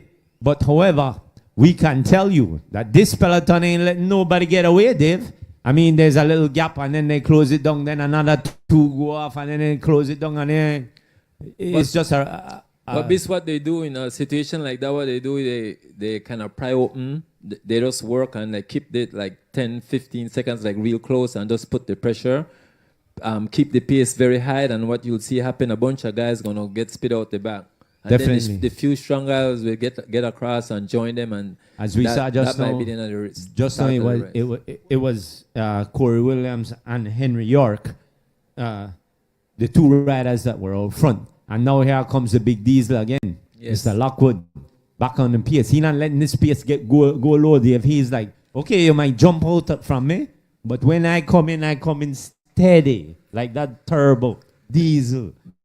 Ooh. Basically, I'm not familiar with the style of ride, but for you to be pulling a whole field on your wheel, I don't know what's the strategy behind that. I don't know. One, maybe it's just to soften up some of the riders them by keeping the pace high and start Well, I'll be honest with you, Dave. The race. I think the main players here are now saying to themselves, listen, this group is too big. We have to really keep the tempo on to kind of shake this off. We don't want to bring such a big crowd to Tongue, because when you bring a big crowd to Tongue, we always say it get dirty in the sprint. It's anybody's game, right? So I think most of the big players are saying, hey, we got to cut down this field. This field is too big, so we got to drive it hard. And so the pace stays high. And we've seen the pace is being really driven by the foreigners, as we would say. However, the Belizean boys look very comfortable there. Yes, and this I noticed I don't know if is that the ex-cross country champion Bill Elliston? No, Bill is in a white jersey, okay, and good. stuff. So that wasn't. So yeah, Bill the pace will be high right now because the foreigners are well aware that Belizean have very good finish, so they will try to keep it very high and trying to get rid of some of the faster guys. And Dave, if you notice, the defending champion, Mr. Oscar Quiroz, is right there. Is right there. He has realized that. Listen, I ain't need to be 20 deep. I gotta be in the top 10. This from watching Oscar in the previous race before cross country, everybody was worried about the finish, but Oscar is a ex-champion and the reigning champion, and he rides on a program, so he probably had his schedule set up for a day like this to be at his best. Right. So look for him to be around this. And that's what people have to realize, that you have riders that ride different races, but certain races is not their peak race. They're training for one race and saying, I want to be at my peak for that day. And this is the day that Oscar would be peaking for as the defending champion. Yes. You always save your best ride for the race, not in training. Most guys go out there in training and they ride very hard, and then when the race day come, they don't have leg. But like I said, Oscar is on a program. And I think the races that he rode before this one, he was just pacing himself and preparing himself for the race because he is well aware of his competition and he's a defending champion. So I think he will be around today for a while. Definitely. And folks, at this time, we will send you to the man on the bike with the mic, Mr. Andrew Erdones.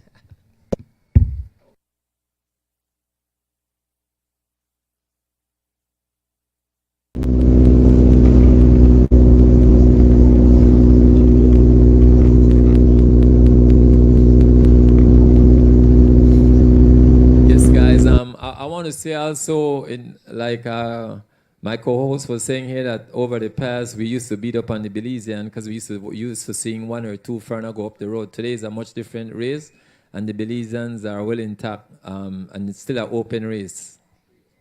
And the race is 3 hours and 41 minutes into the race. So the record, I'm not going to go on a limb and say it will be broken, but it's going to be close. What I wanted to ask you for the folks listening out there, someone asked, is it more dangerous to be in a big pack like this? A higher chance of you having an accident, meaning you're already tired, you've put under your belt a lot of miles, and now it's just a matter of, just holding on. Do they get tired and get careless? From your experience of riding 5 cross countries. Yes, what happened is that, riding in a group is actually good because then you're actually sitting in someone's slipstream. The thing is, you don't want to sit all the way on the back. One, because if there's a break in the front, it will be very hard for you to bridge. But also, most riders, the style of ride that I'm seeing right now is the style of how Belizean ride. We are people that ride very defensive. We're not pacers to go up the road, and then we try to bring it to our sprint finish. I just want to say one thing. In 2013, when Daniel Barrow won, it was the same thing. They had like 15 or 16 riders come to the finish line, and a Belizean won. And there was some strong foreigners there also.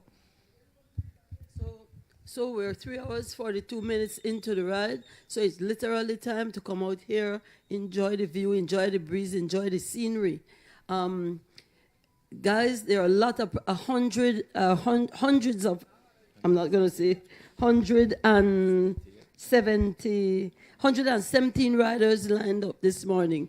A few of them have abandoned the race, so they're not in it, but there are 178 station prizes. Oh, there you have the tradition. Okay, so let us see one.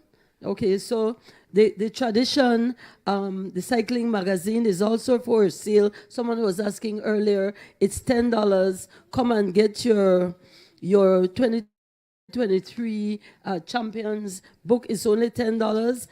It features Oscar Quiros, who is the cross-country winner from last year, junior cross-country Delton Rojas, and woman cross-country champ Caitlin Conyers. So there you have it. It is really a good book, what we would call a collector's item. Right now, like I said, it's less than 2 hours to go into this race. Definitely, Karen. We must say that the record for this cross-country cycling classic is 5 hours, 40 minutes, and 12 seconds. And that record is held by Mr. Ryan Baumann, and that was set in 2008. So we're looking at 16 years, Dave. 16 years this record has stayed intact. And folks, we know that we had 117 riders line up for the 94th running of the annual Polish Saturday Cross Country Cycling Classic. And of that 117, we had 20 foreigners, Dave. 20 foreigners. So at this time, we are at the back of the peloton, and we see it looks like the SPD rider, Mr. Kenroy Smokes Gladden, getting his service there, Dave. That's another thing. You when you get in service, you don't want to get a gap. You want your vehicle to come to you. You just raise your hand, wait for the commissaire to call for your vehicle, and you try to stay as close, because when you have to close in gaps, you're burning energy. Yes. Closing a gap always take unnecessary energy from you. But basically, like I said earlier, man, I'm very impressed with the Belizean riders, and we really have to get them in practice. Because to still have an open race at this late in the race, it tells me that the Belizeans them was well prepared. Most of them looked like they was very much prepared for this race. Because usually the race already fall apart, and if you notice, we have like 40 riders and something in this peloton. Yes, and definitely we must also say that the guys themselves have prepared well, and also we have to give kudos to the federation. We have to give kudos to Weekend Warriors, kudos to Mr. Guns, kudos to the Fast Tuesdays, kudos to the Griga Cycling Club, all those guys that throw these races to keep these guys engaged, to want to train and stay focused for the riding of this 94th Cross Country Cycling Classic, no? So we see quite a number of riders here that's doing well. Like I said, this is Kenroy Smokes Gladden holding the back door, as we would see it, Dave. Yeah, but the race is riding in a tempo style right now, so most guys will be fueling and eating right now. Because the way to get rid of these rider base, you can't pace them off your wheel. So expect a lot of attack to come in the next 10 miles. You think so, Dave? Yes, try to pry the race open, because from what I'm seeing, all the riders are well aware that everybody is strong, so tempoing will end up bringing a whole bunch of people to the finish line. So they're going to definitely have some attack, put some pressure on the field, try to get 4 or 5 guys to break away, and then try to stay away. Yeah, we see riders like Jalen Briseño still there, Wasani Castro, Oscar Quiros. There goes ex-champion Bill Elston riding up close to Dante. Race number 148, Luis Lopez. Race number 79. Mr. Lopez again. That's a name. Mr. Lopez, remember, he comes from the Padilla camp, so he definitely knows how to ride a bike. But I want to say one thing about Jalen Briseño also, Base. This kid had shown over the years his consistency, Base. Don't be surprised if he'll be the surprise rider of the day. Definitely. He won the junior version of this cross-country cycling classic. And we see Patrick Riens. Patrick Riens is also the man that was with Mr. Lopez on the front. We know Patrick Riens. All the time with Patrick Riens, you don't call his name till you get to wrong like mile 40 coming back. Then you start to holler about Patrick Riens and in the rain and in the bring showers. Showers are pain. Patrick Reigns bringing showers are pain, Dave. This guy is this. You wouldn't believe this guy ride this way because he's so humble and always wear a smile on his face. But don't underestimate him because he got 2 seconds. Like I said, he might have been back to back. And I think one of the year he was running with the Padilla brothers, if I'm not mistaken. So these two riders out front. Folks, at this time, we go back to the man on the bike with the mic, Mr. Andrew Erdonis.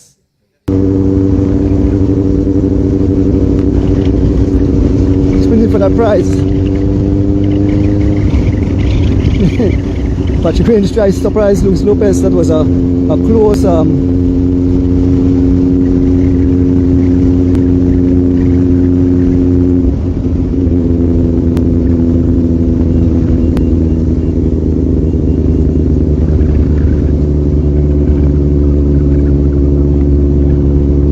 2 lead riders as we head up towards mile 40 here on the George Price Highway. 2 lead riders, Patrick Reigns and Luis Lopez.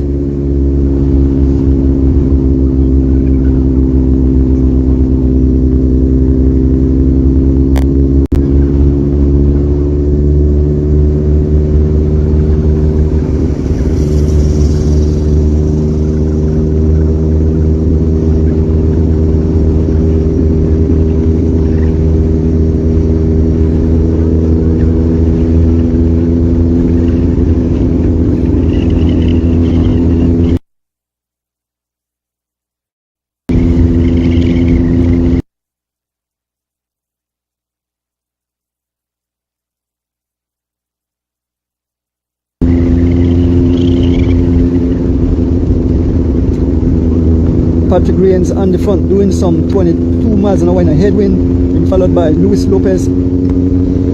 Small gap to the field of riders, but these are the 2 riders making their way towards the city. In the 94th road here, folks, will Oscar repeat as champion. We have 3 other champions in this group of riders. We have Justin Williams, we have Giovanni Trotto, and we have Bill Elliston. 4 champions took part today on the highway right now, riding the 94th running of the Holy Saturday Cross Country Race.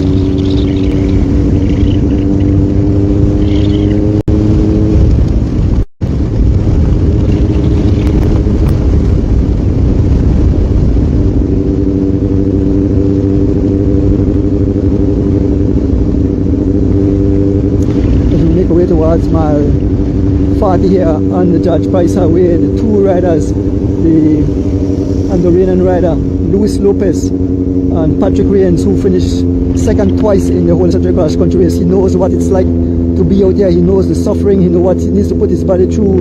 He knows how much miles remaining. So he's no stranger to the tarmac here in Belize. Patrick Reigns, a master rider. I believe this man over 50 years old. Look at his face, total concentration, sucking for all the oxygen he can get in those lungs to try to win and get a victory today in the whole Saturday Cross Country Race. He rides for the team of John DeLong, Team Skyline,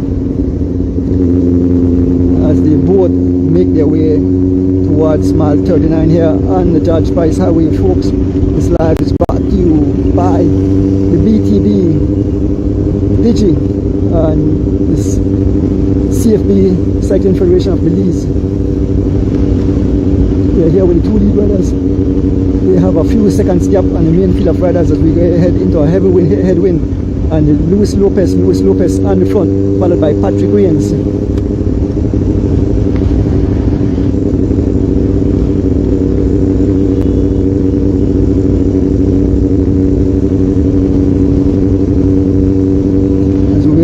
Towards the Beaver Dam Bridge in the 94th running of the Holy Saturday Cross Country Race.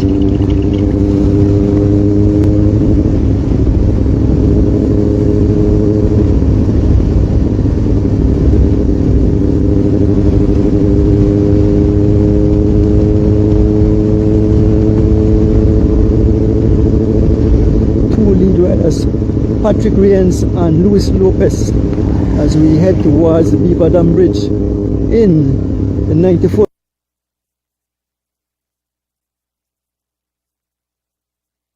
running of the whole Saturday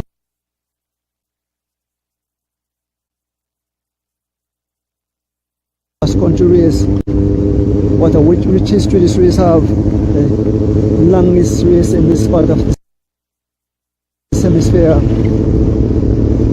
Oldest running race started in 1928. Some brave souls, some brave men decided to ride all the way to El Cayo to watch a cricket match. And ever since, it have turned into this massive event annual.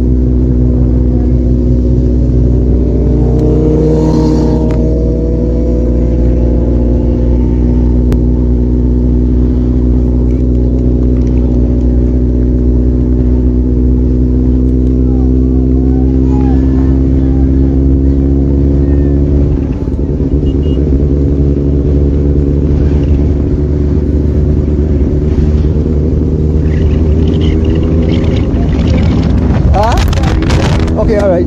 So we are here with the two lead riders. Patrick Rains, where's number 148, and the Hungarian rider, number 79. These are two dangerous men, two very dangerous men.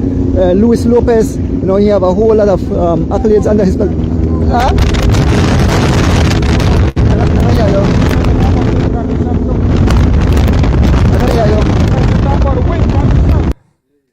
Yes, folks, we're back with the 94th running of the annual Cross Country Cycling Classic, brought to you by Digi and Digi Wallet, the only wallet worth using in Belize. Folks, two riders out front.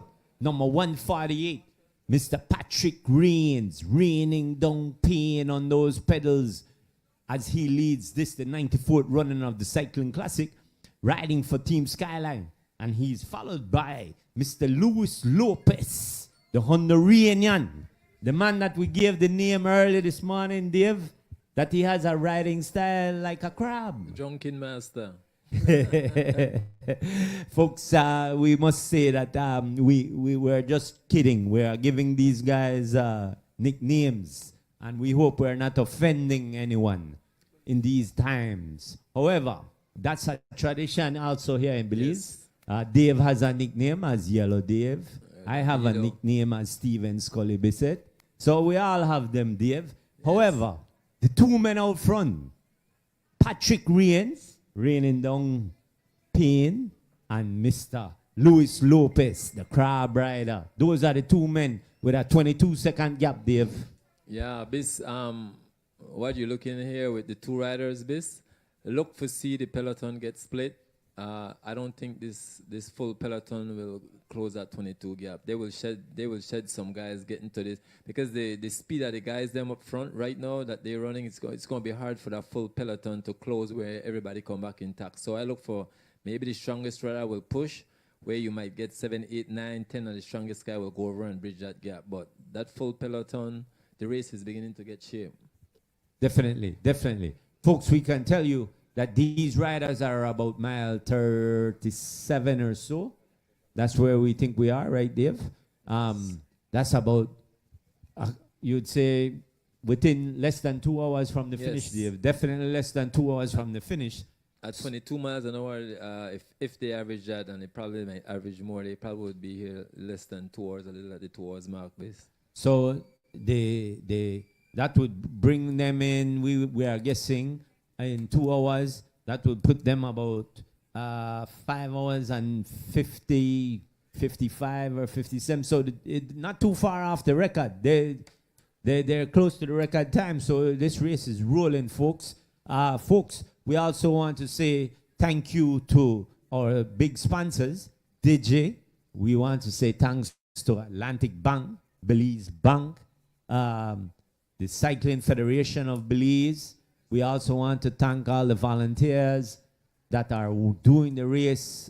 We want to thank the volunteers that are keeping the Digi Park well.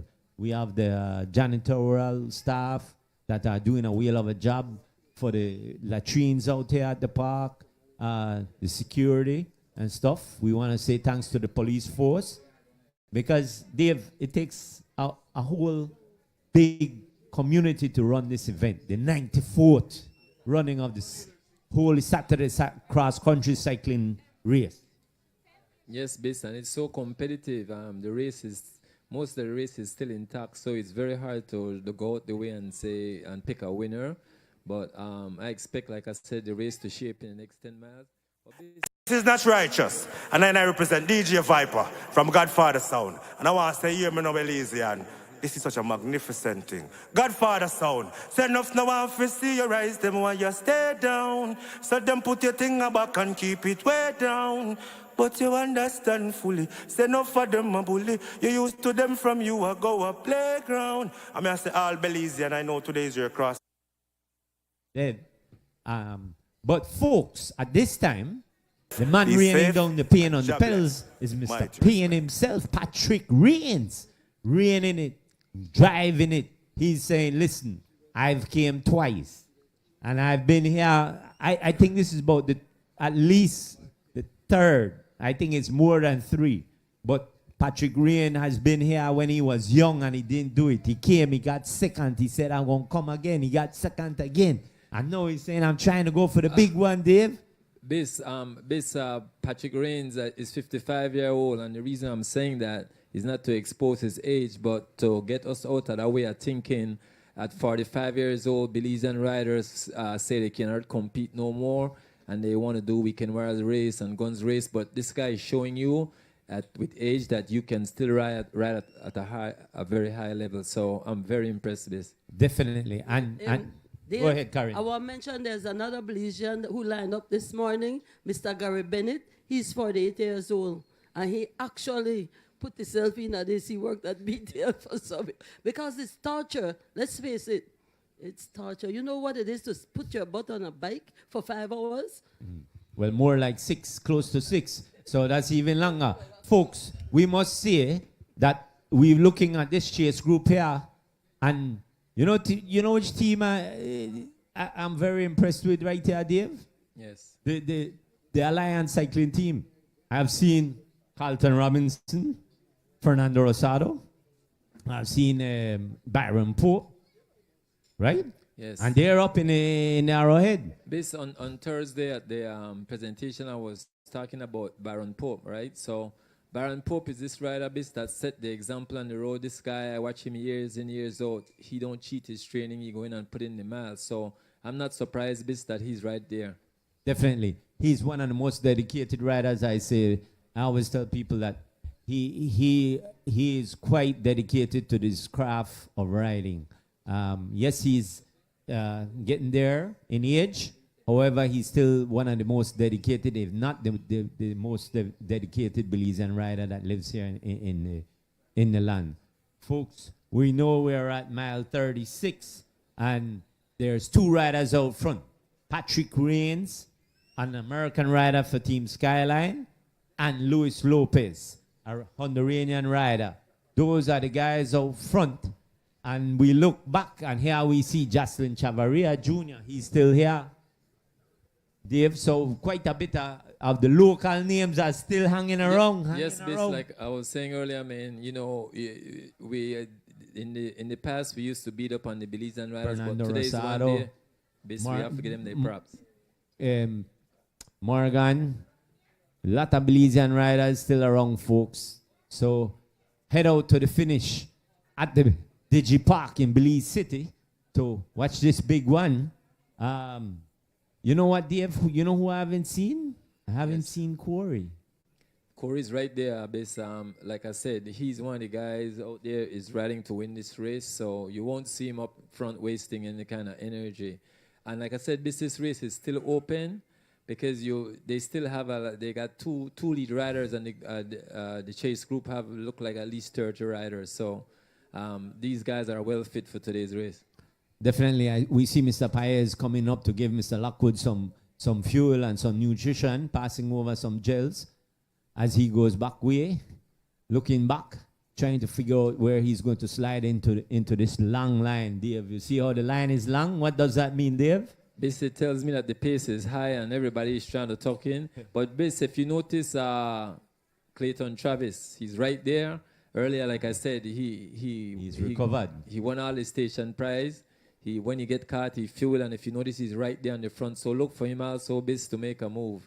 And Dave, right now, Clayton will not pull, if you notice, because he has Patrick Rains. So he will just stay there on that blue rally machine and just slow it down. He won't. And this is the thing, people, when you're doing certain things, you have to be kind of slick, right, Dave? Like when you're trying to, as we would say in cycling terminology, block.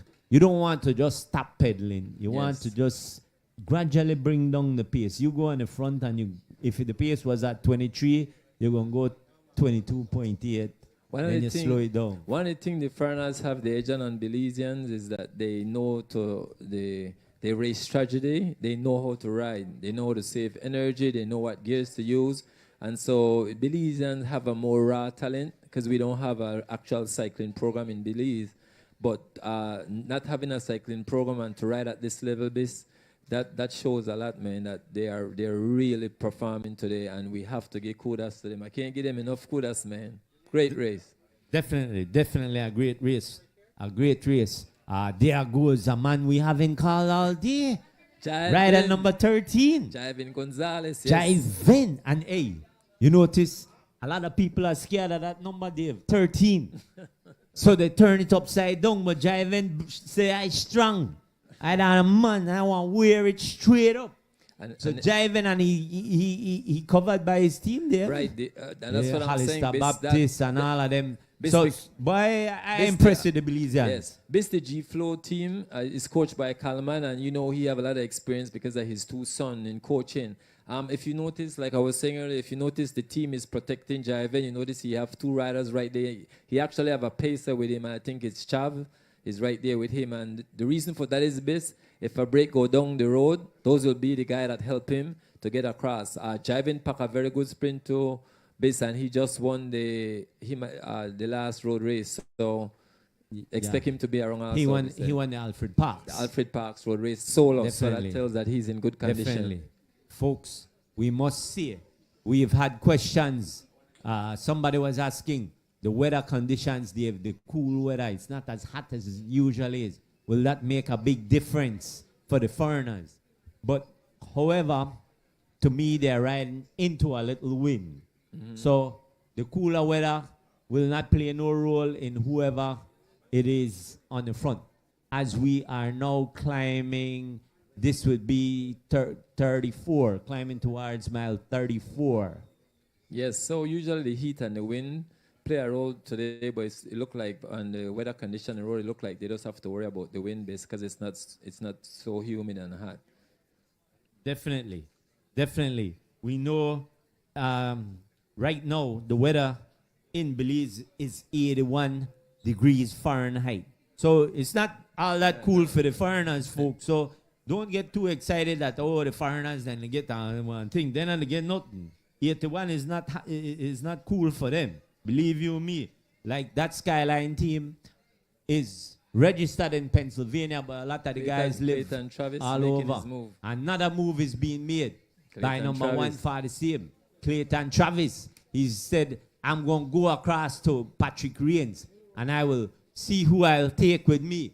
So Clayton Travis, the man that was out front early, has made a move to try and go across, but ain't nobody letting them go, Dave. Yes, basically, if they the reason for that is if they have any doubt that the brake will stick up front, and that the rider with Lopez is not as fast, they will try to bridge that gap because they know that if they bring him to the line, they might lose the race. Dave. So they'll keep it close. Dave, I'll let you in a little secret. Yes. Yesterday, I was in Placencia, and I drove up to come and do this race with you.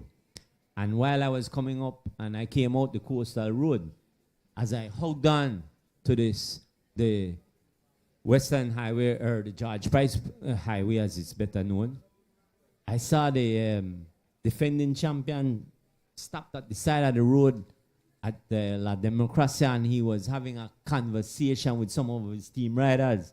So I won't be surprised if Mr. Oscar Quiros makes a bid in the next couple of miles around this area. Bis, once you win this race one time, you know what it takes. And champions usually have that it factor that they can dig real deep inside. So, yes, he's a player in today's race. Definitely, folks. Folks, we know right now there's two riders out front, Mr.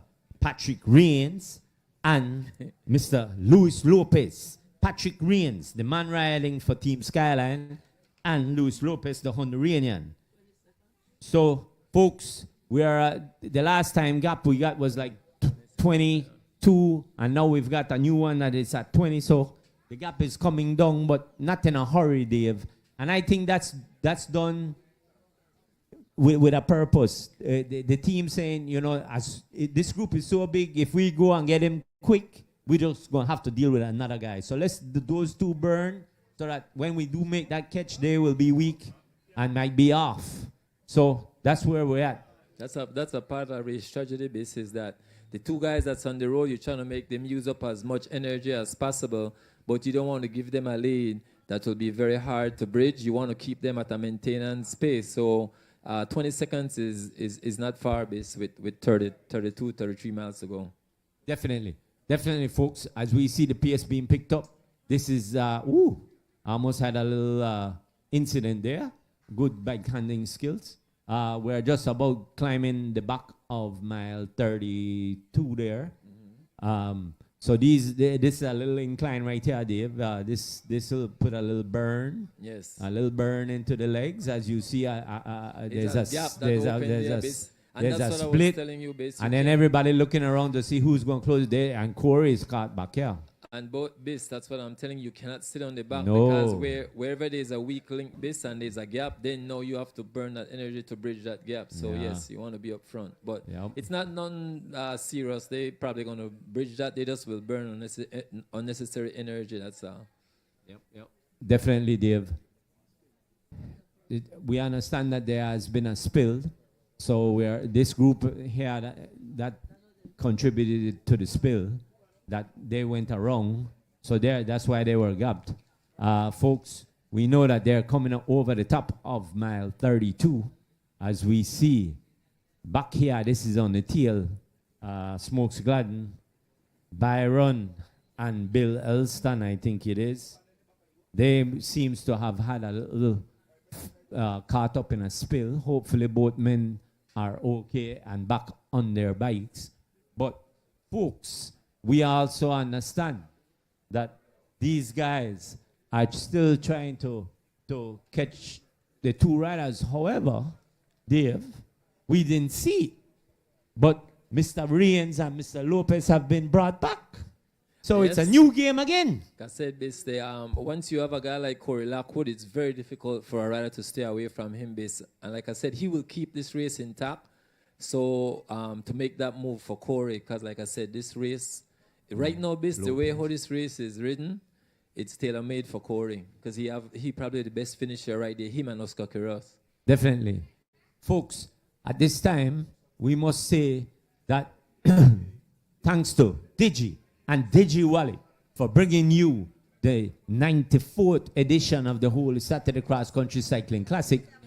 As we see the pace is getting up high because there was a small split, Dave, from that spill that we got word of. As we see the junior rider, Jalen Briseno still there, Jose Choto still there, A lot of Belizeans still around. Yes, bis, like I said, I look for Jalen Bisseno to be that surprise rider today, bis.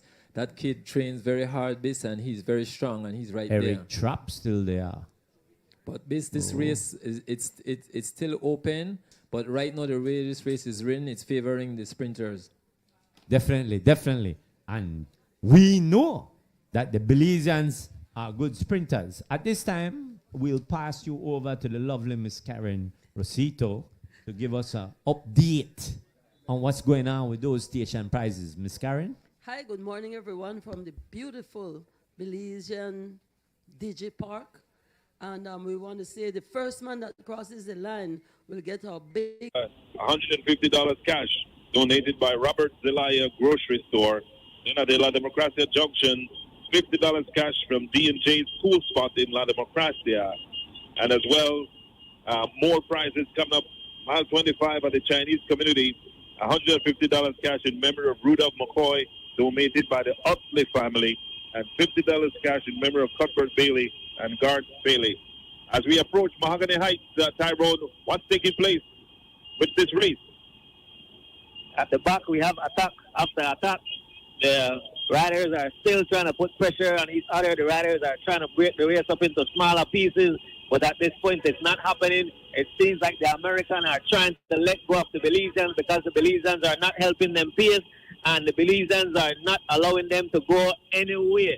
The Belizeans are sticking to their wheel, and this is a good sign. This is a good sign because it shows that more than likely they will have legs to try to finish out the win at the end. But the pace is high right now, and like I said, it's all the foreigners, the Americans at the front pushing the pace, trying to let go of what cyclists would call the followers, the people that just want to stick onto your wheel and suck your wheel all the way into the city.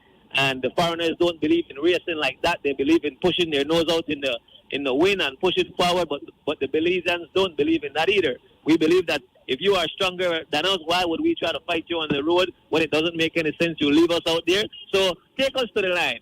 We'll be happy to catch a free bus ride all the way to the line. It's like when the conductor comes and he wants to collect and you pull out the 100 and you're praying he doesn't have change for 100. Just take me to the city for free. So that is what is happening here, and the foreigners saying, no, we want to give you your change. We won't take you into the city for free. But so far, the Belizeans are not letting go of that $100. We're going into the city for free so far. Definitely, and everybody on the internet is saying, let's go Belize, let's go Belize. That's Herbert Wilshire trying to give courage to the Belizean riders there. But like we said, this is around mile 31, and you will see all kind of attacks and all kind of breakaway. It's still wide open. Anything can happen so far. We can clearly see that there are about that's 6, 7, 8 riders. 6 riders that have tried to detach themselves from the pack, and the usual 6 riders. And the Americans do not let off. One American from the Skyline team will always try to attack there.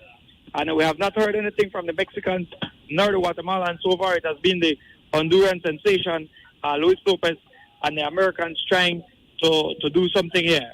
Definitely, we are at the Democracia cutoff, just before the zoo. Armin, station prizes? Yep, we are right there. La Democracia Junction, $50 cash for the D&J's Cool Spot here in La Democracia. Guys, we are some 4 hours, 15 minutes into the 94th Cross Country Cycling Classic, and the record time is 5 hours, 40 minutes, and how many seconds? 5:40:12, right? Yes, sir. 5:40:12. Yep. And don't think that will be broken, but we are some 30 miles out of Belize City. 30 more miles to go in this one. Who would it be? Your guess is as good as mine. There goes another break. Someone is trying to break away here, Tyrone. Who do we have? It seems like another Skyline rider out in front again, pushing it. And the peloton is not having it, though. They are on his pace, trying to bring him back in. The pace is risen. We'll try to get his number to see if it is once again Mr. Clayton Travis. We are trying to see if it's him again. It looks like him.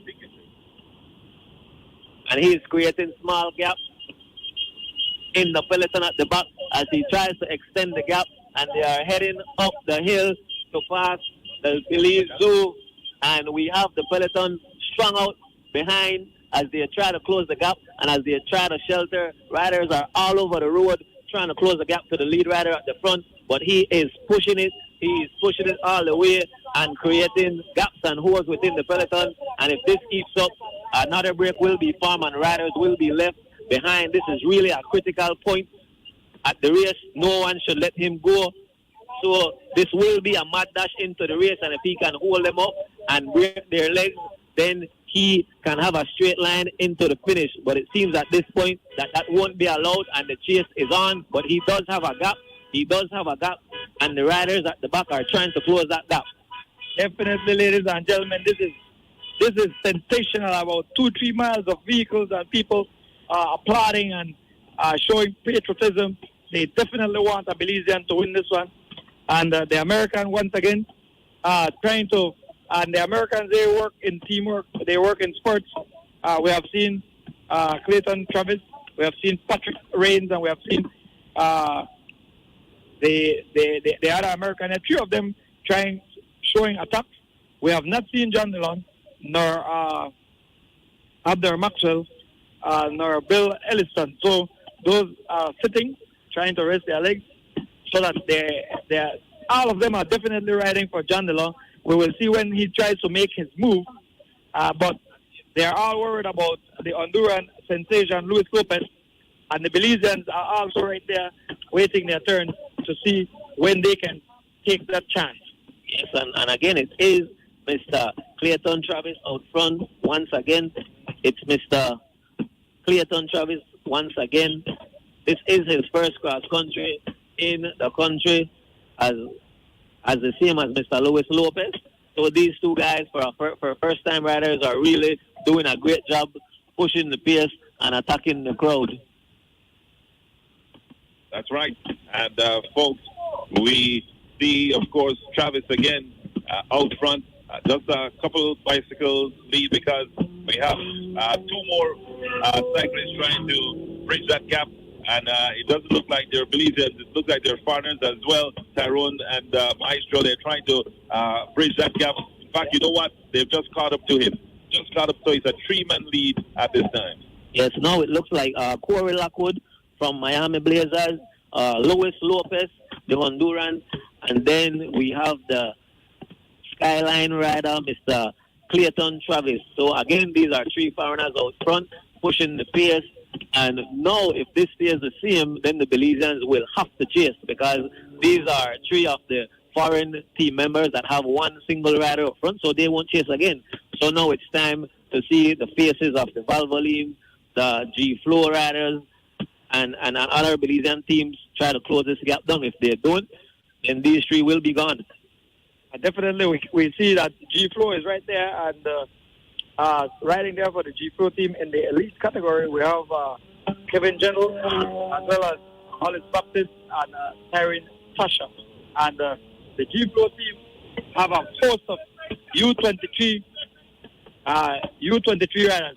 As we have been noticed that this is the winning break, this could be very, very dangerous, ladies and gentlemen, as we have, it's a team of 3, it's a team of 2 attacking right there, it's a team of 3 attacking. And they have opened up, I would say, somewhere around a 20-second gap between them and the peloton. What could it be? Like I said, this break comprises of 3 foreign riders from 3 of the big teams that were basically controlling the race. First, we had the Miami Blazers rider, Corey Lockwood, that was chasing. Now he is in the break. So no Blazers will chase. And by no Blazers chasing, then we mean that Corey Williams, Justin Williams will just be sitting in the peloton and preserving their legs, as their rider is now up front. And also we have the Honduran rider, Mr. Luis Lopez, in the break that was showing that he has the legs for this, alongside another first-time rider,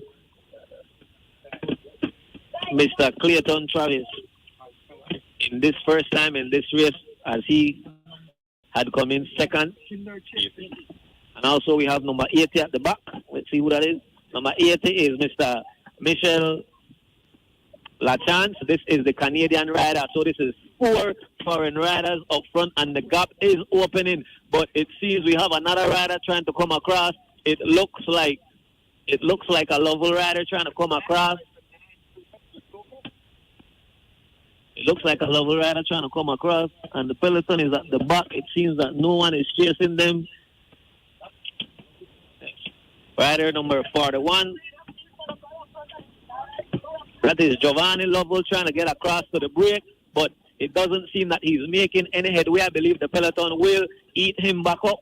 As we see second on the road here, we have Mr. Mitchell, the Canadian rider, trying to get across to the break. He sees that this break is comprised of strong riders, and he's trying to get across, but the riders at front are not letting up. They are pushing the pace. So we have 2 chasers at the back, and we have the peloton. It seems that Giovanni Lovell will be eaten up by the peloton in a few, and thereafter they will catch Mr. Lachance. And now we are passing the 3 lead riders out front. These are 3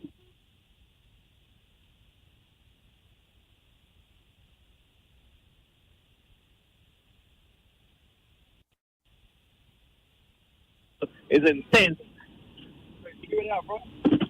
Yep, we have 3. Yeah. Yep, we've got 3 riders up in. Need a lot. Just need my back, okay? I'm ready. I'm ready for it. Yeah, Luis Lopez, LL. He's going to win the prize for being the most energetic rider on the tarmac, as my brother Odo. It's what we have coming away on this Saturday, the 94th Recycling Classic. Right, matches match, and of course we've got I know where they go. Guys, you don't go at all. It looks at all. Not over, Moses. We still got time. I never say done. We still got time. I never say done. I say no look good. You understand me, brother Marsh? He must have waited for because the man was coming. We're not dangerous territory. What's that? Lockwood look like Lockwood dropped back. So Corey Lockwood has dropped for another Blazer? There's only 2. No man. Blazer God. That Belizean is, he will receive a lot of money and a lot of prizes. Definitely. However, the man that has turned on the turbo, Dave, is who? Corey Lockwood. Like I said, I follow cycling with these international riders, and Corey Lockwood, I was so impressed when I see the kind of record he have in time trial for average 33 miles an hour for 25 miles beset. And what mile post we are, Dave? That means that means you start at Leslie Imports to 26 Hill and average 33 miles an hour. That is not easy. We're almost at 26 Hill. So we're looking at 33 to tongue. Is Mr. Corey Lockwood going to be able to do that? But I don't think he needs 33 to tongue, Dave. But he's capable of doing some big damage, and he's doing big damage because there ain't nobody else in this shot here. Mr. Corey Lockwood, Dave, rolling over a big guy. It's not a high cadence, a big guy. He punching, Dave. Yes, because time trial riders always ride big gears, and the crazy stuff about time trial riders is that they're able to put themselves through a level of pain base that a road rider don't usually do, because we usually sit in. Time trial have to go full throttle from start to finish. Right, because there's no streaming, there's no riding behind no riders in most time trials. You're actually riding against the clock, so there is not no speed is not too much. But Corey Lockwood, the man on front, Miss Karen. So I can ask a question for everybody to wonder. From what mile would you decide to start time trialing if indeed you want to win this race and you're a good time trialist? Well, to me, I go in whenever I feel good and I know I did hurt people. And right now, he hurting some people, Dave. So the question you asked earlier is most of these riders, their body is being monitored by the computer they have on their bicycle, which tells you about your cadence, your heart rate, calories burned, stuff like that. And so they ride off, they actually computer that they have on their bicycle to monitor their body, so they have more or less what they're able to do on the road. When you talk about heart rate and calories, most people, to know your max is 220 minus your age by 80% is your max. But I see some of them guys push way up to 180 beats per minute, which for me is dead. Like your heart just won't give out. Definitely. That formula you just gave is the formula that used for people that exercise. But these athletes, their body is so in tune, they're not using that. They have a higher level, threshold. a higher threshold. And right now, he will get himself settled in, Dave, right? He will settle in to a cadence, a heart rate level, and a power level that he know he can maintain without going, as we would say, going into the red, Dave. Because also these guys ride and they use a power crank. Oh, Jiven, number 13, with Corey Williams. Jiven Gonzalez. And there goes Oscar. Oh, things are getting exciting out here, folks. If you're not out here, you got to be out here. Yes, as I was telling you earlier, if you notice Corey Lockwood playing a big gear, they're probably using a power crank also to monitor his output.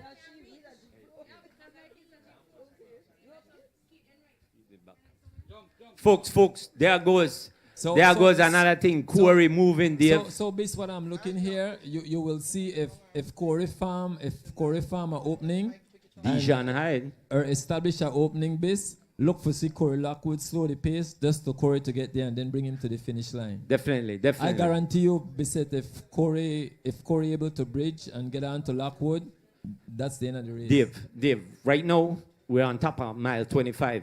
Up here is always a crosswind, if I'm right.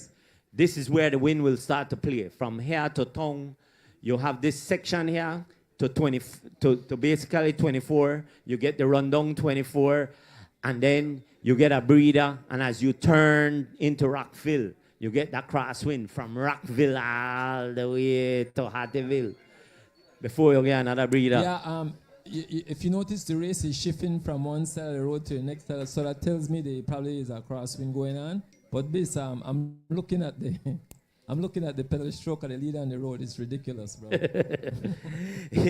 I mean, it's not a high cadence. It's just a big power on a steady move. And when guys riding big guys and they're struggling, when they get to what we call 12 o'clock, 12 to 1, you see them grinding, like the whole body rocking.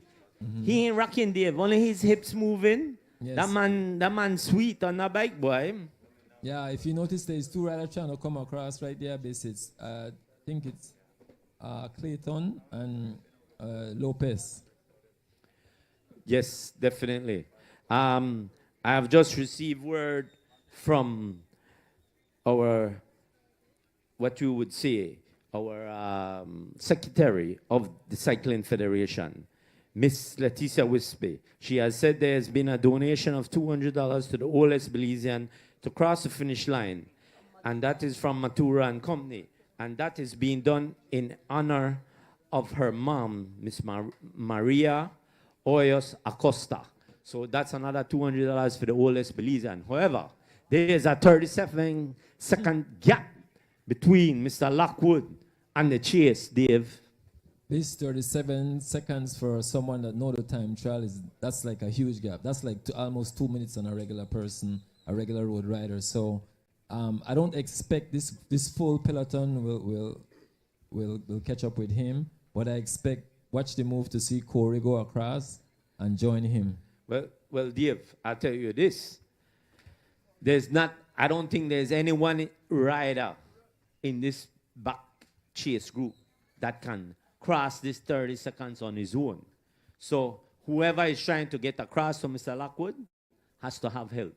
Yes. And like you said, if a one or a couple of riders are coming across, bringing a rider of Corey Williams or another rider from Blazers, they might be able to send word to Mr. Lockwood to wait up for them. But however, if they are doing what they are doing, just individuals attacking and attacking, it's working in favor of Mr. Lockwood as the time gap has increased to 37 seconds.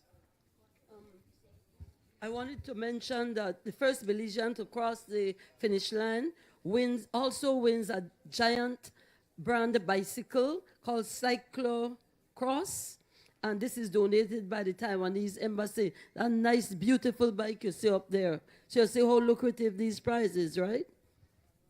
Definitely, and we say thanks to everybody that has donated prizes or have contributed in some way. Even you folks that are coming out to the BTL Park and the folks that have lined the highway from early this morning cheering on these riders. It is a great feat to ride 144 miles, or 140 now. In the old days, it was 144, Dave. Now it's at 140 with all the road, what you'd say, the betterment of the road. They have cut down hills, they have made straighter lines. And all of that.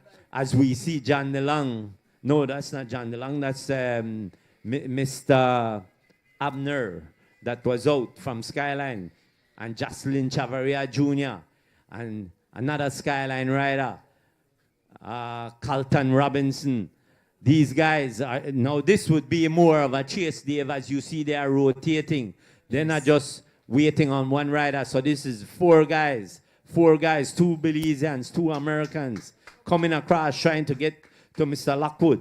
Mr. Lockwood, 37 seconds up front.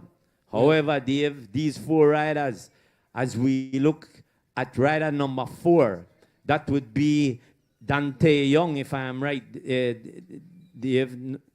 No, that's rider number 4 is Corey Lockwood. That's the man out front. Yes. So rider number 4 is the man out front, Corey Lockwood. Then we are chased by 4 riders. A Skyline rider number 90. What's that number?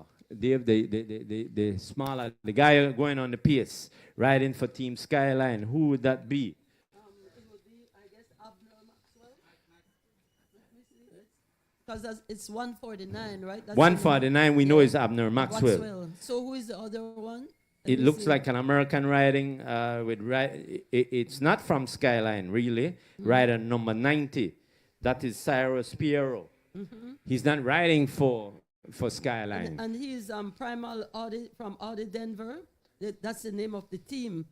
So folks, so he's a new one.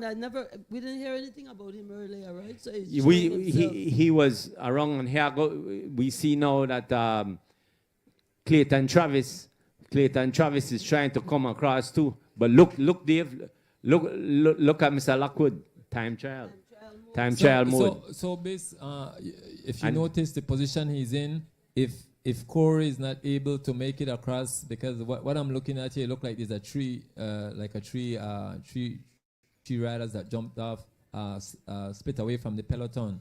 If Corey cannot make any with this tree group, you will expect to see Lockwood keep the pressure on the peloton and try to win it solo. Dave, check this out too. Just now I saw him put something in his, some kind of nutrition in his bottle.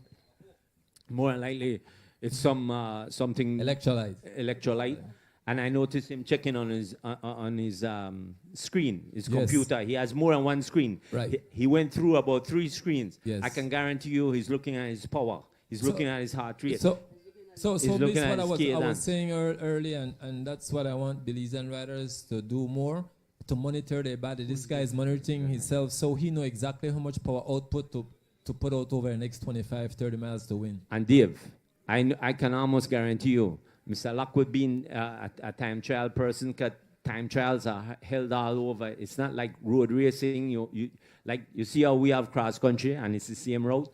Time trials are not always the same routes. They're moved all over the place. So I can guarantee you he has downloaded the finish of this race. So when he gets closer to the city, he will go and know the streets and know where that he ain't making no wrong turn, okay? He not going like how when we used to go to Mexico and the Mexicans send we the wrong way. That not happened to him. Mr. Lockwood is coming to town and he's focused, and he's right now at about just coming on to Gracie Rock. So based a year ago, we had this discussion. It was Johnny Brown.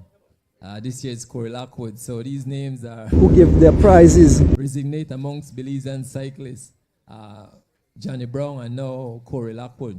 But like I said earlier, his pace and his cadence and everything, this is so intact. Even his pedal stroke. And like you see, he spent a lot of time looking at his screen because he want to make sure he's not overworking. Okay. And at this time, we'll go on. I think there's a $2,000 station prize at Leslie's Import. So if this man ride all the way, definitely gonna fill up the basket too.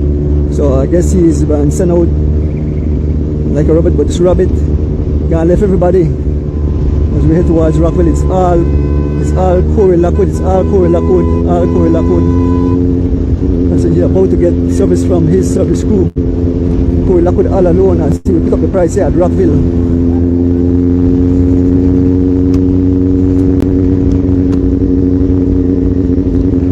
Just past mile 21, Rockville, we are one lead rider out front, Corey Lockwood.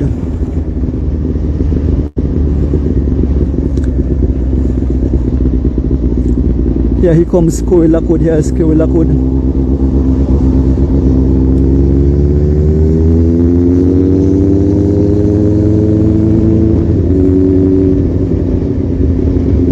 Race number 4. Lockwood, number 4, heading towards the city. He's been coached by Kaliman Williams, and I think Justin have abandoned the race.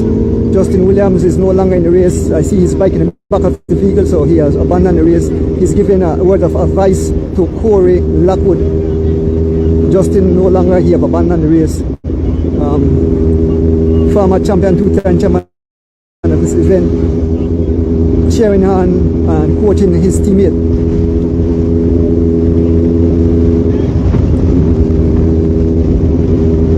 As Corey Lockwood punks the pavement, we're doing some 22 miles an hour in a headwind as we head towards mile 20 here, just past mile 21, heading towards mile 20 here.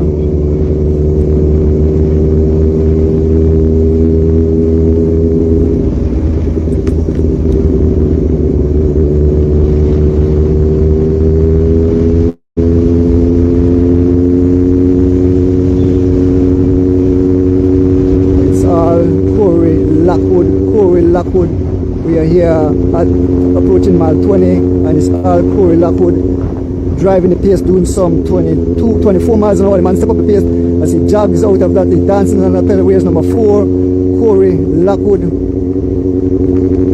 as he heads towards the city, all alone, broken clear of the main field of riders. We had a huge field coming, and these guys attacked, and the whole race came to pieces. They scattered like skittles over the tarmac, and it's all Corey Lockwood as we head towards the city.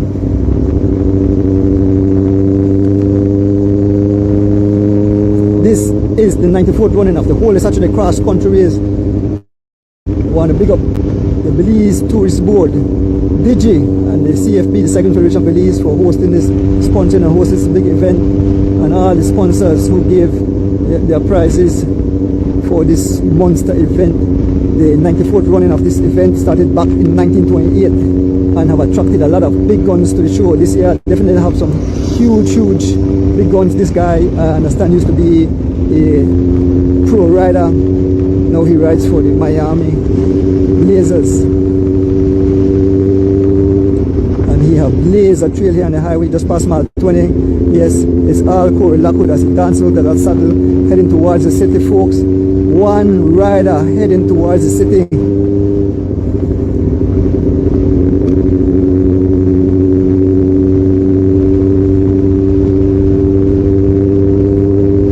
Corey Lockwood riding for the Miami Blazers. I want to big up all my people there. Big up on yourself. Join me Monday and Don't Bike Shop page for the inner cycling connection and Chamaria race, short fast race. But we are here covering the 94th running of the whole Saturday cross country race, and it's Corey Lockwood out front. He will give up all these prizes now. There's a station prize coming up, and Corey Lockwood will pick up this prize. Now have to fend off no one. It's Corey Lockwood. And at the back we had two serious cat who was in the break earlier this morning. We had Luis Lopez and we had Clayton Travis, who rode and picked up a whole heap of prizes. True, I think he left. He got away from just outside of Belma Pan. He ran all the way to Cayo and they caught him back just outside of Kamalut, the village. So the man picked up all those prizes through the rolling hills of Sadnaso. So he have a pocket full. He have to carry a container for carry all those prizes. But we are here with the lead rider on the road, number 4, Corey Lockwood, as we head towards mile 19 here on the George Price Highway. And that man is smiling. He showed no sign of suffering. The man is smiling.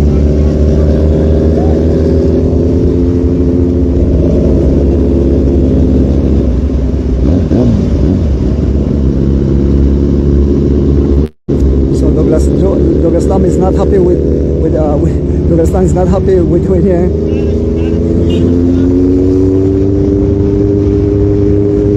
Got the guy on the inside. Here is Corey Lockwood all alone, number 4, past mile 19 here on the George Price Highway as he heads towards the city. In the 94th running of the Holy Saturday cross country race.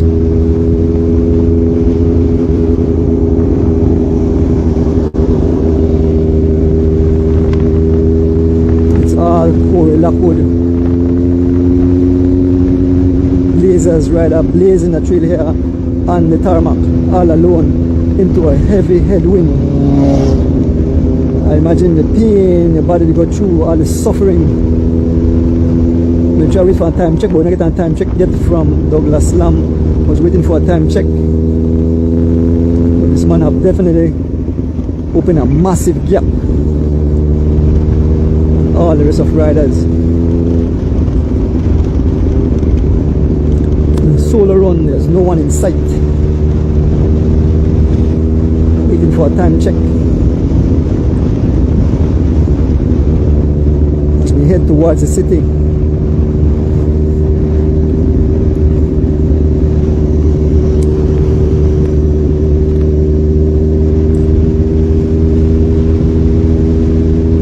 Heading towards mile 18 here on the George Price Highway. One lead rider up front. Corey Lockwood. Like I said, this man, the first name I have, that the boy said right down the danger man there, and his name is at the number 1 position. We have Jason Paez, we have Dante Young, we have Luis Lopez, we have Clayton Travis. So all the guys, they're in at the top 10 position and they are out here doing their thing. The only Belizean I see was chasing was young, it was Giovanni Lovell. I'm not sure if he's been caught. But we are asked to stay with this group at the top. Stay with the number 1 rider, Corey Lockwood. As we head towards mile 18 here on the George Price Highway in the 94th running of the Holy Saturday cross country race. Big monster every year. Like I said, starting back in 1928.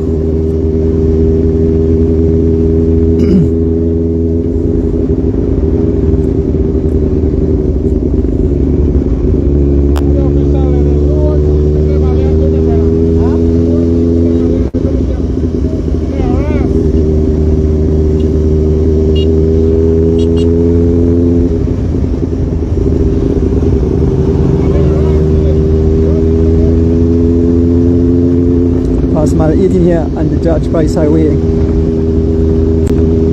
Corey Lockwood receiving service from his service crew heading to Hattieville.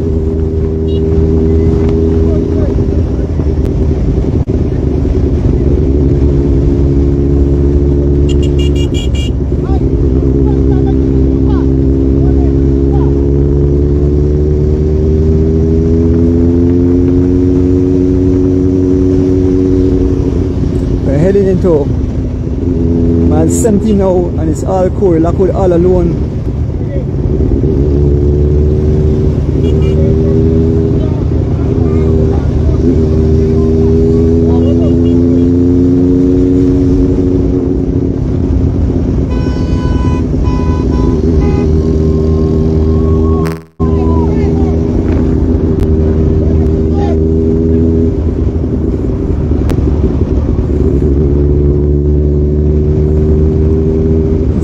Corey Lockwood as we head towards the city. We head towards Hattieville. We are just outside of Hattieville, and it's one lead rider, Corey Lockwood, up front.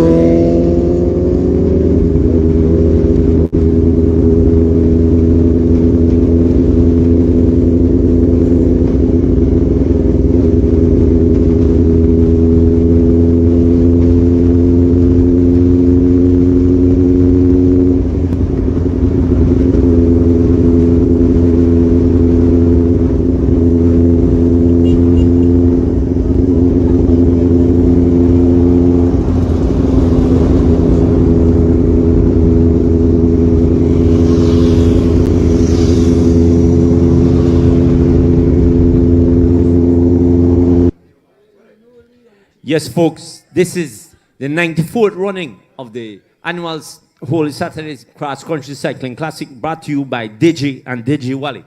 Folks, we know number 4, Mr. Lockwood, Corey Lockwood, riding for Team Blazers, is the man out front. He's being chased with the last time gap of 1 minute 14 seconds by these riders. Number 79, Luis Lopez, the Honduranian. Number 65, Carlton Robinson, the Belizean, riding for Team Alliance. Number 149, Abner Maxwell, riding for Team Skyline. The Canadian, number 80, Jean-Michael Lachey. And then number 147, Clayton Travis, riding also for Team Skyline. Number 106, another Belizean, Justin Chavarria Jr. And number 90, Cyrus Piero. 1, 2, 3, 4, 5, 6, 7 riders chasing one rider. However, the time gap is 1:14, Mr. Yarwood. And Mr. Lockwood, just keep looking at that dash. Yes. Hello. Yeah, I expect Lockwood to run away this one because the chase group and don't have any of his teammates. So there is no reason for him to let up, because to make 7 guys where there's none of his teammates coming across. So I expect him this. You might be looking at the champion. Definitely. Folks, we must say we are some 4 hours and 48 minutes or 49 minutes into this one. We know that the record is 5 hours and 40 minutes. So he's 451. He's at 451 and he's already at mile 17 or so, Dave. It looks like we might have a new record here. It probably will be close. I don't know the wind condition on the road, if there's a tailwind or a crosswind, so it's kind of hard to predict that. But what I'm seeing here, we have to pick up Carlton Robinson and Justin Chavarria Jr., because those are the only Belizean right now on the road that's in good position. And what's going on here too? Our boy is back to riding. See, Dave, I wonder about Mr. Lopez. Like when he's in a group, like he open and close, like I said, he crabby. This is what you do when you're trying to dodge from going on the front and play what you do. When the first guy come off the pace, you just make a gap farm so the guy can fit back in, and then you sit back behind him and ride yourself right back on the yeah. So he play pass on. Yeah, just not pass him or say he's riding smart. I mean, he don't have no teammate right there, so you have to ride defensive. because he probably wants to get a very good position. So what he's probably doing is just trying to save as much energy as possible. Definitely, definitely. Folks, again, the man out front riding for the Miami Blazers is Mr. Corey Lockwood. He is the man out front. The last time gap was 1 minute 14 seconds. He's being chased by 7 riders. We have Luis Lopez, Carlton Robinson, Abner Maxwell, Jean-Michael Lachey, Clayton Travis, Justin Chavarria Jr., and Cyrus Piero. Those are the 7 guys that are leading this race. So, Bish, just a quick take. So, you know, Corey Lockwood and last year's cross-country champion, Oscar Quiros, ride for the same team in the States, which is Miami Blazers, and it's owned by Justin Williams. So that's a branch off from the Legion. So, yes, that guy can ride. Definitely, definitely. Mr. Piero, the man on the front, followed by the Canadian Jean-Michael Lachey.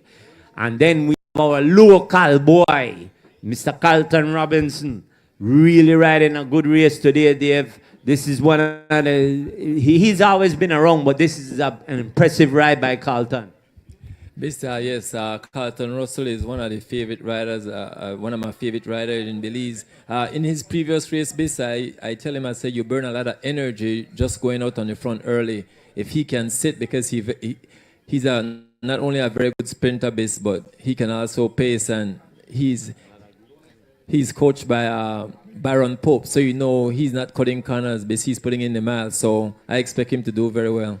Yeah, and I wanted to chip in to add the amount of prizes coming this way for the first Belizean and other special prizes, because remember, the first Belizean gets recognized and a lot of prizes in cash and kind. One of the first one is a giant brand bicycle, a cyclocross, donated by the Taiwanese embassy. There's one from Matura and Company for the oldest Belizean to cross the line. 200, I guess they have to show it in Social Security card.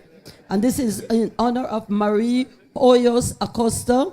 There's also Happy Home Builders, Mr. Sir Andy. Sir Andy is giving $500 to the first Belizean again. And then, last but certainly not least, Echo Belize TX Realtors, that's Marlon Samuels, is giving $200 to the first Belizean. Amongst that, there are a lot of other prizes. $200 to the youngest rider, $200 plus cash, donated by Teresa and Mauro Castellanos in the memory of.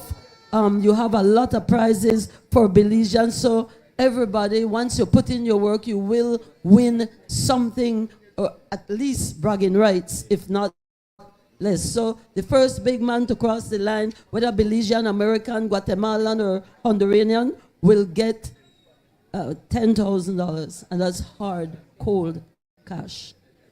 Definitely, folks. We must say this is 94th running of the Holy Saturday Cross Country Cycling Classic, brought to you by Digi and Digi Wallet. We also want to say thanks to some of the sponsors, Atlantic Bank, Belize Bank.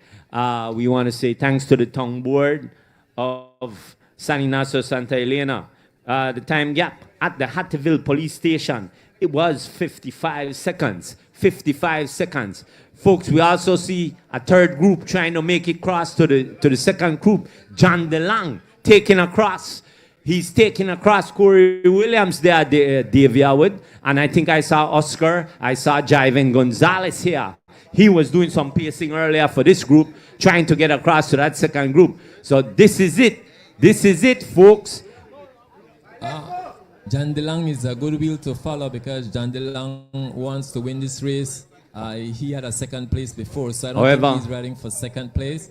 But what if you notice, whenever John DeLong move, Corey move with him, and that's just to keep him in check and trying to break his momentum from picking up just a long, steady pace. But what's going on here? John DeLong won't help this group, Dave. No, John DeLong has 2 of his teammates up in the second group, so he won't help this group to come across. But what John DeLong is trying to do, he's trying to get across to the other 2 riders from his team, and so then you'll have three teammates trying to catch one person. So Yeah, I think but that's why he don't want to take no one with him. That's why if you notice, he will whenever they attack. locked on, he free wheel. But Corey's doing a good job also, because when you lock onto his wheel and then he looks back and asks for help, you just sit on his wheel so you could break his momentum.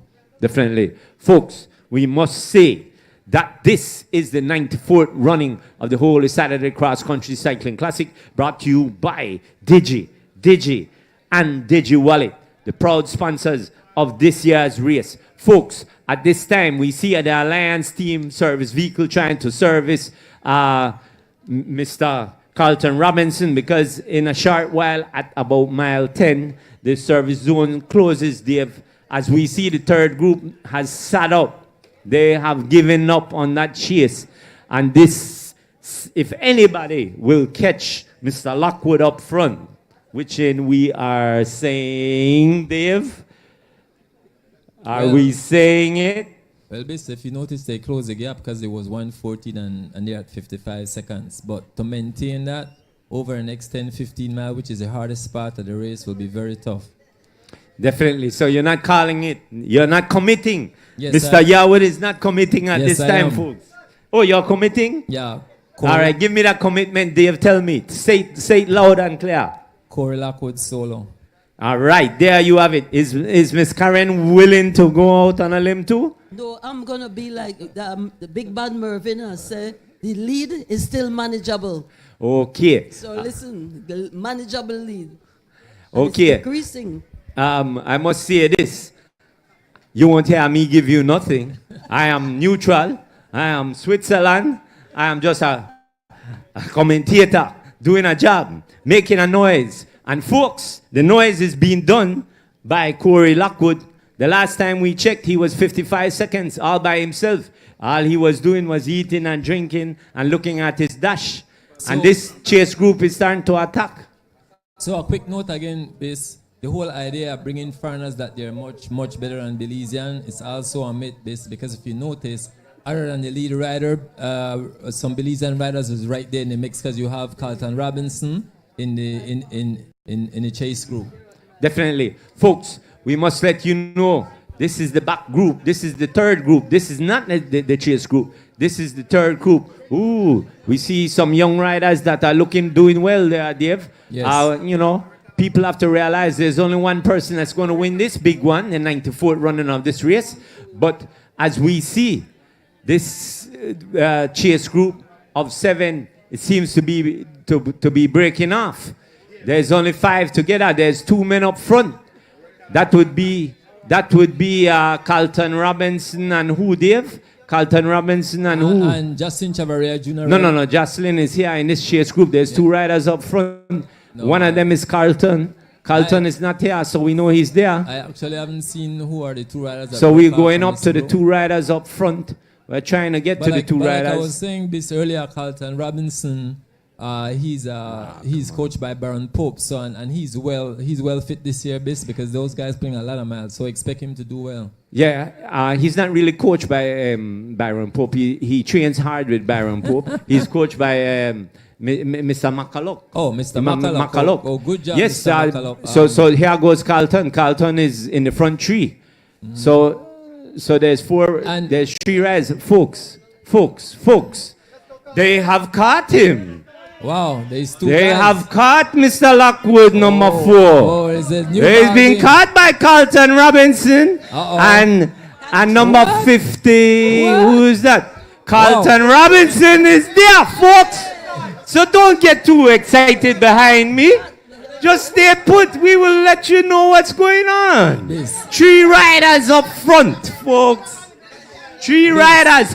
Carlton Robinson. And now the other riders, Dave, you committed too early, David. Oh. Yes, I got to backtrack on that one. This race has opened up again. I would like to see. So you have 2 Belizean here. You have Carlton Robinson and you have Justin Chavaria Jr. And if you notice, it looks like John DeLong is right there. Right, so Folks, we'll try and get all the riders that have made it across. The crab is here. Mr. Luis Lopez. We see Justin Chavez. Luis Lopez. Number 149, Abner Maxwell. Number 80, the Canadian Jean-Michel Lachey. Number 58. That's the number we are looking for. 58. Help me out, somebody. Give me number 58. Number 58. Dave, look him up for me, would you? And folks, this is the lead group. The lead group. Number 58. I think he's riding for Skyline, if I'm correct. Number 50. No, he's not riding for Skyline because he's not in green. Number 58. Yes, Alex, number 58. Alex, oh, running hula hoop. A guy that has came second, the Guatemalan. Woo! Hula hoop. Hey, John, Lockwood. Oh, and this is Travis Clayton. Travis Clayton. He did his job. He has done his job. He's been dropped. He's been dropped. In the main group, so. He's been dropped, folks. Travis Clayton has been dropped. If we can go back to the front of this exciting 94th edition of the Holy Saturday Cycling Cross Country Classic, we'll try and give you the exact number of riders in this group. We have 3 and 4 that we are looking at. 7 riders, Dave. 7 riders up front. If we can get a little silence from the crowd in the back, we would be able to give you these players. Well, folks, can we ask that can we ask the back crowd to kind of hold it down for us, please? Everyone is very excited because this is the first time since the last time when Hassan run, where there's a Belizean actually in the hunt to win it, and you have 2 Belizean.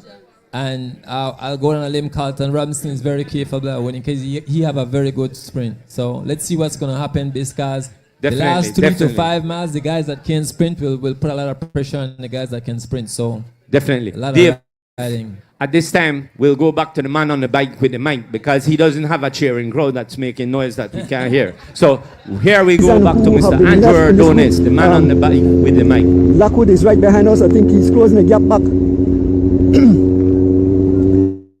Lockwood is making his way back.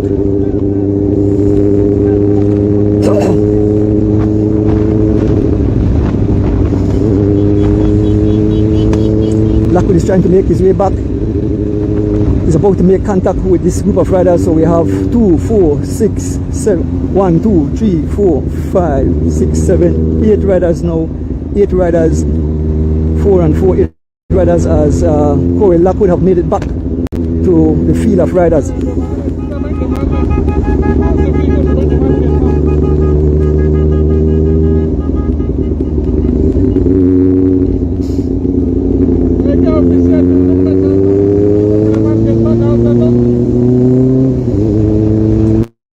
Folks, we are up here with the lead pack, some 8 riders, only 2 Belizean here, Carlton Robinson and Young and Jocelyn Chavaria Jr.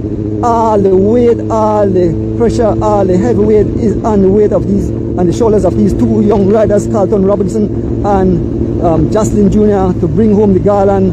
The defending champion is at the back. Oscar Curios and all the big hitters are at the back.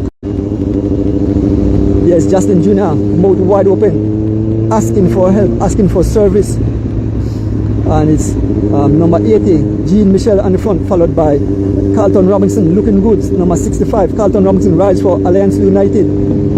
The man have the jersey almost look like teammates, There's Corey Lockwood moving up as we pass mile 11 here on the George Price Highway as we head into the city. Folks, come out on the Central Boulevard.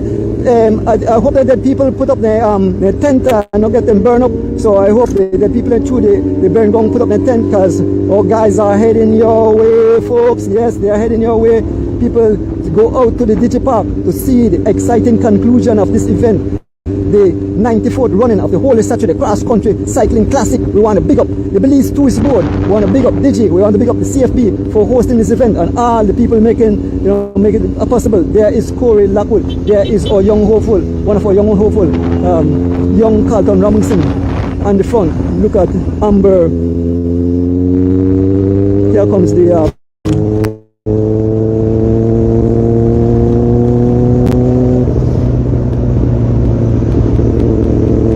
type of way. We don't want to use our cycle as some kind of thing to motivate us off. And Carlton Robinson immediately respond to the onslaught of Jean Michel. Riders all over. Look at how the trees are bowing down. Look how the trees are blowing down. A heavy headwind, and these guys are doing close to some 24 miles an hour in this headwind. OMG, the race have started to heat up. Folks, who will it be? Will our young superstar Carlton Robinson and Jocelyn Jr. defend the nation against the onslaught of the massive invaders who have come on our turf to our jewel to try to take it away from us? Look at the face of Carlton Robinson, very concentrated. The man's paying keen attention. He's on the pace. Carlton Robinson on the pace. As there's a prize here at mile 9, 11, 10 and a half, and Carlton will pick up that prize.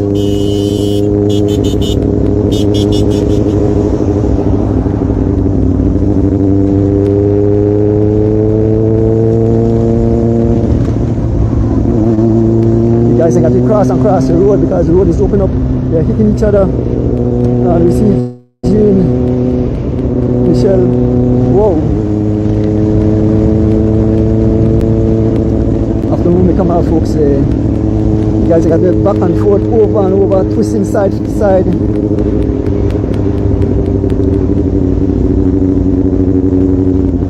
So service zone is closed.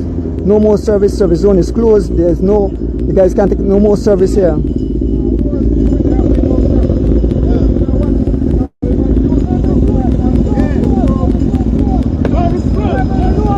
No more service, no more service. We're at mile 10.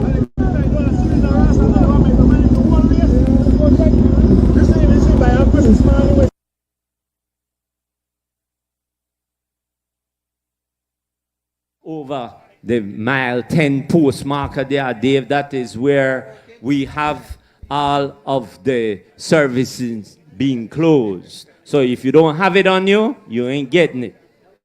I must say it's impressive riding to bridge that a gap from it came down from 120 to 55 and then put back the 7 guys in the hunt. It's exciting. This race right now, I would give it to the sprinter in terms of having the edge because right now it seems best we probably might be looking at a sprint finish, but still you still have good pacers. I look for the guy Lopez base. If you notice, he's right there, and he's sitting. So don't be surprised if he makes a move based and trying to win this race. Okay, folks, let us give you the riders that's in this lead group. We have number 4, Mr. Corey Lockwood riding for Blazers. Number 58, Ronnie Hula Hoo riding for the Guatemalan team. Number 90, Sirius Piero. Number 106, Jocelyn Chavarria Jr. Number 80, Jean-Michel Lachey, the Canadian. Number 149, Abner Maxwell. Number 79, Luis Lopez. And number 65, Carlton Robinson. Those are the riders, 7 deep, coming to the city. We are at mile 9, Dave, just at mile 9. So if you're not out here, you better start running, Dave. Yes. Basically, I just want to say the riders on the road is 5 minutes, say 12 seconds, and the record is 5:40. So it looks like it's going to be very close. Yo, the record is being close to being broken, folks. You want to be out here because history will be made if that record is broken. That was held by Mr. Ryan Baumann of 5:40 and 12. Right now, we must say, folks, these 7 riders are out front. The Canadian making a bid for it with Jocelyn Chavarria Jr. Those 2 have opened a small gap, Dave. Jocelyn Chavarria Jr. defending the nation, holding all hopes of all Belizeans on this blessed Holy Saturday. As we see Mr. Abner Maxwell trying to close down these 2. Jean-Michel Lachey, the Canadian that have me twisting my tongue trying to speak French, with Jocelyn Chavarria Jr. Now they have been closed down by Abner Maxwell, Ronnie Hula Hoo, and Cyrus Piero, and Clinton Robinson. Those guys and Corey Lockwood, those are the seven riders trying to take the 94th edition of the Holy Saturday Cross Country Cycling Championships. Folks, like I said, if you want to be part of history, Dave, you got to be here at the Digi Park, the proud sponsor of the 94th edition of this Holy Saturday Cross Country Cycling Classic. Karen? So this record is 16 years old. Remember when Ryan won that at the Memorial Park those times? Mexico. Ronnie Hula Hoo has jumped out, and there goes Carlton Robinson. Let's go, Carlton saying that Guatemalan is out front. I gotta get him.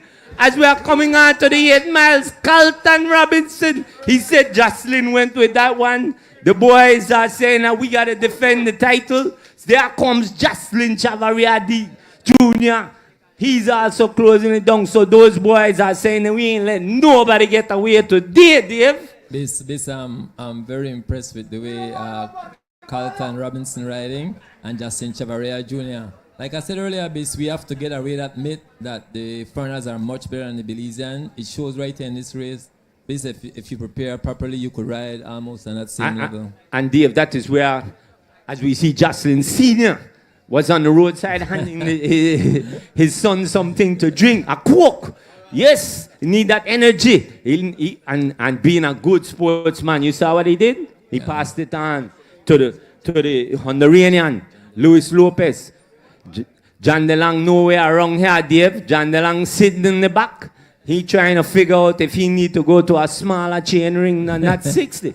So, folks, let's give you the names again, Dave, so that you're comfortable. Number 149 is Abner Maxwell. Number 79 is Luis Lopez. Number 65 is Carlton Robinson. Number 80 is John Michael Lachey. Number 106 is Jocelyn Chavaria. Number 90 is Cyrus Piero. Number 58 is Ronnie Hula Hoo. And number 4 is Corey Lockwood. Those are the 7 guys making the way. We are at just about mile 7, Dave.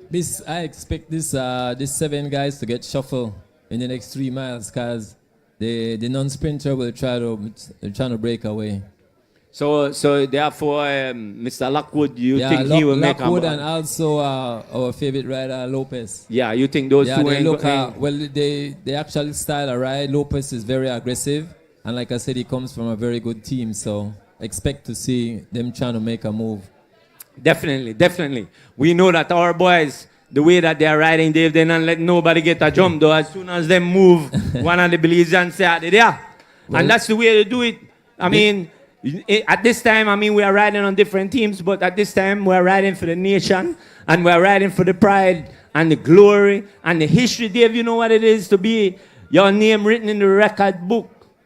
That no matter what, it cannot be taken away from you. Jocelyn Chavaria trying to join his father. His father's name in the record book, but not on the first line. He's on the second line, but he's in the book, as we would say. So, folks, we have 7 riders heading to the city, and it looks like it's in record time or just about. So if you want to be part of history in the making, you might want to head out to the Digi Park to see this big finish, folks. These riders, there was a rider that making a move, but there we go, Carlton Robinson covering. The Canadian rider has made a move. That was John Michael Lachey. And here comes Corey Lockwood. Corey Lockwood trying to close down those 2 riders. Folks, 7 riders. 7 riders trying to make it. There goes Mr. Piero. There goes Hula Hoo. Followed by Jocelyn Chavaria Jr. These guys are trying to make it over to the front 2. The front 2 is John Michael and Carlton Robinson. Small gap, very small gap. However, we're at mile 7, Dave. 7 miles. 7 miles to go. And these guys, 7 miles with 7 men, trying to make this championship of the 94th Holy Saturday Cross Country Cycling Classic. Oh my goodness! What a way and what a whale of a race! The winner will definitely come from one of these 7 guys right here. But besides, also I'm looking at Carlton Robinson. I could tell he's strong because whenever someone moves, he go and close them down. So that tell me he still have a little bit. He's still strong. Definitely, and Dave Carlton riding a smooth gear. He not fighting his gear. He not pounding no big gear. Carlton look well. So does Jocelyn Jr. Jocelyn Jr. looks in good form. Good form, Dave. Based on Carlton Robinson also is not from a big team. The Aliens team is a very small team, and they like piece together, sponsor us. But by the end of the day, it's the work you put in training will show in the race. So definitely. At this time, we'll see what Karen has to say.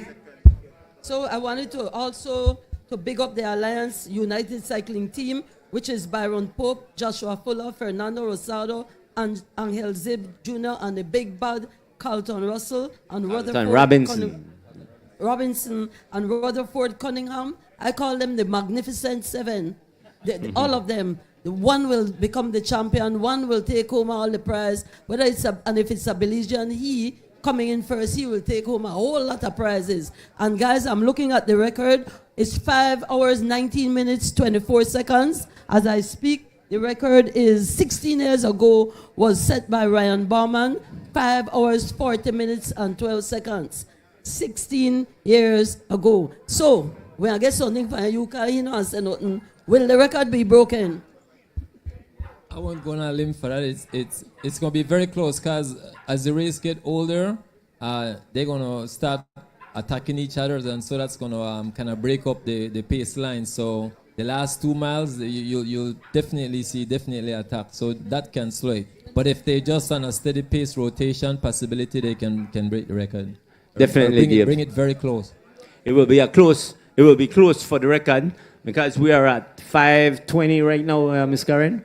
We are at 5:20, and the record is 5:40, and we know that we are at a mile 6. At a mile 6, just getting ready to climb the Barton Canal Bridge. So, and then that's 6 miles to Belize City and another about 2 miles through the city to get to the finish. So, an attack by Hula Hoop. The Guatemalan has jumped out. He used the little incline. However, he's gone. Who's going to go get him? Somebody needs to pick it up. There goes.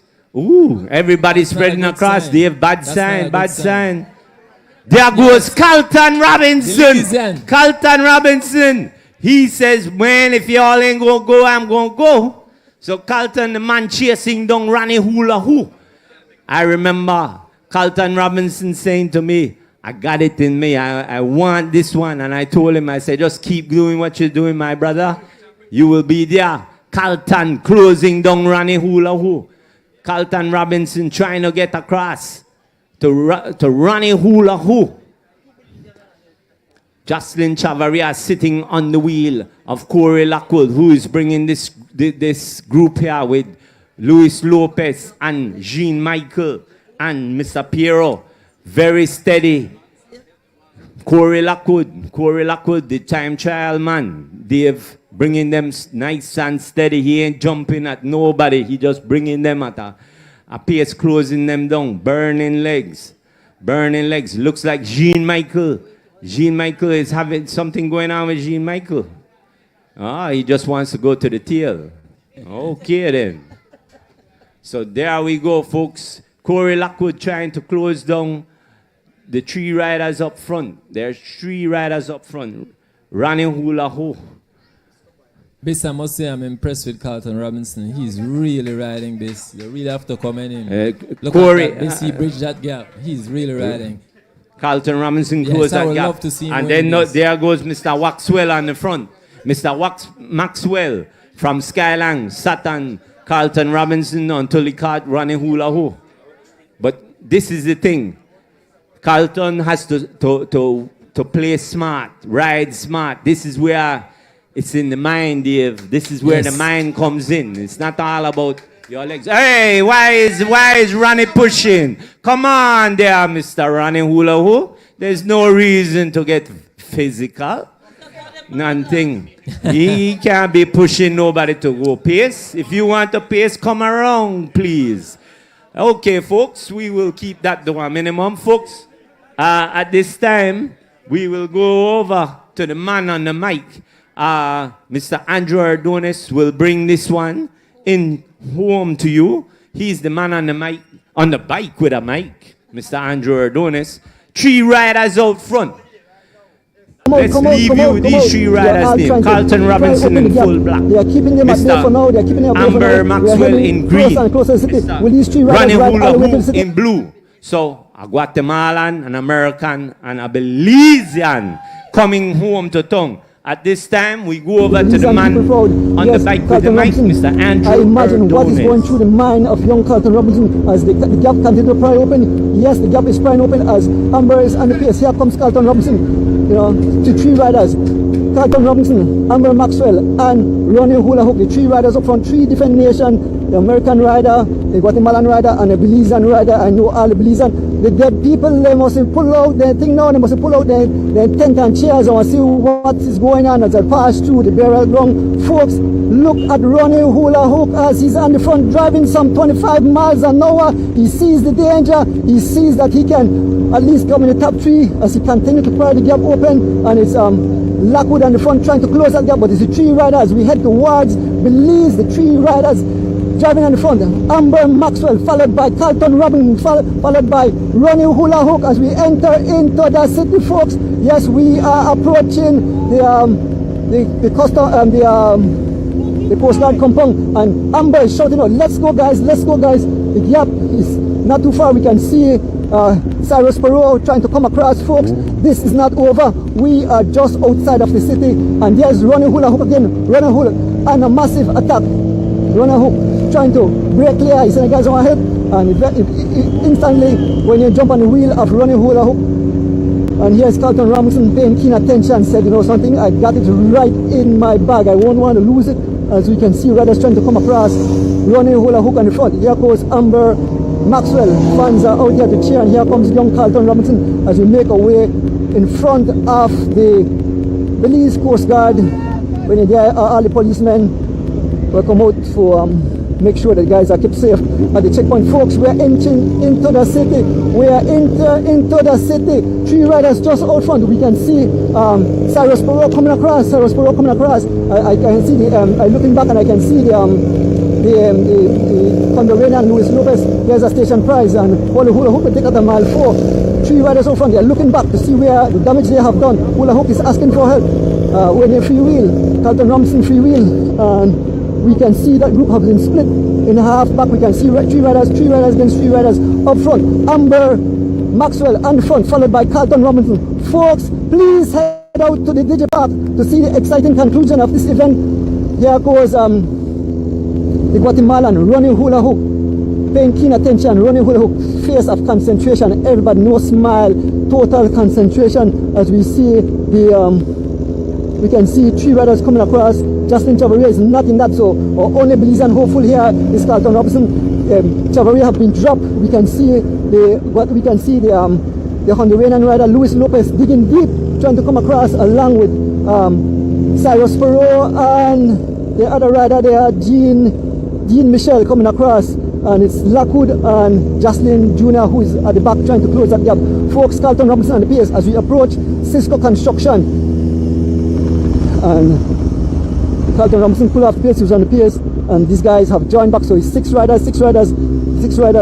And here goes Jean Michel on the attack. Jean Michel number 80 on the attack. Immediately he's been marked by Cyrus Perot. Here goes number 149, Amber Maxwell. Carlton Robinson digging deep. A small gap has been opened up to Hula Hoop. Here goes the Salvadorian rider, Luis Lopez. Folks, this is heading into the city. This is exciting. Riders scattered all over the tarmac as Perot pushes Cyrus Perot free wheels as Amber Maxwell said, you know something, I came all this way, I won't give up.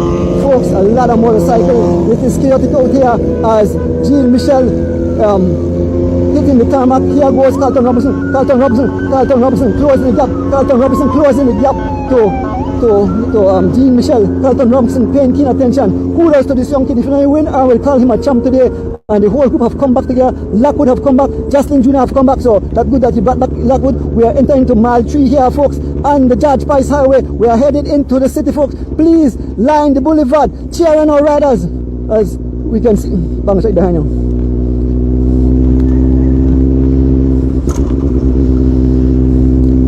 As Jean Michel, the Canadian rider, here goes Carlton Robinson paying keen attention. Carlton Robinson immediately joined the wheel. There is Cyrus Perot, there is Corey Lockwood, Jocelyn Jr., Amber Maxwell, Ronnie Hula Hook, and Lewis, lone heavy hitters, folks, lone heavy hitters. All the guys I have, all the guys' names are on my list right now. I have all these guys, all the foreigners up here that did damage today. Folks, we're heading into the city. The winner will come from this group of riders. The winner will come. They have come to us load, so we know some more attacks will happen. Folks, please come out and cheer on our riders. Please, two Belizean hopeful here, Jocelyn Chavarria and young Carlton Robinson, as we head into the city.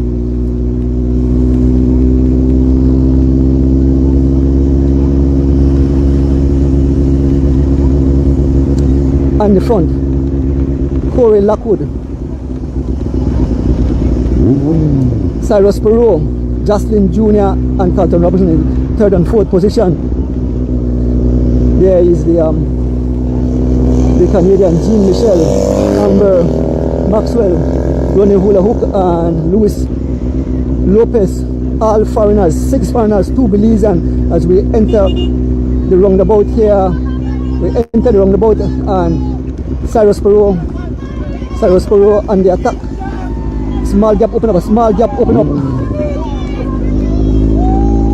As the 6 riders pass, the 7 riders pass, 8 riders pass us, 8 riders heading into the city, folks. 8 riders headed into the city, and now Jean Michel on the attack. Immediately Carlton Robinson immediately marking Carlton Robinson immediately marking a small gap. Here goes Amber Maxwell closing the gap to the 2 lead riders, Jean Michel, and immediately Carlton Robinson answered the call. There's Justin Jr. digging deep, folks, as we enter closer and closer to the city. We are almost at the central, pass through the bearing ground, heading towards the center. Now, here goes Hula Hook, let's go Carlton, here goes Hula Hook, and Luis Lopez, and immediately Carlton Robinson immediately respond to the onslaught of attack after attack. A gap has been opened up, 3 riders up front, running Hula Hook, Luis Lopez, and Carlton Robinson, the hero of the day for Belize riders. Carlton Robinson making sure he marks every attack. Luis Lopez on the front. He asked Carlton to come out, but Carlton have been jumping after every single. Here comes Amber Maxwell bringing back the riders. Jocelyn sitting right on the wheel of Amber. Folks, run out of voice by the end of this day. There's Carlton Robinson paying keen attention. Folks, who will it be? As we are inching closer, to we're just a few miles from. There's a $2,000 station prize, I believe, at Leslie's Imports. Let us see who will get a prize. Carlton Robinson paying keen attention. I know Carlton Robinson know that prize is there. Carlton Robinson paying keen attention as we approaching. There's another station prize here at mile 2. And Carlton Robinson, and there's an attack. Cyrus Perot get that prize.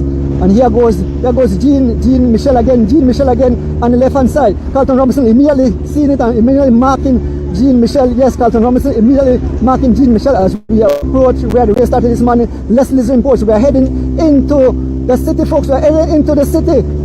8 riders, and again there's a gap formed to Corey Lockwood. A small gap has been opened to Corey Lockwood. He's definitely paying the effect of the day. Yes, we passed Leslie's Imports, and it seems that Jean Michel got the prize, at $2,000 prize, I think, but Carlton Robinson is more keen on winning this cross country, so he's not worried. There is the family of the Ogiers. They gave $250, I think, station prize there. There is Carlton Robinson paying keen attention. Folks, we are approaching the burial ground, and again the folks are out. The people have tent up this time. Yes, I can see them. They have tent up this time. Umbrella. water, everything, table and everything. So we approach Bergong. We have Carlton Robinson there, cheering on Carlton Robinson. We have Jocelyn Jr. at the back. We have two Belizean hopeful, and Carlton Robinson answering every call for Carlton Robinson answering every call as we pass through the burial ground. There's an attack again by Luis Lopez, and again Carlton Robinson again. Carlton Robinson answering the call. Carlton Robinson answering the call. Look again, the dead people are raised out of their grave again. A second time in a row, the dead people are raising. This time they have umbrella, they have chairs, they have whiskey, everything they have in their midst. Yes, as we make our way, a small gap has been opened up. It's been separated. Carlton Robinson, the only rider, 4 riders up front. Luis Lopez, Carlton Robinson, running hula hoop, and Amber Maxwell as we pass through the bearing ground. Please, dead people, don't go back to sleep. You know, just pray for Carlton Robinson that he wins this cross country. Folks, we are heading towards the Central American Boulevard, and it's Amber Maxwell and the pace driving some 24 miles an hour. Yes, the gap have been opened up. It's split in half, 4 against 4. With the pass Big Rich, with the pass with the pass Kadim Banks, with the pass Jermaine, and all these guys who are passing. There's a station price. They are on the front. Amber Maxwell followed by running hula hoop, Luis Lopez, and only hope in the bag, just 2 hope, but Carlton Robinson right here. Look at the Central American Boulevard. It's in line with fans. Yes, lined with fans as the gap being opened up, and the 4 riders up front, 1 Belizean rider in the group. We have, that's the running hula hoop, Luis Lopez on the front, mad, the man dig deep, and immediately he's been marked by running hula hoop. Here goes Luis Lopez as he makes his way around the roundabout separation. Here goes Carlton Robinson, the whole nation is cheering for Carlton Robinson. The whole nation is cheering for Carlton Robinson. He's digging deep, a small gap. These guys have a small gap on Carlton Robinson, but he's digging deep as we are on the Central American Boulevard, folks. We are on the Central American, heading towards, and look at them running hula hoop again on attack. Carlton Robinson, a small separation to Carlton Robinson. Carlton Robinson have been dropped and running hula hoop, and the move he's driving has been followed by Luis Lopez and Amber Maxwell. Here is only hope, young Carlton Robinson, who paid attention to all those massive onslaught of attack, and it's young Carlton Robinson, 3 riders up front. Luis Lopez on the go. Luis Lopez open a small gap to running hula hoop. Here goes Carlton Robinson. We are on the Central American Boulevard, heading. We're passing the Civic Center, and a small gap, 3 riders up front, 3 foreigners. Luis Lopez driving it, followed by Amber Maxwell and running hula hoop. Here is our rider. We move up to the Tech de la Coast, 3 riders, and it's Luis Lopez driving the pace. Luis Lopez driving the pace as they open a gap, and Carlton Robinson was not able longer to stay with these guys, and it's Luis Lopez heading towards victory, but it's not over Amber Maxwell and running hula hoop right there in his mix. These guys are doing some 25 plus miles now. We go around the roundabout, look at the Belizean flag, the patriotic flag, and here it's Luis Lopez open the gap, trying to open the gap. He's digging deep. Luis Lopez, the Honduran rider, digging deep, hula hoop, looking back to see where the riders, and Amber Maxwell trying to close the gap, and it's all Luis Lopez on the drive. Luis Lopez driving, giving his all. Here goes running hula hoop, trying to close the gap. 3 different nations, a Honduran, a Guatemalan, and an American, as we head towards the finishing line here on the Princess Margaret Drive. Listen to the fans, listen to the crowd, folks. We are heading towards the finish, and it's all Luis Lopez who is digging deep. This man, he said, here what, I give my all, Luis Lopez, and the guys passed the shop and said, honest, Luis Lopez is a dangerous group. That man is a monster. These guys free will, he continue to crank it up, to push it, and a serious gap have been opened. I think the guys must probably catch Carlton Robinson, but it's Luis Lopez and a solo run. As we make our way towards the Baron Jones. We are not too far from the finishing of this event, folks. We are not too far from the finishing of this event. Yes, Erson Butler on the side, and Amber Maxwell trying to close the gap. He looks back at hula hoop, and they are leaving Luis Lopez to ride away with victory today. Luis Lopez can be the first Honduran to win the Holy Saturday, the 94th run of the Holy Saturday cross country race, and Luis Lopez driving hula hoop, trying to bridge that gap, but it's all Luis Lopez. Luis Lopez driving it away, and hula hoop is still looking back, and Amber is telling him, no, I'm not going to help you, I'm not going to hold you. If you want to get over, you got to get over, and it's all The Honduran rider, Luis Lopez, who is driving for the line. That's it. These guys have surrendered. It's Luis Lopez who will become the 2024. So the Honduran rider, first Honduran rider winning this event, the Holy Saturday Cross Country Cycling Classic. The 94th running is Luis Lopez. It's Luis Lopez. As we head towards the finishing line, it's Luis Lopez. Yes, Luis Lopez heading towards the finishing line. Luis Lopez all alone. They're holding a massive gap. I don't think these guys will come back. Luis Lopez, the Honduran rider, riding this man in the break. This guy is a madman. He's a powerhouse and he's riding towards victory. Luis Lopez. He was out early this morning, stayed out, and he joined very well off the brakes. The fans are looking to see if it's a Belizean, but it's not a Belizean. It's Luis Lopez. As we head towards the finishing line, look at the fans. You can see they are very saddened to know that our Belizean rider won't be there to capture it. It's Luis Lopez. Luis Lopez. As we head into the finish line, it's Luis Lopez. The man will ride into victory. He's all alone. He's digging deep. He's giving his all, sucking for all those oxygen in his lungs. All his bones are crying, his lungs are crying, but he said, I can smell victory, I can smell victory. The first Honduran to win the Holy Saturday Cross Country. This is the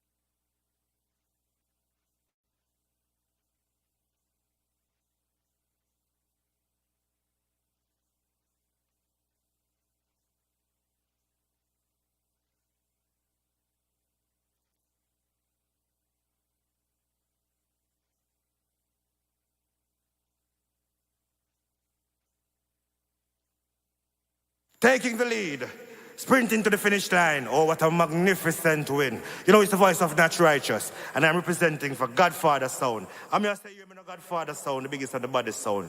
Belize, all the Belizean. My name is Nat Righteous, and I represent Jamaica. And I want to say, Max.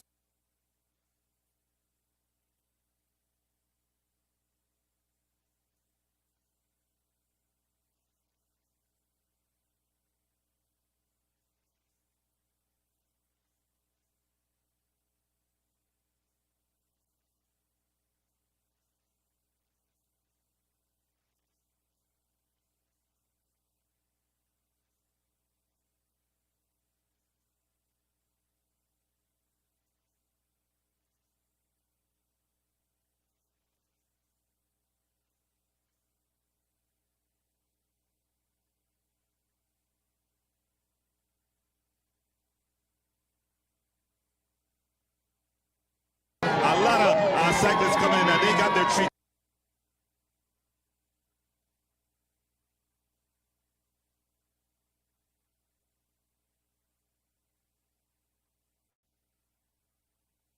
Yeah, it looked like we lost we lost audio at the end of the race.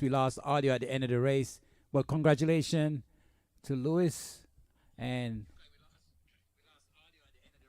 all the Belizeans that ride today. You guys did an awesome job. The best man win, right? Yeah.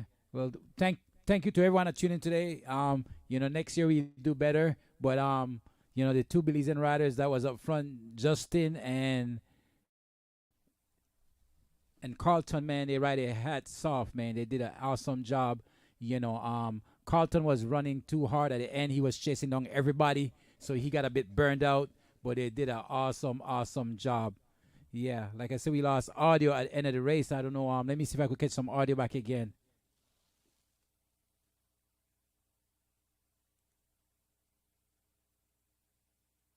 Forget that he is a 2022 Honduran champion, the Costa Rican champion.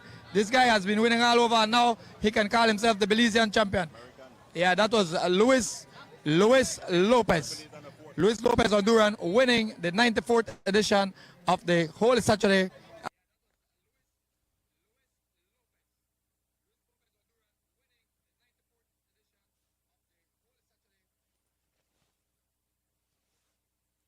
Respect.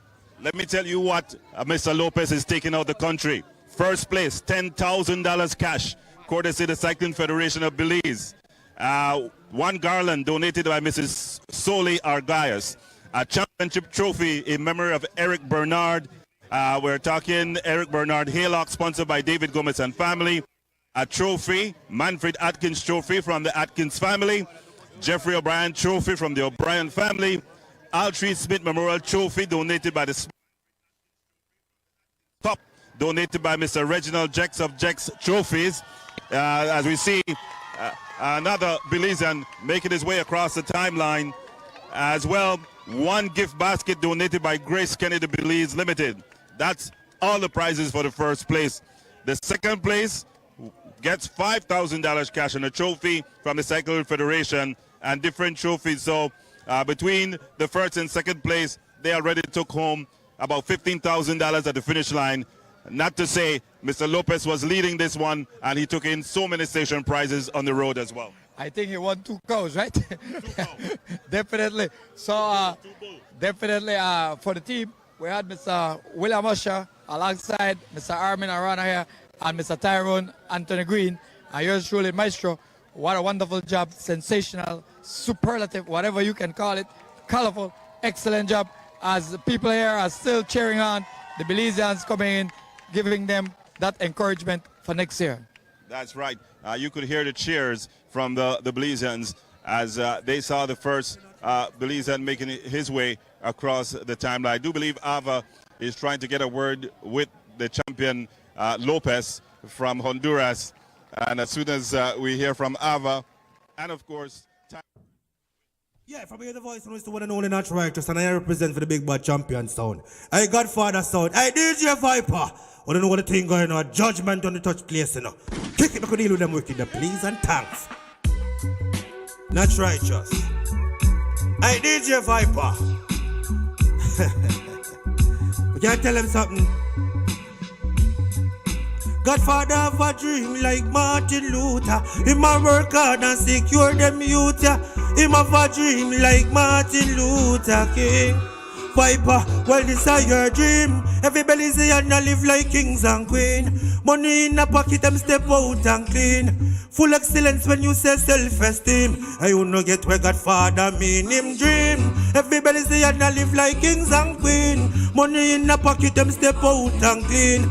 Full excellence when you say self-esteem. I hope you know where Godfather mean. Them not tell you say Belize nice, but them ever want tell you about the other side. When no food, no in a plate and people paranoid. But there are many different chronicles to get to life. Godfather tell you about dream, and not just chain and pendant. Business not the ghetto from the back to the entrance. Rise get to youth and make we seek with redemption. Tired for see the ghetto face sentence. Belizean dream, every ghetto youth a live like kings and queen. Money in the pocket we step out and clean. Full excellence when you say self-esteem. I hope you know where Godfather mean. Now a dream, every ghetto youth a live like kings and queen. Money in the pocket we step out and clean. Habla English? No. So we need a translator. We need a translator immediately. We need a translator.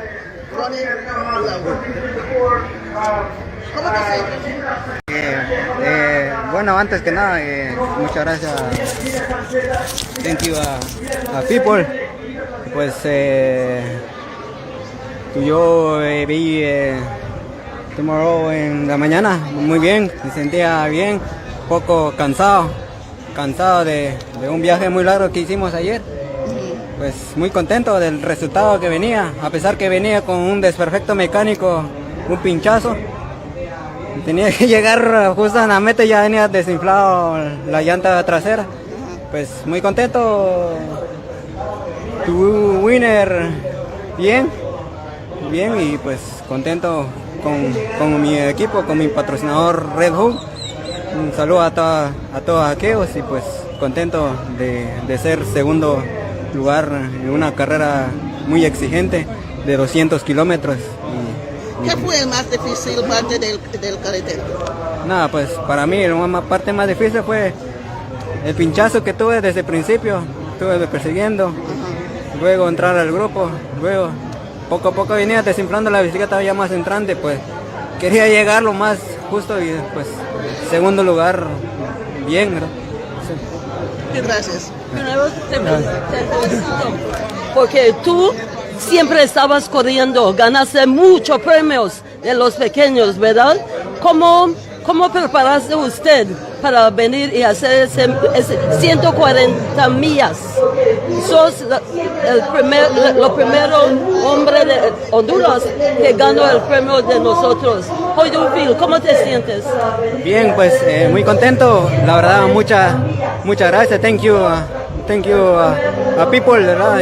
Muchas gracias a toda la gente por la invitación. Muchas gracias. Siempre hemos venido aquí y pues este segundo lugar que tuve, pues muy contento para mí, tanto como para mi equipo, Red Hook, y a todos los patrocinadores. ¿Veniste con un team o veniste solo? Sí, venimos con cuatro integrantes, pues feliz de ese segundo. Si puedes decir, ¿cuántos años tiene usted? Tengo 26. 26 es una bendición. Te felicito de parte de los beliceños. Congratulations. Muchas gracias.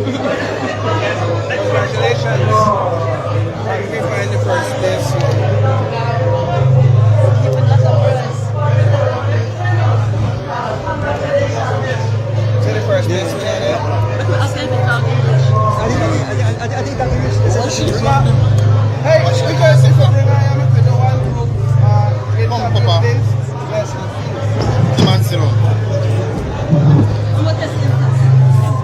You speak English?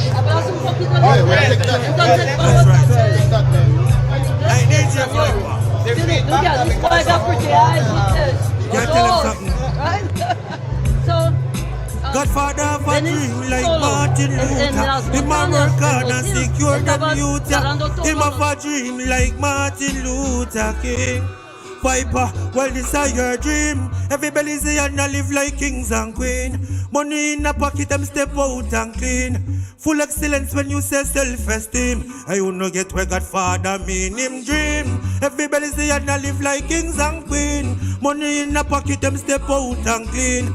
Full excellence when you say self-esteem. I hope you know where Godfather mean. Them not tell you say Belize nice, but them ever want tell you about the other side. When no food no in the plate and people paranoid, but there are many different chronicles to get to life. Godfather tell you about dream, and not just chain and pendant. Business not the ghetto from the back to the entrance. Rise get to youth and make we seek with redemption. Tired for see the ghetto face sentence. Belizean dream, every ghetto youth a live like kings and queens. Money in the pocket we step out and clean. Full excellence when you say self-esteem. I hope you know where Godfather mean. Now a dream, every ghetto youth a live like kings and queens. Money in the pocket we step out and clean. Full excellence when you say self-esteem. I this a DJ Viper dream. Let me tell you about Belize. If you think you cannot blind Sunday evening, touching up a ball, play your six aside. Many that shit way, but man hang on to them pride. Go ask the uptown girl, we come get up, come all the vibes. Mentally, physically, financially, youth equip. Youth when we make a difference anytime the dollar dip. Perfect role model, excellent leadership. Turn around and grand scholarship. DJ Viper, me know you have a dream like Martin Luther. You have work hard and secure them future. You have a dream like Martin Luther King. Well, it's a Godfather dream. Every ghetto youth a live like kings and queens. Money in the pocket we step out and clean. Full excellence when you say self-esteem. I tell me Crop where you decree my dream. Every ghetto youth a live like kings and queens. Money in the pocket we step out and clean. We step out and clean. We step out and clean. One step out and clear, yeah.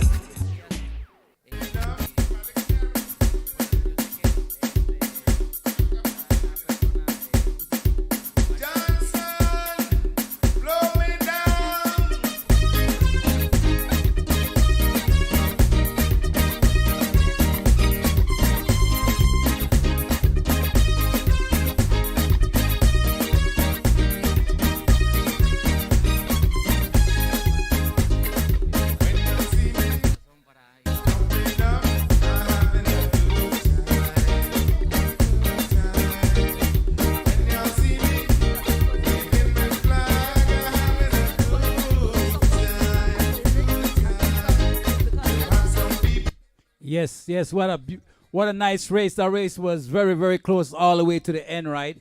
All the way to the end. Like I say, our Belizean riders did step up and they let these guys fight. The best man win today, but I'm still proud of all the Belizean riders. Everybody that rides today, we're very proud of them. What a wonderful job. Carlton, man, you put in the work. You really represent us to the max. You give your best shot. And we are proud of you for doing that, right? So everybody on the live, thank you for checking in. Don't forget to follow Godfather Songs. We're gonna bring you more entertainment. Check us on Monday night for the Soca Barrel, nothing but Soca Calypso music. Check us Tuesday night for the Love Boat, love R&B, oldies but goodies, nothing but love music. Also check us on Wednesday night on the Godfather Songs app for disco, back to the 70s, back to the 80s. Check with Sean on Thursday for more soca, and we're going to bring you some reggae music as well. And we also have a lot of artists lined up to come and do live interview and perform. So you want to follow Godfather Songs. We are out of New York, represent Belize all the time, 100%, 100% Belizean to the bone. And, cross country is a big thing for us. And it goes deep, especially when somebody come and take the garland from our country. Now we got to prepare and go get it back, right? And, I'm not sure, but Oscar, it wasn't his day. He didn't show up today. It wasn't his day. But, that's how it is, that's just how it is. Today is for you, tomorrow is for me.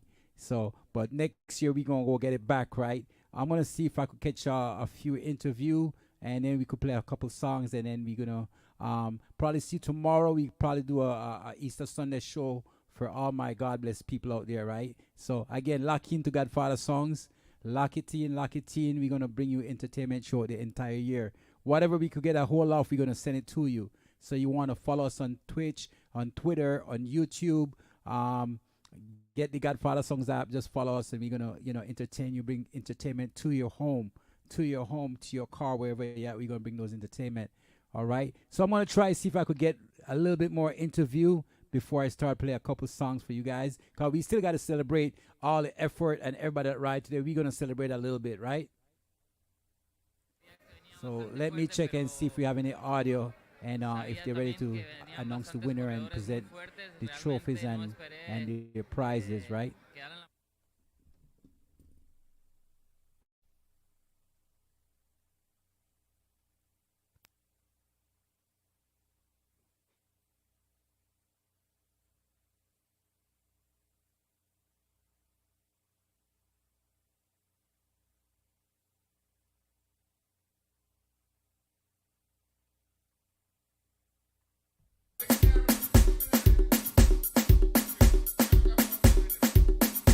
No audio yet.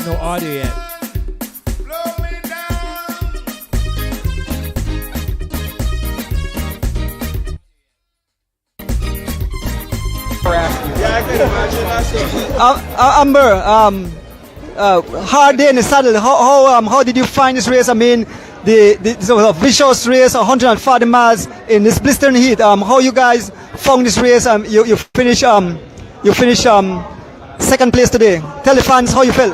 Oh, third place. Third place. It was a good day out. I mean, I was on a break from the gun with a lot of strong riders, and the team worked really well together. It was definitely hot towards the end. About 9 o'clock it started turning on, and honestly I can't complain. The team did really well today. They gave me water, they gave me ice, and they kept me well fueled, and we got to the end. I made the last break, and luckily it's the one that went to the line. So I see you were paying keen attention every time there was a break. You make sure that you brought back that because, you know, the finishing line was coming pretty quick and you want to have a chance of winning this race today. Yes, sir. So all the breaks at the end, I was trying to make sure, do my best to be in them. Just because, I mean, if the race goes up the road with 3 miles to go, if you're not in it, the race is over. And luckily, the last one that stuck, I tried to get in it. I made the group of 3 that went, and luckily we got away from the field. I'm not the greatest sprinter in the world, as we all saw today, so getting a roll in with a smaller group was better for me. You completed the race. What's your thoughts on this cycling classic in Belize? Having never been to Central America or been down here, I can't complain at all. It was amazing. Everyone's strong, everyone's polite. There was definitely some weird racing tactics, some stuff that's different from the US, but I can't complain. It was amazing. Everything was fun. The roads were amazing. The sights, I mean, I got lost looking at the views a few points, and then I realized we were still racing, but it was amazing. Would recommend, honestly. Well, congratulations on your 3rd place finish. What was that again? Say congratulations. I hope to see you back. Thank you. I hope to be back. Thank you, man.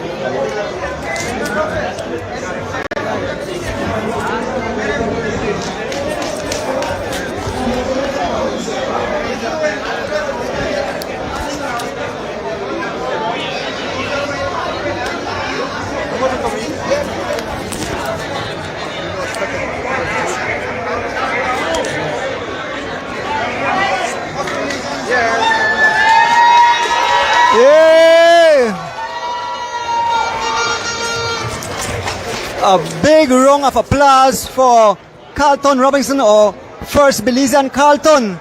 It was a tough day in the saddle. I pay attention. You tried to follow every single break that was going. You rode your heart out, and to me, you are a champion. You defended the nation. You tried. You didn't get the victory, but to me, you are a champion. Tell the folks how it was, and the whole country of Belize was on your shoulder.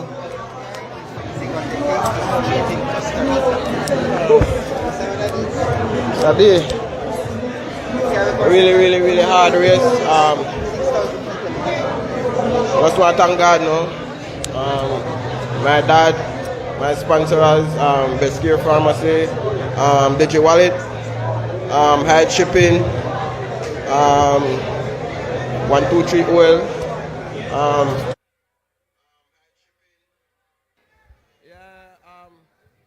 I really try.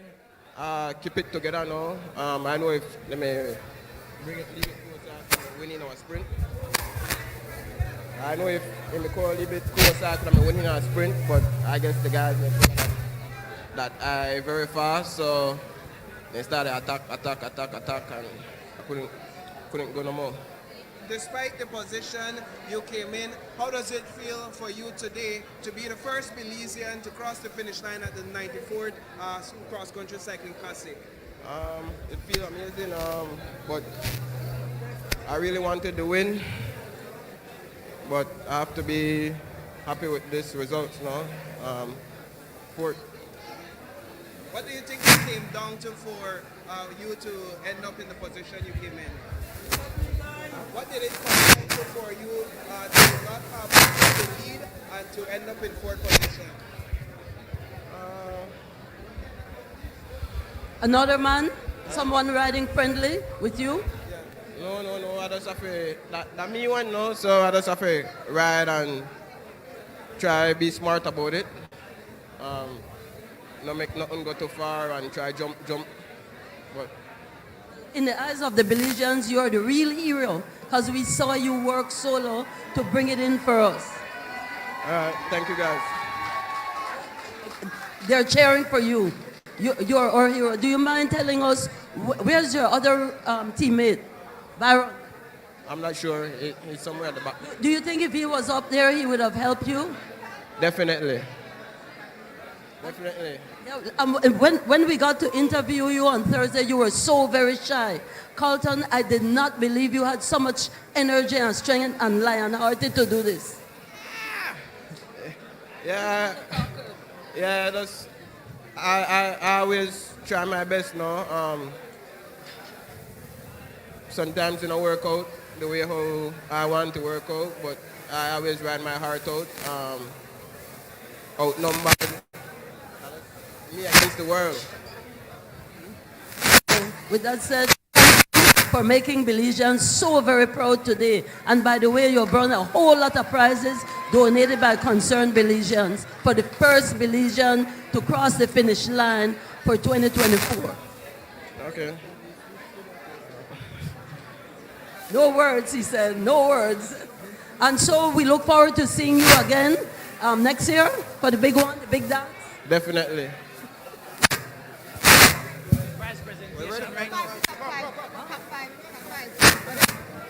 Just start at number 5.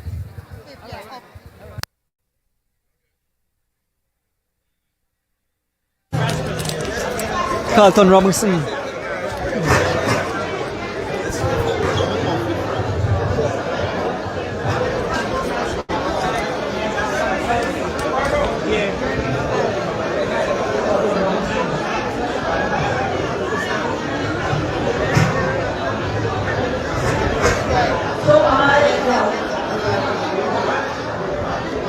This one. We want to call the first 5 finishers, the first 5.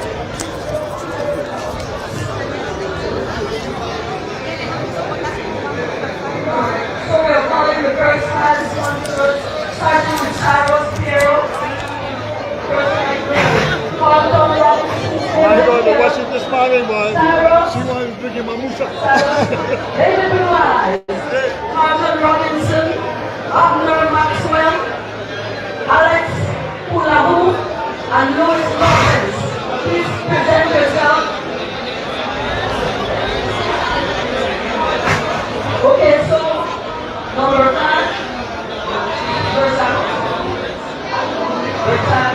okay, so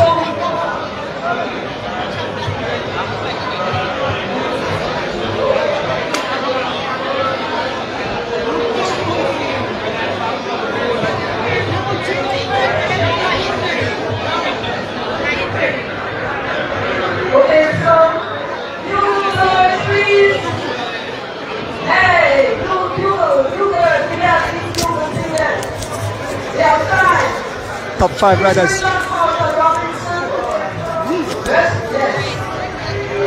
Top 5 riders. So, from you guys.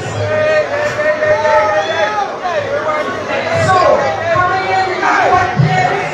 Guys, thank you for coming. Coming in 4th place. In 5th place, sorry.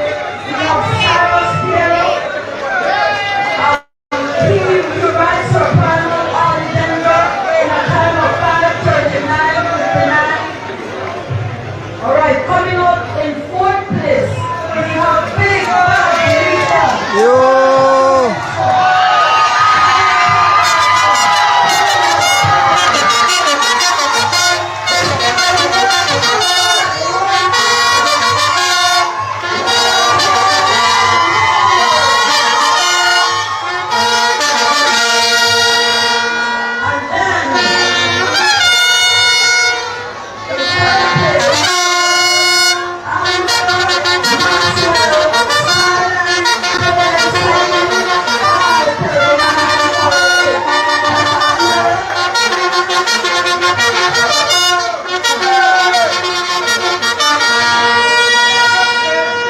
Yo! Carlton Robinson 4th place, 3rd place.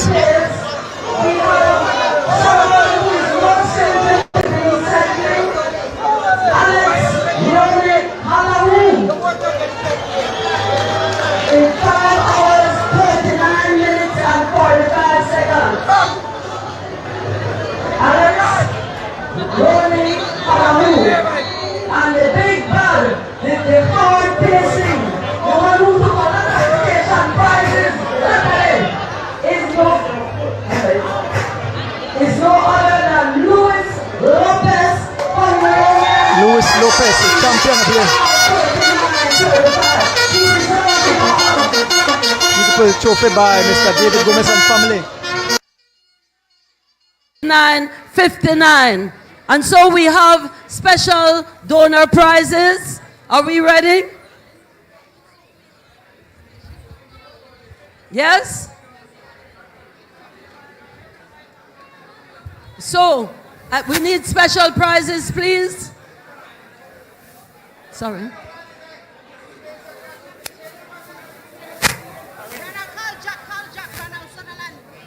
Go through. Calling Jack Sutherland, Jack, aka Ronald Sutherland.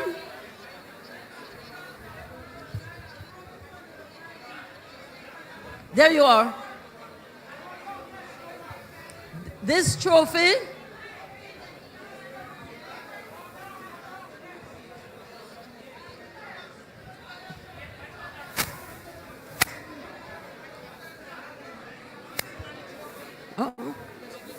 give them the trophy. He in the first place? Yes. All right. Okay, so this is first place also. Okay, so put it there. We got to do it fast because I wanted to big up Eric Haylock, the Eric Haylock trophy, donated by David for Gomez for the 2024 cross country champion. It's a beautiful trophy. Is this first place also? So this is from Manfred Atkins Award, first place overall cross country. And you are? His grandson, yeah. His grandson. Andrew Pitt. And you are? His grandson. Okay, are you guys thinking about riding? Okay, and we also have a plaque. Second place, Alfred Smith. Second place, second by his grandson. That's you? So you are the grandson cyclist. See, so get it. And then we have the Big Bad Trophy donated by Alfred Smith also you need a whole plane. Todo el avión. Todo para llevar tanto. The Jeffrey O'Brien Trophy is here. Come, my little cousin. Come. Okay, so Jeffrey O'Brien, you're a Jeffrey's?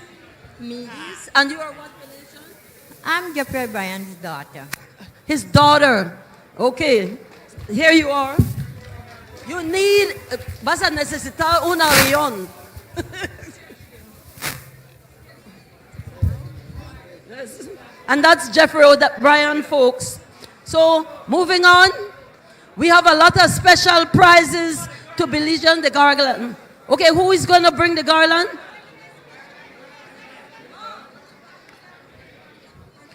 As always, the garland is donated by Mrs. Sole Arguelles. Round of applause. He's wearing the roses, guys.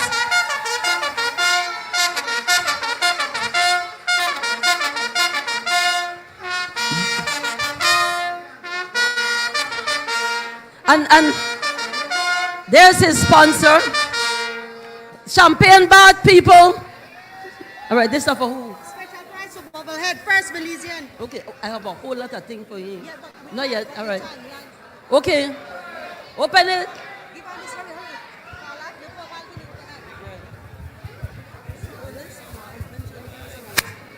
This is by David Gomez, right?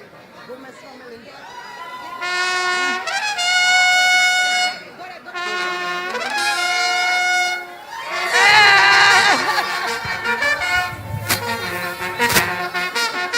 Yeah! Round of applause.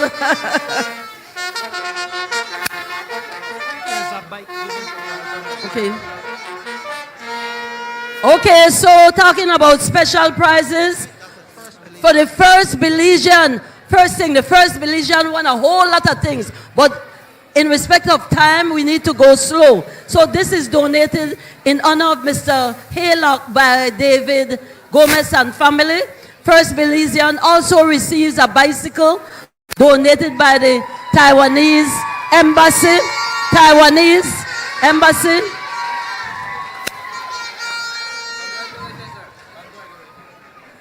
I present to you the first Belizean.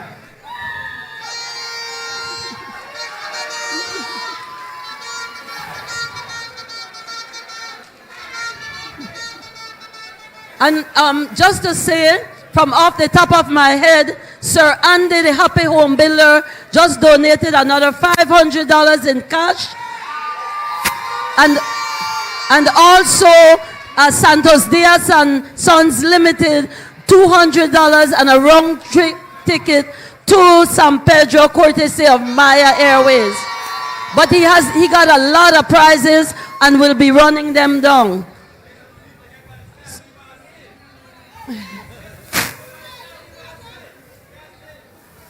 It's not about you. Not about you. Okay. So there you have them, guys. Our first 5 champions. First 5.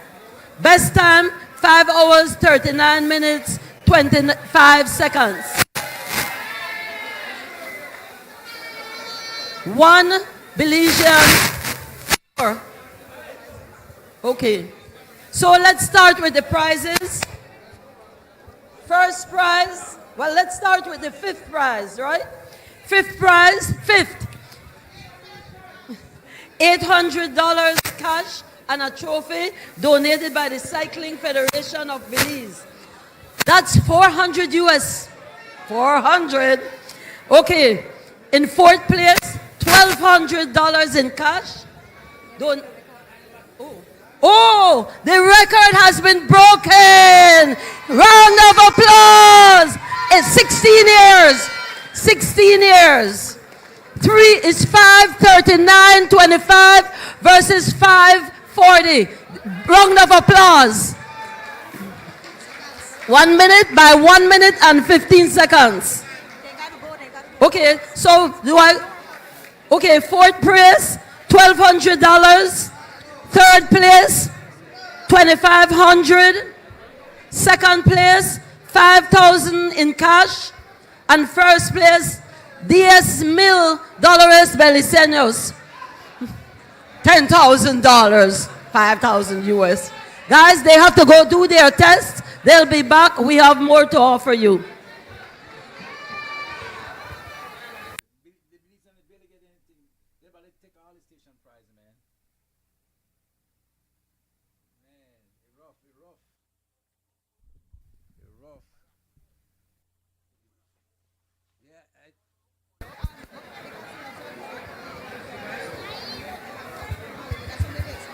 Okay, guys, so these guys had to leave because of the drug test that they have to do. And they'll be back. But big up our Belizean, big up all the cyclists that finished. Round of applause, please. They're so very deserving. Okay, calling the youngest rider to finish, Mr. Jalen Briceño. Jalen Briceño, the youngest rider to finish. There are a lot of special prizes, but of course we can't sit here all day. There's 170 odd station prizes. Jalen Briceño, come get your prize. Alfredo Rosado. And we also have, I think, the oldest rider from Algeria, right?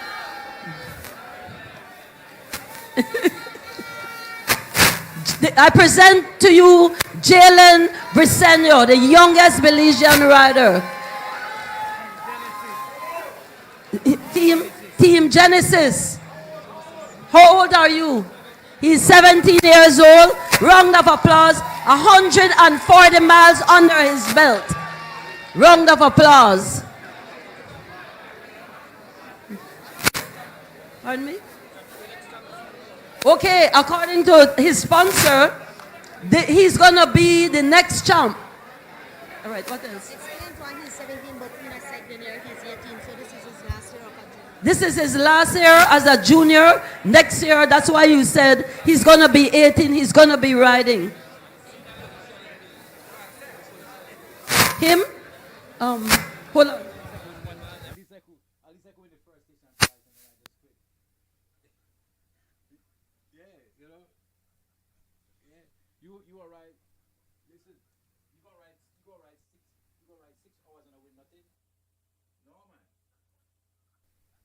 Travel may help close gap. Glad I could have powered through it, I put a lot of training towards this.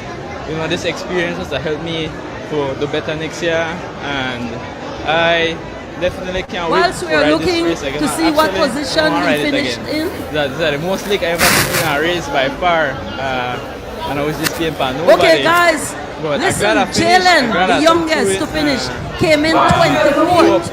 Wrong. Juniors come out next time to try the race too, because I mean, you don't know until you not try it, You can't just ignore yourself if you try the race yet. So I just want to try it.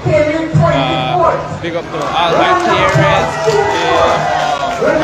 Mr. Glenn, my sponsor, all my family, my coach, especially Mr. Joseph Tillit, my girl, and all her family, Mr. Rivas, who always fix up my bike, everybody, the whole Orange Rock crew who support me, everybody who support me. Without their motivation, that's the thing about it in my head, but I look to give up and get off of the bike so that then they look to make I finish. And Mr. Kalman took he said, no, finish the race, I have to finish it just to prove you wrong, But thanks to everybody, thanks to you, Mr. Donet, for the GOD for do this. I hope everybody have a good day. Congrats again, Jalen. Awesome job.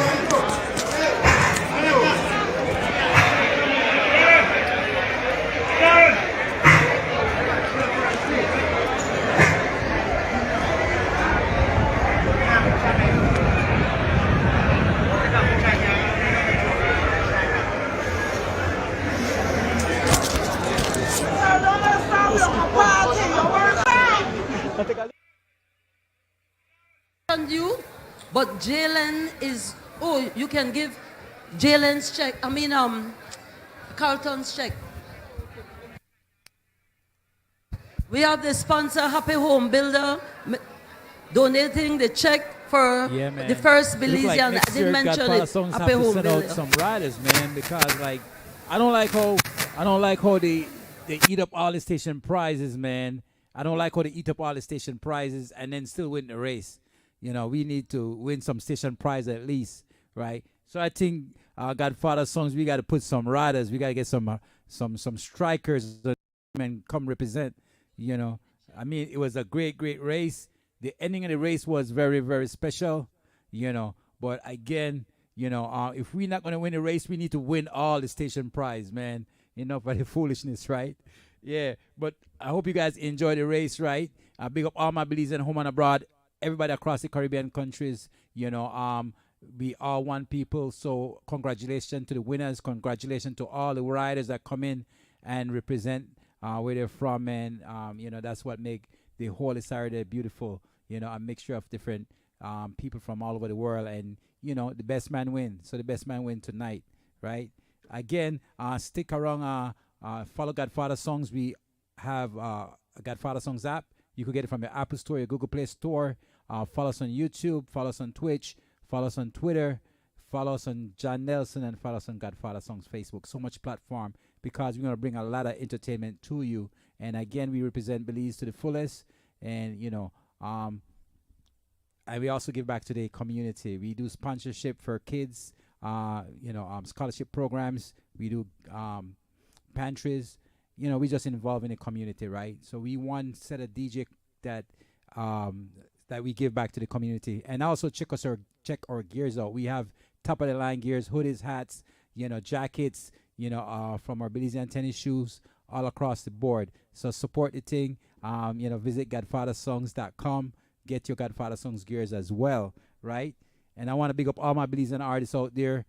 If you guys want a live interview and come showcase your music, just give me a holler, right? We take care of that for you. I have a few artists lined up, soca artists, Jamaican artists. I need to get my Belizean artists involved as well, right? Well, see right now, I know some Belize is my country. I mean, I left it now an inch now. You hear me? Think I joke? So when we check it out, Lord, no we no better than Belize. Why please? So when we check it out, Lord, no we no better than Belize. Why please? Anyway, make a one mistake in my country. Only for people and they not stop ask me. Step one more ball you a big up Belize. A country like this because it's nice and easy. Even the body is piece of the Caribbean Sea. Do not let me tell you about the Mexican city, the south and the west by Guatemala city. Say everybody want you come and sing with me. So when we check it out, Lord, no we no better than Belize. Why please? So when we check it out, Lord, no we no better than Belize. Why please? Listen me keenly while you listen properly. Only for people I'm say in my country. You have the tourists that say in my country. The Maya Indian they live up in my country. So what about the meaning? Yeah, I know they celebrate at Belize, right? And everybody's making their way to the Keys. Just be safe, right? You know, Holy Saturday, Easter Sunday, we're still not out the land season completely yet. So if you're out there traveling, take your time. You know, be safe, be safe. You're out there partying, be responsible, right? To all people. Miss Rita want to party a little bit. And that simplicity, we don't like it, see it? It is. Lord of mercy. Lord of mercy. If you feel like the Belizean riders did a well job for us, show me some signal, right?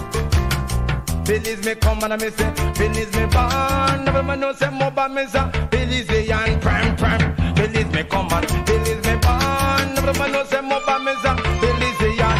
I'm going to teach you something about Belizean. I'm going to show you something about Belizean. As a DJ me a talk and the microphone stand. Only for people make mistake and call me Jamaican. None of them a call me Trinidadian. So them a talk about mobile song like a cube. That's right, big up the great late Mobile Maliki. One of my good friend, you know, one of my good friend, man, passed and gone away. Belize me come and me say, Belize me born. Another man know say Mobile me say, Belizean pram pram pram. Me come and me say, Belize me born. Another man know say Mobile me say, Belizean. As a DJ me go show you about a Belizean. When you sight a little youth in a Buckers and Tam. Yes, we out here in New York, man. I'm telling you straight, man. It's cold out in New York. It's cold out here, man. We in the 50s, but it's cold, man. In a style and pattern, and the people them a come and just a listen. I man, I talk about what I do in a vibration. Play the Godfather song. Select the pipes and Bill Gates don't like that, see it? And that's simplicity. Mobile said that. Lord of mercy. Gareth Garcia, big up yourself, right? Lord of mercy. Yeah, big up yourself, Gareth Garcia. Bird says so, right? Belize me come and I say, Belize me born. Never know say Godfather song, Belizean pram. Me come and I say, Belize me born. Never know say Godfather song, Belizean. I'm going to show you something about the champion song. I'm going to teach you something about the people song. When you sight DJ vibe up on the microphone stand, all the people make mistake and call him Jamaican. Some of them a say him song like a Trinidadian. No for talk about him song like yes a Cuban. As a global song, we copy teach you what I want. Nationality business, you must overstand. Godfather song win any competition. That's right, all my Belizeans, if you're proud of the way how the guys ride today, show me some signal, right? If you're proud Belizeans, show me some signal, represent your country, right? Man, greetings, this is King LJ Royal, holding it down loyal, you know what I mean? Big up yourself, Godfather sound, Viper, large every time. Ladies, hold the machine and keep it clean. Let it go road boy, let it go fast. Godfather sound, Viper, tell them, keep the machine warm and keep it nice. Tonight we are played, we are gonna play it twice. That's right, Derla, that's right, Rita. Represent. Viper the funny ends, a whole a steady medi. And a reason sharply about the muscle inside the life. Tell her to free up when them out the road a look of money. She can't come mash up the life. She should have to overstand and don't intend to diss the program. But still she has stress Viper strong. Soon as them left the gates and touch the road, beg him to come back home. This sound a machine gun sound. Godfather songs. Yeah, this the a machine gun sound. Our sound, machine gun sound. Nah, you can't come this and a this Godfather sound. No, machine gun sound. Viper tell them a machine gun sound. Tell him again, right? Machine gun sound. Nah, you can't come this and a this Godfather sound. You can't come call and a call upon with damn telephone. And a rant and a rail and a beg we come home. Remember the bills, remember the house rent. Who are gonna pay it when you mash up the things? I'm so sick and tired of your damn nagging. And a rant and a rail and a beg we come in. You know our thing is the money, you hustling. We ain't on a late night hanging. No all night chilling. That's right, Bird. That's right, Bird. We're gonna make up an awesome Godfather songs team. Put some nice young riders together and really go out there and you know, represent Belize and get all those station prizes and bring back the garland home, right? We need to put that together. Yeah, definitely we need to put that together, right? Hey, this is Not Righteous, and then I represent DJ Viper. So coming up this week, we will have my artist from Jamaica, go by the name of Not Righteous. I want you guys to check out the live interview and listen to his brand new music that he's dropped in pretty soon. Actually, he had a song released this past week. It's called Top Class. For all the ladies who are top class, this song is, he made that song for you, but check it out this coming, sorry, not this week, the following week, we're going to have him live on the live interview and a little performance for you guys, right? So you want to come and check that out, right? But, you know, Godfather songs, again, we are Belizeans and we love our Belizean people, right? Yeah, if I hear the voice, so our dream is to all Belizeans to live like king and queens, right? Hey, DJ Viper. I don't know what the thing going on. Judgment on the touch place, you know. Kick it, deal with that's right, Ernest. The good race, the Belizean guy, bless them up, right? Hey, DJ Viper.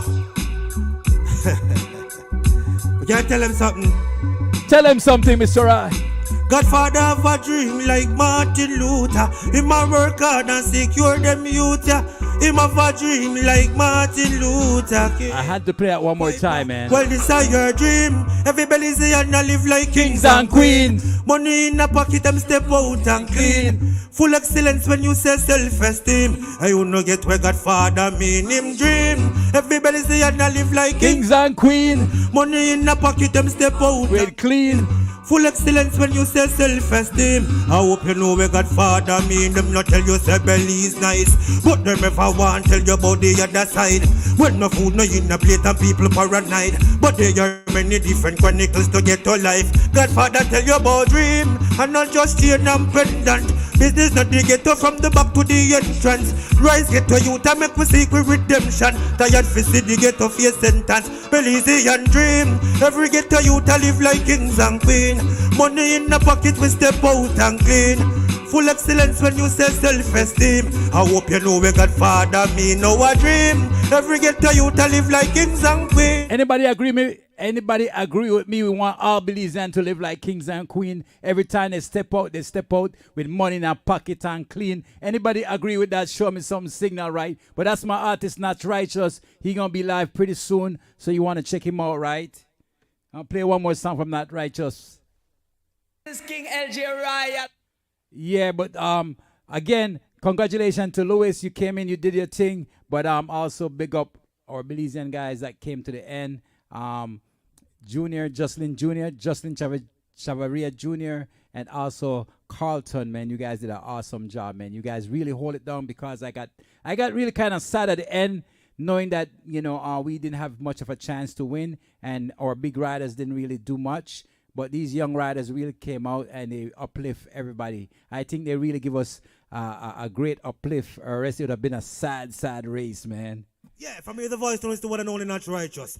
And I represent for Godfather. So the name of the DJ Viper. I Freetown, Plaza, the whole of Belize, you know what the thing go.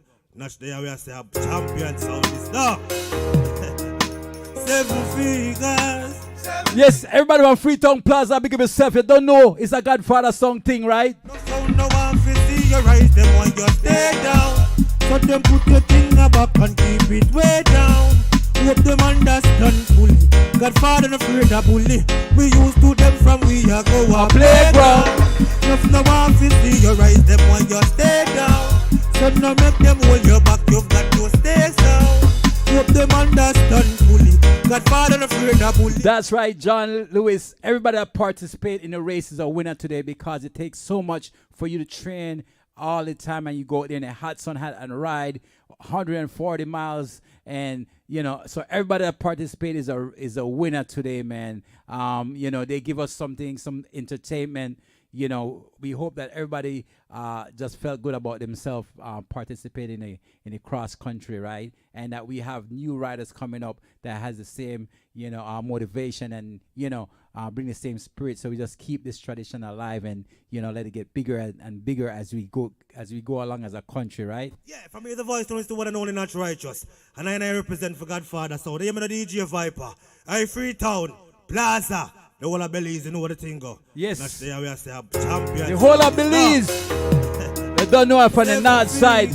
Freetown Road, Plaza, big up yourself. Godfather, that's righteous. Yeah, DJ Viper. No sound, no one to see your eyes, them want you stay down. So them put your thing back and keep it way down. Hope them understand fully. Godfather no afraid of bully. We used to them from we a go a playground. That's right. We're going to start recruit riders. We're going to start early. We're going to start recruit some young riders, man. Hope them understand fully. We're going to put a Godfather logo on their back and a Belizean logo in their heart, right? And we're going to win some race. We're going to bring those garlands back to Belize. We from we mission with them lies and tricks have no fear. Them words are no stone nor sticks. Some leave them, make them talk, so them catch them kicks. No one else can put me in the role of a victim. Viper them born as a leader. Free yourself. If you're out here and you are listening, step out at the box, then put your in a Godfather's house. Enough no one to see your eyes, them want you stay down. So them put your thing back and keep it way down. But you understand fully, and you not afraid of bully. You used to them from you a go a playground. Yeah, I want to play like 2 or 3 blocks long, and then we're going to call it an evening because tomorrow is Easter Sunday, and we're going to give you guys a good hour and a half of gospel music, gospel reggae, inspiration music. So tune in tomorrow and come get some blessings for you and your family, right? So yeah, man.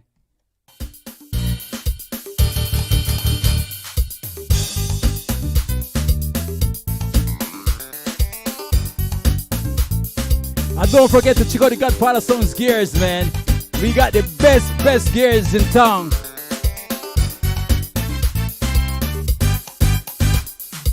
All my friends are telling me to sing them what I'm broke down.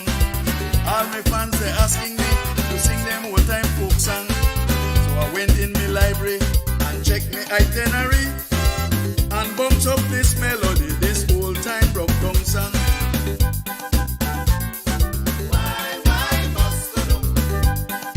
Good evening, Miss Ruth. How you feeling? Grandma with the bus kuno. That is why they have all a uno. The woman left the man pick up bus kuno. The husband left the wife pick up bus kuno. Why young girl the bus kuno. Young and old the bus kuno. Yes, man. Bus kuno. Boss Kuno.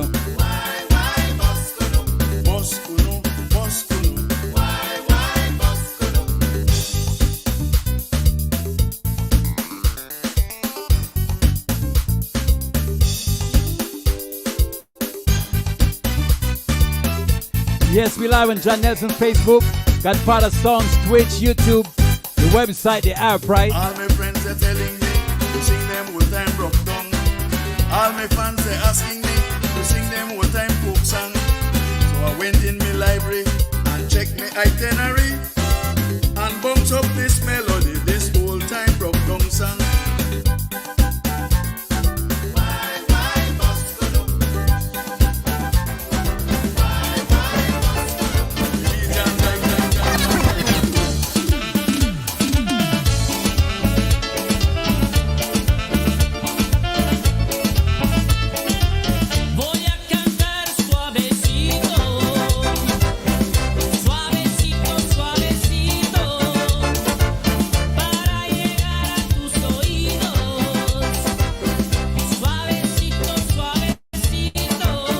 Yes, man. Everybody on YouTube Live, big yourself. Thanks for tuning tonight, right? Thank you, thank you, thank you.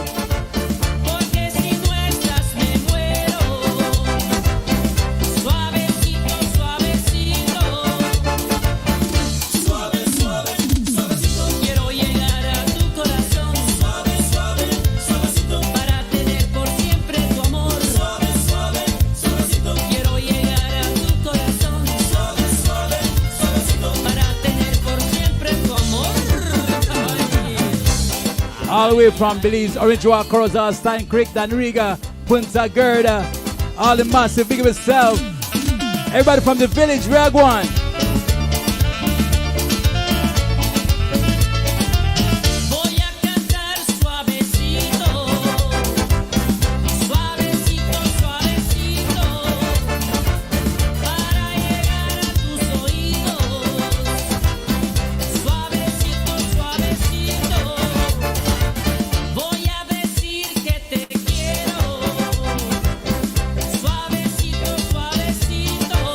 Everybody in Twitter live, thank you again, right? And the Twitch live, I see you.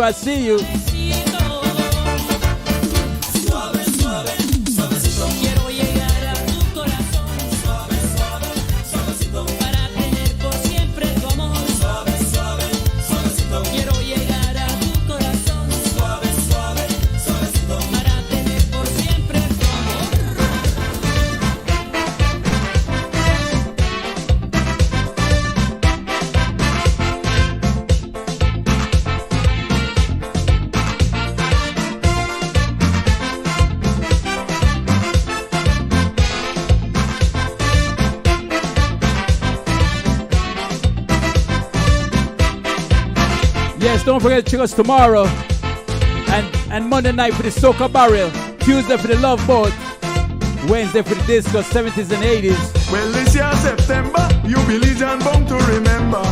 Before we start the jamming, honey and brandy we drinking. We making the music sweet. We jamming with rave and beat. We coming down in the tongue, drinking honey, brandy and rum. You see. Give me some of the nice thing. Some of the nice thing. Give me some of the nice thing. All them girl love the nice thing. Give me some of the nice thing. You know them boy want the nice thing. Give me some of the nice thing. Tell me what is the nice thing. Give me some of the nice thing. Sweet honey is the nice thing. Give me some of the nice thing. The honey so nice. Give me some of the nice thing. The honey so sweet. Give me some of the nice thing. If it nice is nice. Give me some of the nice thing. If it's sweet, it's sweet. Give me some of the nice thing. Give me some of the nice thing. Give me some of the nice thing. I said to give me some of the nice thing. Give me some of the nice thing.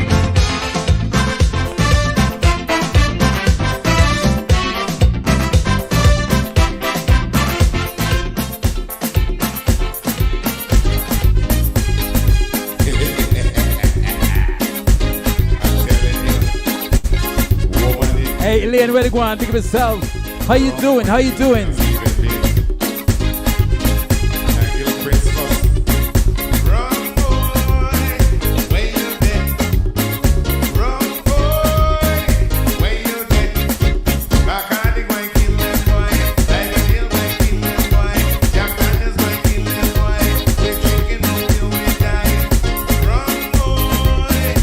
you there?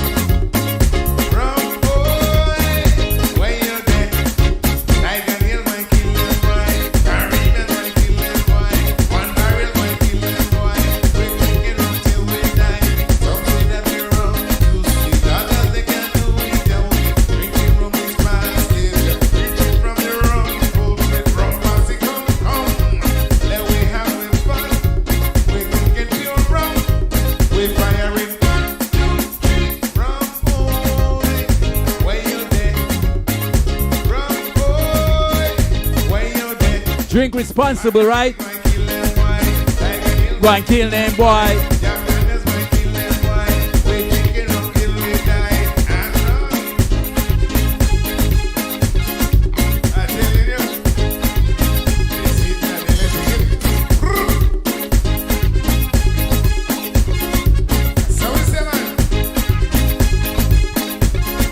Yes, man.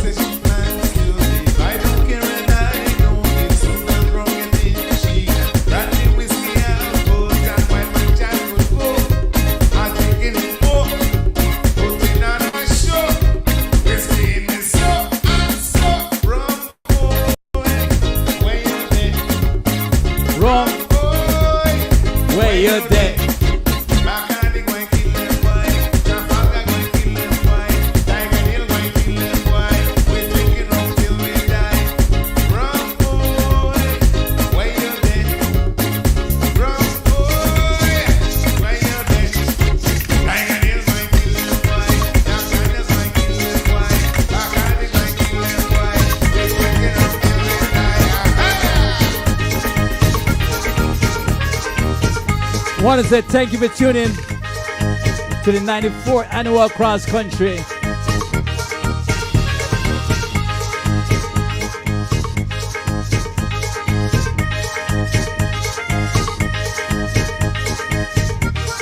Don't forget to check us tomorrow for some blessings, Easter blessings, right? Follow Godfather Songs on Twitch, Twitter, YouTube.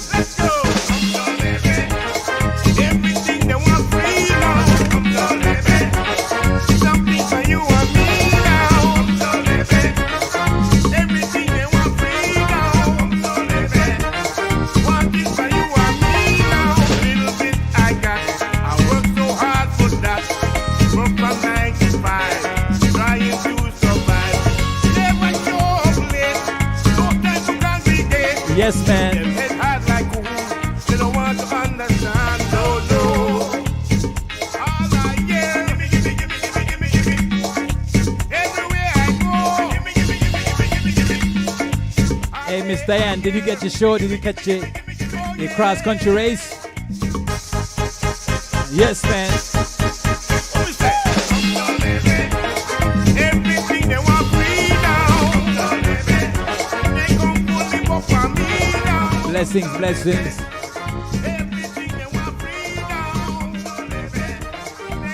Yeah, man. I want to say thank you again for tuning today to the live cross country race. Thank you for the guy in Belize that did all the streaming. We just piggyback off their stream and we brought that to you. You know, the stream was better than last year. I could tell you much. Last year we had a lot of dropout.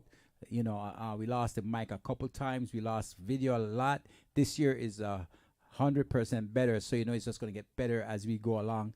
You know, the streaming just gonna get better from Belize for the next year cross country, right? But there's a lot of stuff going on in Belize, and hopefully I could bring you some of those stuff live as well. I'm still working on really preparing the streaming because I didn't like the way it was set up today. But I'm working on that. You know, there's a few tricks I got to pull out to get it done the right way. But we're gonna work on that. But again, thank you for tuning in this evening. And if you tune in from the start of the race to the finish, man, it was great, right? But thank you again. Take care of yourself. Take care of each other. Keep on praying. Because prayers move mountains.